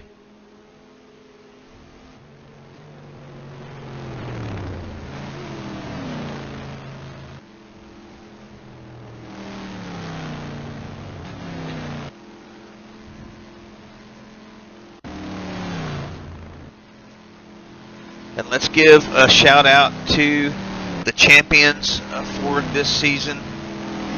Looks like we're going to have Deuces bringing home the championship flag in the P1 class. Nexus 6 looks like they're going to bring it home in the LMP2 class. And of course, Carancy's Cobra Racing in the GT class, having already wrapped up that championship at the previous round.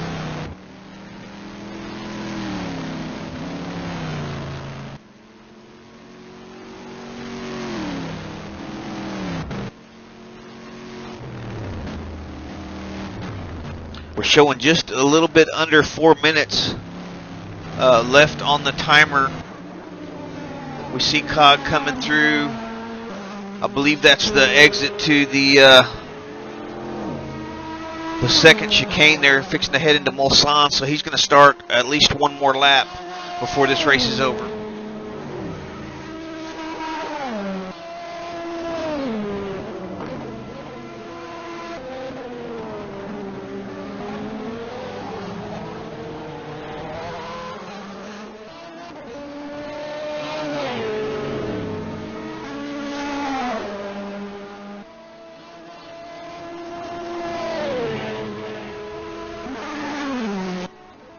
And of course, as we watch the end of this wonderful 12-hour event brought to us by the ILMS, we want to encourage and invite any of the team members, drivers that participated in the race to join us in the booth. We'll stay live for some time after the race if people want to join and discuss their race. We'd love to get post-race interviews from certainly all the class winners, if possible, as well as the season champions. So be sure to stick around and join us in the booth if you're so inclined.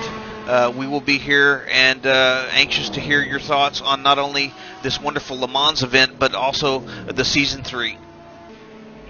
Yeah, hopefully everyone of the champions and the winners here is gonna join us. I'm probably gonna go when the race is over, but I'll make sure I'll tune in later and listen to it.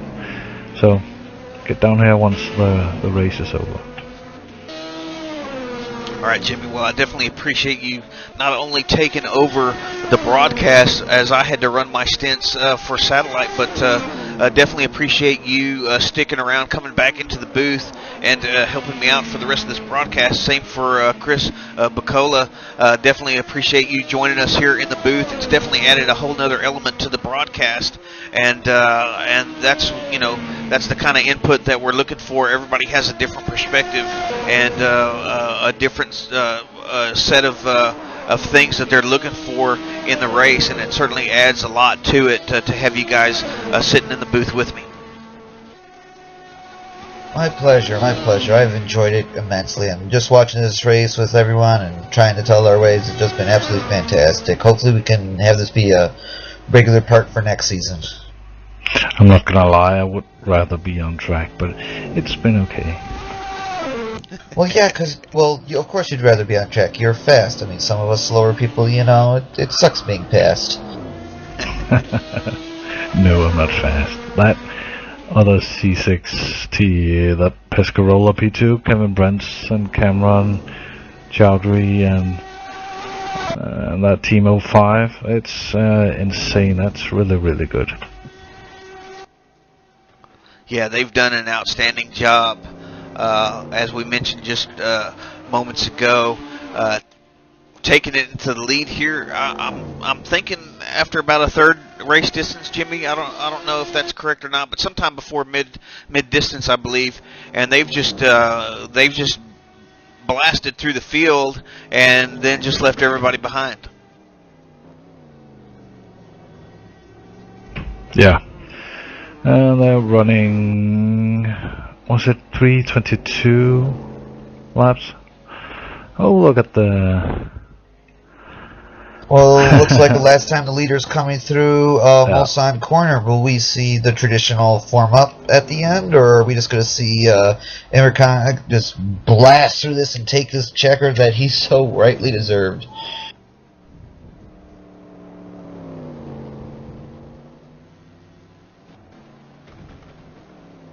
Oh, the Northern Light guys had me fooled. They were going slow over the start-finish line.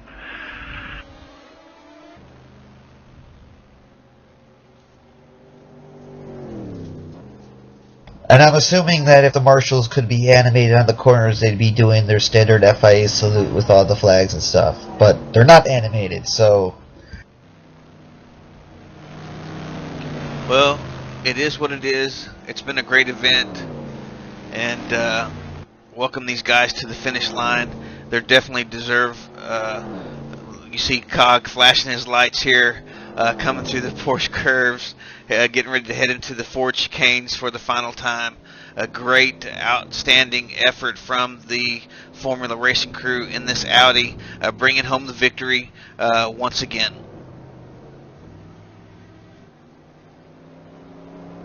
And he goes through the last corners. And there's the victory.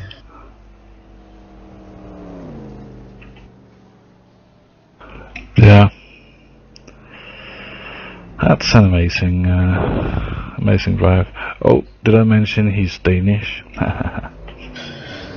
And Jimmy mentioning that he's Danish, so hopefully this Danish luck will continue on to Christensen next week at Le Mans. Yeah, look, Danish driver victory in P1 and 2 Danish teams in GT.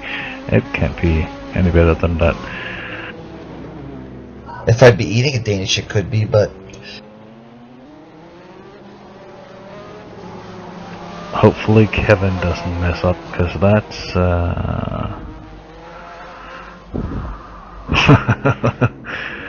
that's actually not that smart. If someone hits him, that's gonna be something Stewart's will look at. oh, and it looks like Kevin Brent's lost some body work there.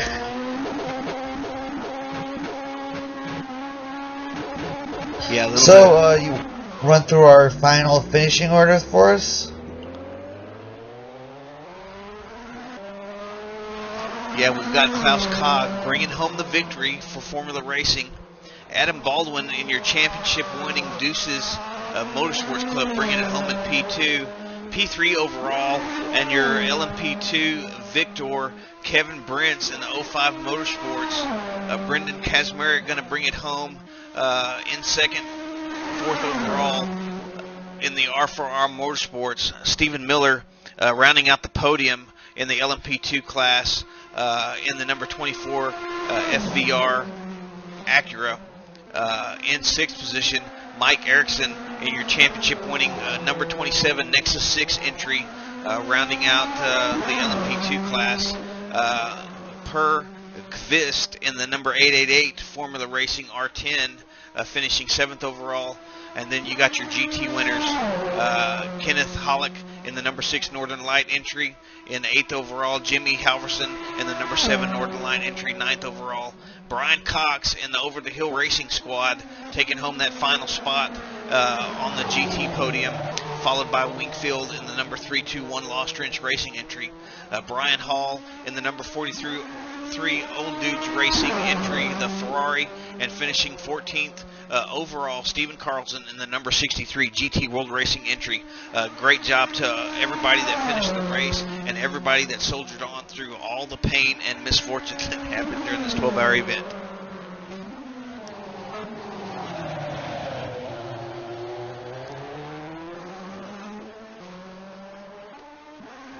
Well, guys, I have to say, it was a great event, and it was a pleasure, and some of these battles were absolutely incredible. After 12 hours of racing, came right down to the last few laps. Yeah, it really did. We had a couple of pretty close battles there in the last hour and a half for the LMP1 lead. Not quite as close as we speculated and had hoped, but overall, 30 seconds or so is pretty close at the end of a 12-hour event. And then, of course, your battle for the final podium spot in the GT class coming down to the last couple of laps.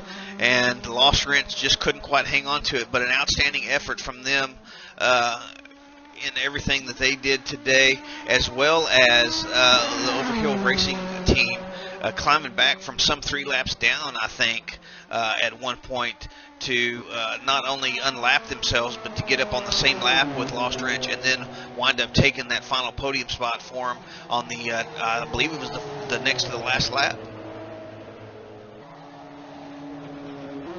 Oh, I wish I could remember, and I would let you know, but it sounded like that next to the last lap, or the penultimate lap.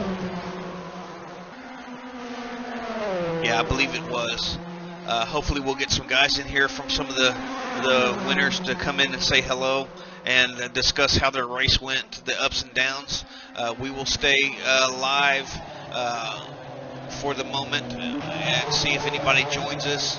And we are waiting in the booth if anybody is still listening and wants to join in.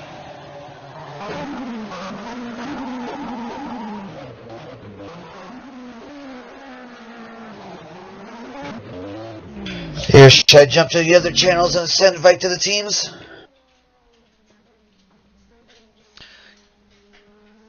Yeah, that sounds fine, Chris. I'd like to go ahead and welcome Kenneth Hollick, your GT winner, or one of your GT winners in the number 6 Northern Light entry. Kenneth, welcome back to the booth. We got to talk to you a little bit earlier. Pretty easy time of it here today at LeMans, but really LeMans is never easy, and of course endurance sim racing is never easy because you never know what kind of little gremlins are going to crop up, what kind of bad luck is going to happen, and to who. How nerve-wracking is that to be in such a to have such a large lead at the front of your class and just wondering, oh great, when is disaster going to strike? Well, every time we did a driver swap, I almost shit my pants. But on the racetrack, you know, we just kept our pace, and when we discovered that we had a big lead, just cruised it around, trying not to make any mistakes, which of course I did because I'm a dumbass, but whatever. Well, y'all really pretty much dominated the GT field today, and I mean, really, y'all didn't see y'all make any mistakes. Don't know if y'all did, but it just seemed like y'all were just running nice and smooth and just keeping out of trouble. So I made a few mistakes, and Michael made a few mistakes, but Dylan, our first guy, he didn't make any one. So he made the lead for us. So it was basically just me and Michael. Our job was to get it home in one piece, and we did that, and we're happy to do that, and we're very, very happy for our number 2 car. They had some troubles during the race, and it was really great to see fight their way up the field and just finishing behind us. It was great.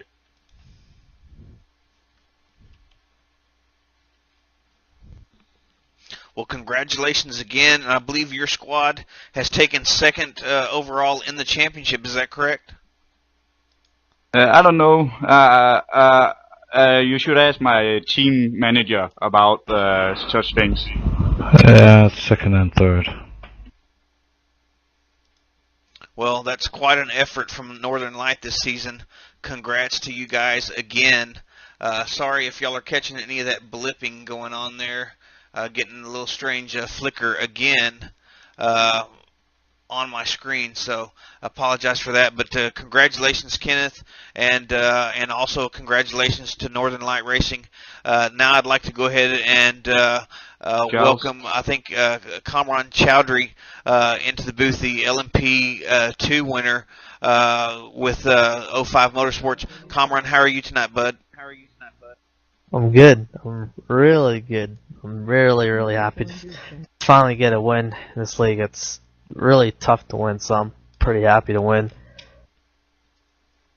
Well, you guys kind of started out behind the 8 ball. What happened in the early part of the race? Y'all kind of had to play a little bit of catch up. When did y'all take the lead? I think it was sometime between 3rd and half distance. I took the lead after. I think it was after my first pit stop that I took the lead. I think around that time, the R4R car and Scuderia Balls Negro, they both had problems. I don't know if they had contact or something, but I was catching them really, really fast, and then they had their problems, and after that, I had almost a lap on them. Well, once y'all got into the lead, you never really looked back. You just kept running away with it. So congrats to your team. I'm not sure exactly where y'all finished up in the championship standings. I think you passed Satellite Racing for the 4th spot, if I got my calculations correct. Yeah, I think we just got 4th place because R4R finished behind us But yeah, it was I had fun the couple races that I did do. So it was a lot of fun. Thanks to ERL for the for hosting the season, and just want to say congrats to my teammates Kevin and Tim and Andrew and Steve, because they did a great job and they really deserve this win, because there have been so many times where they were in contention to win the race, only for something to go wrong for them. So I'm really glad we could win this race. Well, and congratulations. Congrats to the P1 and GT winners. Yeah, congrats, Comrade, and 05 Motorsports on the race victory in the LMP2 class. Now let's welcome to the booth Klaus Cog, co-winner in the number 88 Formula Racing, the LMP1 victor. Klaus, how are you tonight? Tell us about your race. A bit of a back-and-forth battle there, especially after...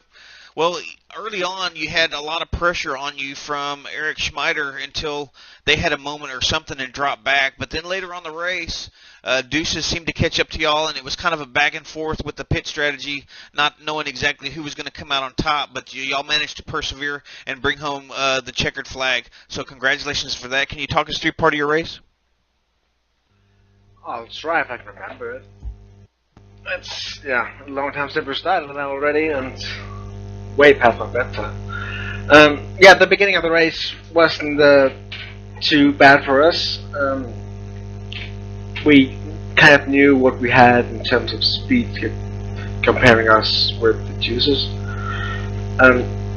As soon as Eric got out Klaus, hang on just a minute. I'm having a bit of an issue with the volume. For some reason, the Procaster has taken over my volume again and quieted everything down. Okay, try again. We missed that last little statement there. Well, at the beginning of the race, we tried to understand what terms of speed they had, especially Eric and Adam. Finally, when Eric lost my toe at the straights, I seemed to be able to pull out a gap pretty consistently throughout the first stint.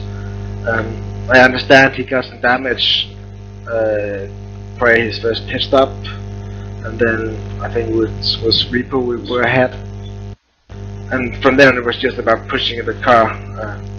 I finally got the rhythm in halfway through the second stint, so the car was good, and it was just about maintaining the leads. When Ian got over, he hadn't had much practice on this track either, so it was just about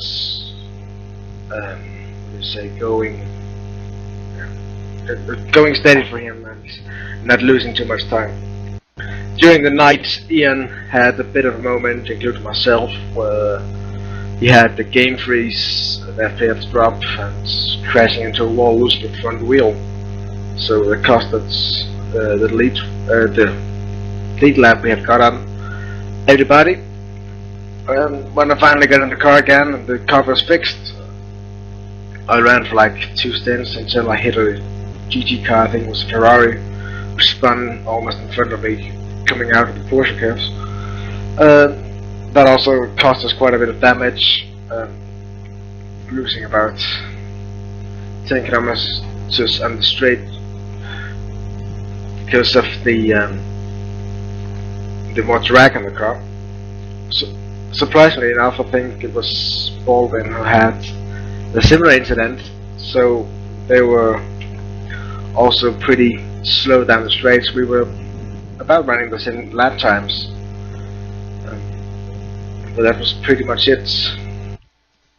Well, great job persevering and keeping your heads in it and maintaining your poise. Was there any concern? We kind of saw y'all through the whole second half of the race. I guess because of the issues y'all had during the nighttime running, you kind of got off, it seemed like, your regular pit schedule, and y'all started playing a bit of leapfrog with Deuces. We speculated at the end that y'all were going to have to come in for a splash and dash, and that's exactly what happened. Was there any concern that y'all weren't going to be able to get up and down pit road without losing the lead? Actually, yeah. I think I took over the car from Ian about, what was that, 2.5 hours before the race, 3.5 hours before the race ended, with a little bit of gap down to Schmid, I think. At that point, we kind of calculated that we're gonna need the suspension gas. So with 2 hours to go, I just got in the right tires for the rest of the race, and was able to pull out enough gap. So luckily for us, it was all Baldwin who took over the car from Eric. Because if it was Eric who has raced the rest of the race, I'm not sure we could have done it. But it gave me that kind of boost that I needed to get up to the speed that I knew I could do. But in the end, it played out well, and we got the win. Well, congratulations to your team bringing home the victory here at Le Mans, and I believe y'all finished up in second position for the whole season championship. Y'all had quite a battle with Deuces throughout the course of the season. I thank you for joining us. And now, speaking of Deuces, we have Adam Baldwin here bringing it home second position here today at Le Mans, but teaming up with Eric Schmeider, being able to bring home the championship in the LMP1 class for season 3. Adam, talk us through some of your race. We've already heard Klaus's perspective on everything. It was pretty interesting up until the end. I don't think y'all finished much more than about 30 seconds out of the lead after 12 hours. So, but y'all y'all didn't really need to win to bring home the championship. Did that come into play at all the second half of the race when y'all were kind of trying to figure out, hey, do we go for this or do we just kind of play it safe? Did that ever cross your minds, or did y'all just want to straight out win no matter what? It was definitely a challenging race in the sense that we had to balance the overall championship picture. Basically, if we finished one position behind the 88, we got the championship. So it was definitely a struggle at times to keep ourselves from pushing so hard, but really the main goal was to get it to the end of the race. Yeah, Le Mans, and of course, well, even taking out the R factor and the sim racing and their internet connectivity and all the little things that could go wrong, Le Mans and 12 hours is kind of a combination that seems to, I don't know, it kind of lulls people into making the big mistake. Just a little bit of lapse of concentration, and you can have some tremendously horrible results happen to the car. Right. And so good job on not allowing that to happen. But how did y'all feel keeping your concentration level up? Y'all did have some moments throughout the race. We saw some periods where y'all were pretty slow and had obviously had some kind of a moment or another that maybe we missed on the broadcast. And then I know even towards the end there was a few times we were watching you through both you and Eric through various sections of the track, and just maybe getting just a little bit out of shape, and then from then on it seemed like y'all kind of calmed down and we're like, okay, let's just keep it on the road. Yeah, definitely at one point we just said, okay, we need to make it till a certain point, then we can finally go at it once the championship is locked up, once third place is so many laps down. But definitely there's two things here that really made it especially challenging for our team to keep our concentration. The first being the fact that there is the night element to the race, which makes it very tough to actually, complete good laps. And Eric and Klaus did some great laps at night. I didn't quite have the pace that I wanted to at night, so that's all on me. But secondly, the huge speed differences between the cars, because that can cost you. If you have to follow a GT car through the, Porsche curves, for example, you're going to lose 2 to 3 seconds at least. Yeah, it's very tough to combat all that stuff and know exactly when to. I know in the P2 car, caught some GT cars at the Porsche curves, exactly like you're saying, and it's kind of hard to know when to go for it. What line do I try to take? When is it? When am I too far back? Or what? And I had a couple of hairy moments, but fortunately everything came out all right. Definitely tricky here with such high speed differences. But I want to congratulate you, and I'm sure everybody else feels the same, and Deuces Motorsports on their season championship here in the LMP1 class. Great effort from you guys all season, also from the Formula Racing entry, and Klaus Cog coming in, I believe, late in the season to help fill out that team. But great effort from all you guys through the course of the season, and we congratulate you on your championship.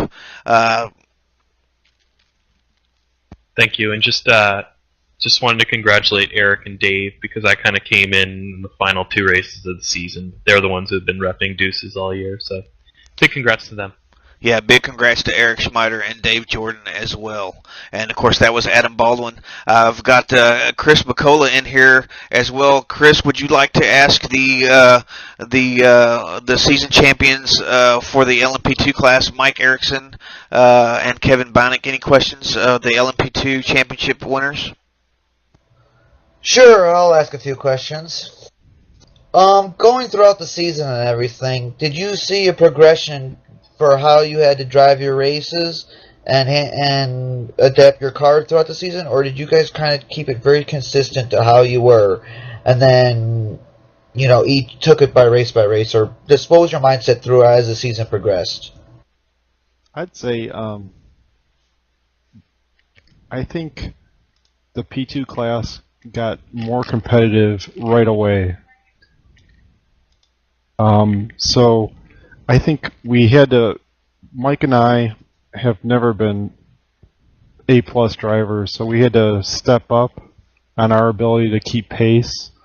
But definitely the fact that we didn't win a single race, and yet we won the championship, so definitely it was mindset of finishing every event. Even though we DNF'd twice, we had a disco and a mistake on a driver swap. So even with 3 DNFs, we still managed to win the championship. So the other races, it was trying to figure out how to finish in the top 4 in every race. So that's what we managed to do, and in the end, that's what it took.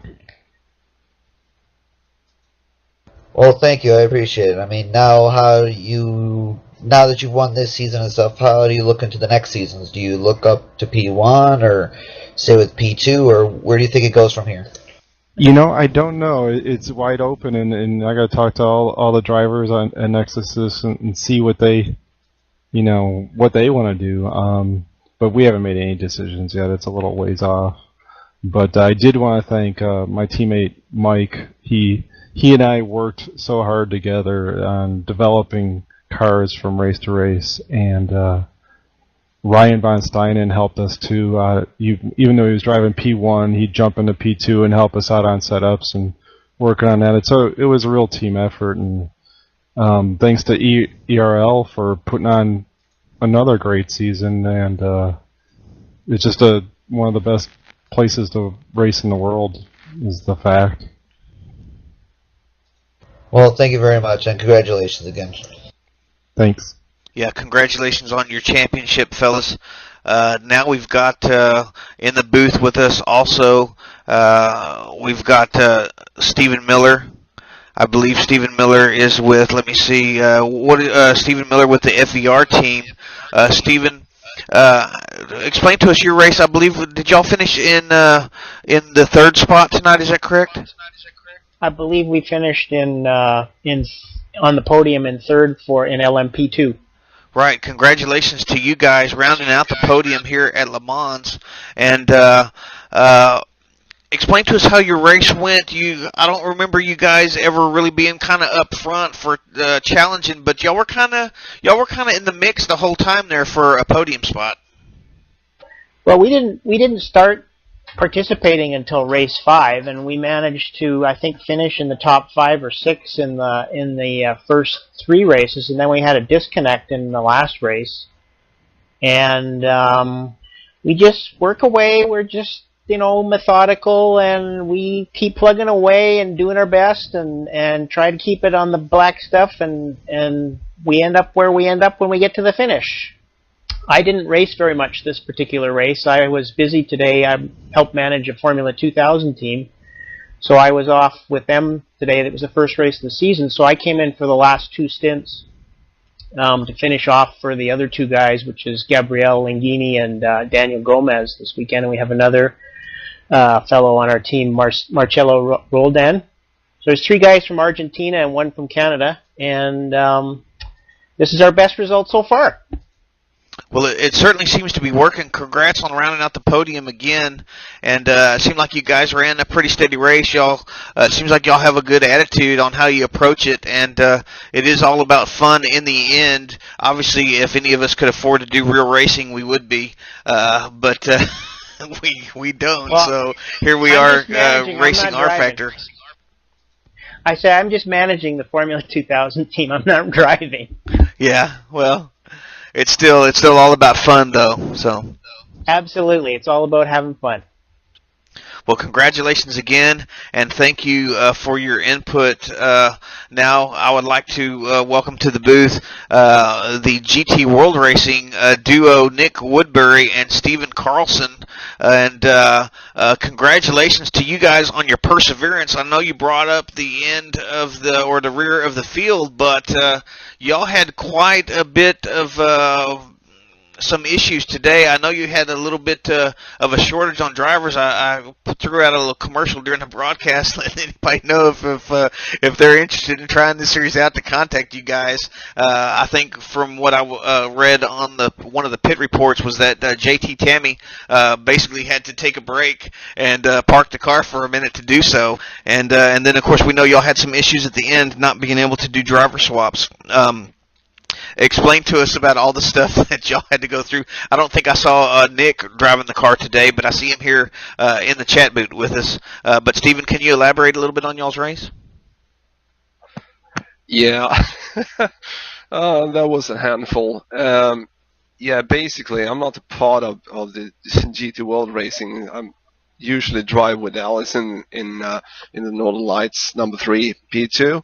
And I haven't driven the GT car for ages. And JT, being an old teammate of mine, came on to TeamSpeak and asked if somebody could drive the vet because he had no stamina left, and his father was still working, and Nick couldn't drive because he didn't dare to.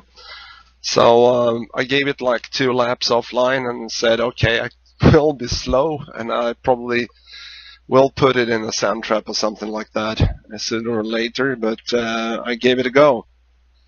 And when John, JT's father, finally came home and we tried to swap, and I was pretty knocked out as well after like 5 stints or something, we couldn't swap. Well, speaking of swapping, I wasn't sure on if there was a team swap or what going on. I thought I vaguely remembered you in a different team other than that, but of course still being new, only having done a few of these broadcasts and not always racing here on a steady enough basis to be familiar with everybody, I didn't really know off the top of my head if you were actually a member of another team helping out or not, but I think it goes to show a great camaraderie among the community when some of the other teams will help out each other in a situation like that. Chris, do you have any other questions for Stephen as far as that goes? I think it was a great effort, them guys sticking it out and making it all the way to the end.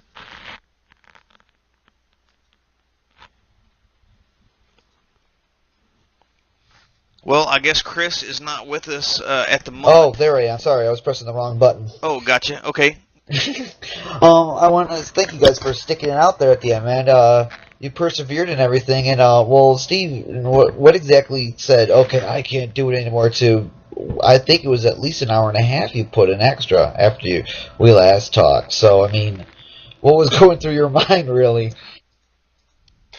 Yeah, well, I took a break and I grabbed an energy drink from the fridge and took a smoke, and well, thought, well, I started this and I have to finish it when I said I was going to drive the car. So it was just stick with it, forget the cramps in the feet and the hands, and try to finish it. The car was a bit of a handful to drive, to be honest. It was wicked evil during shift down, so I lost it 5-6 times, I guess. But yeah, well, I finished it without breaking it, at least. Now, since you were saying it's been a while since you've done the GT cards and everything, was there something particular that you had to, like, remind yourself consistently, or just, like, throw the book out the window and go back to square one while you were driving in the race? Yeah, well, first off, going from a P2 to a GT car during nighttime and just sit down in the GT car, the first thing you do when it's dark, it was pretty scary. And I must admit, the first 2 stints was scary. Now, why was it scary exactly? Yeah, well, you have almost twice the braking distance. There is mid-corner speed is a third, at least, of the P2. So and add to that the car that is twitchy during downshifts. It was a bit scary, yeah. Well, you seem to handle it well, so you got the car back in one piece and everything, and you were able to make it up there. I mean, too bad you guys just couldn't have fought for a while, but, you know, that's the way things are. Are you going to try to stick it out with these guys next year, or are you going to try to go back to your P2s or something?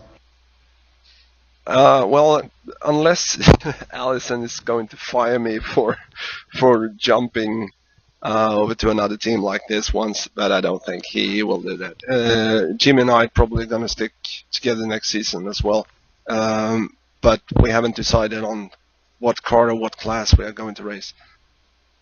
Okay, well, thanks, and sorry for berating you guys, but I'm glad you guys finished, you know. I wish I could have raced with you guys, but, you know, things come up. Great job, congratulations. Yeah, great effort and a great job helping out the other team there, Steven. And it's been a great event, Chris, here in the season finale. Of course, this is the 3rd season of the ILMS ERL series, and the season finale here at Le Mans. It's been a pretty good event. We had a lot of attrition.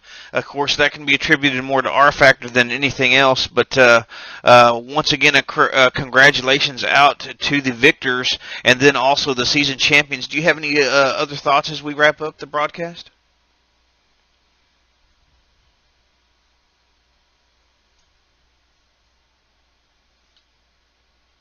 Chris, are you there again? I was pressing the wrong button again. Jeez, it's getting late. It was a typical Le Mans almost a bit. You know, you got people closing in the gaps. You got big gaps, little gaps, and driver changes, and you'd see it. I mean, it was really like what you could define as Le Mans. And just, I hope we can do this all next season, because this broadcasting was fantastic, and the racing, I just can't wait to see the racing next year, because it's going to be even better, I think.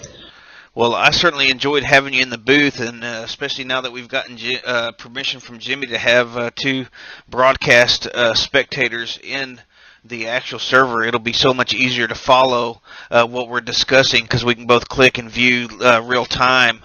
But I really enjoyed your input and you joining me in, and I thank you very much for it. And I look forward to teaming up with you again in the broadcast. Looking forward to next season also. And thanks again. And I guess that's going to wrap it up this time, folks. This is the season finale at Le Mans, the ILMS Endurance Racing League. We've had a great event. For Chris Bacola, I'm Charles Ramirez, and we are out.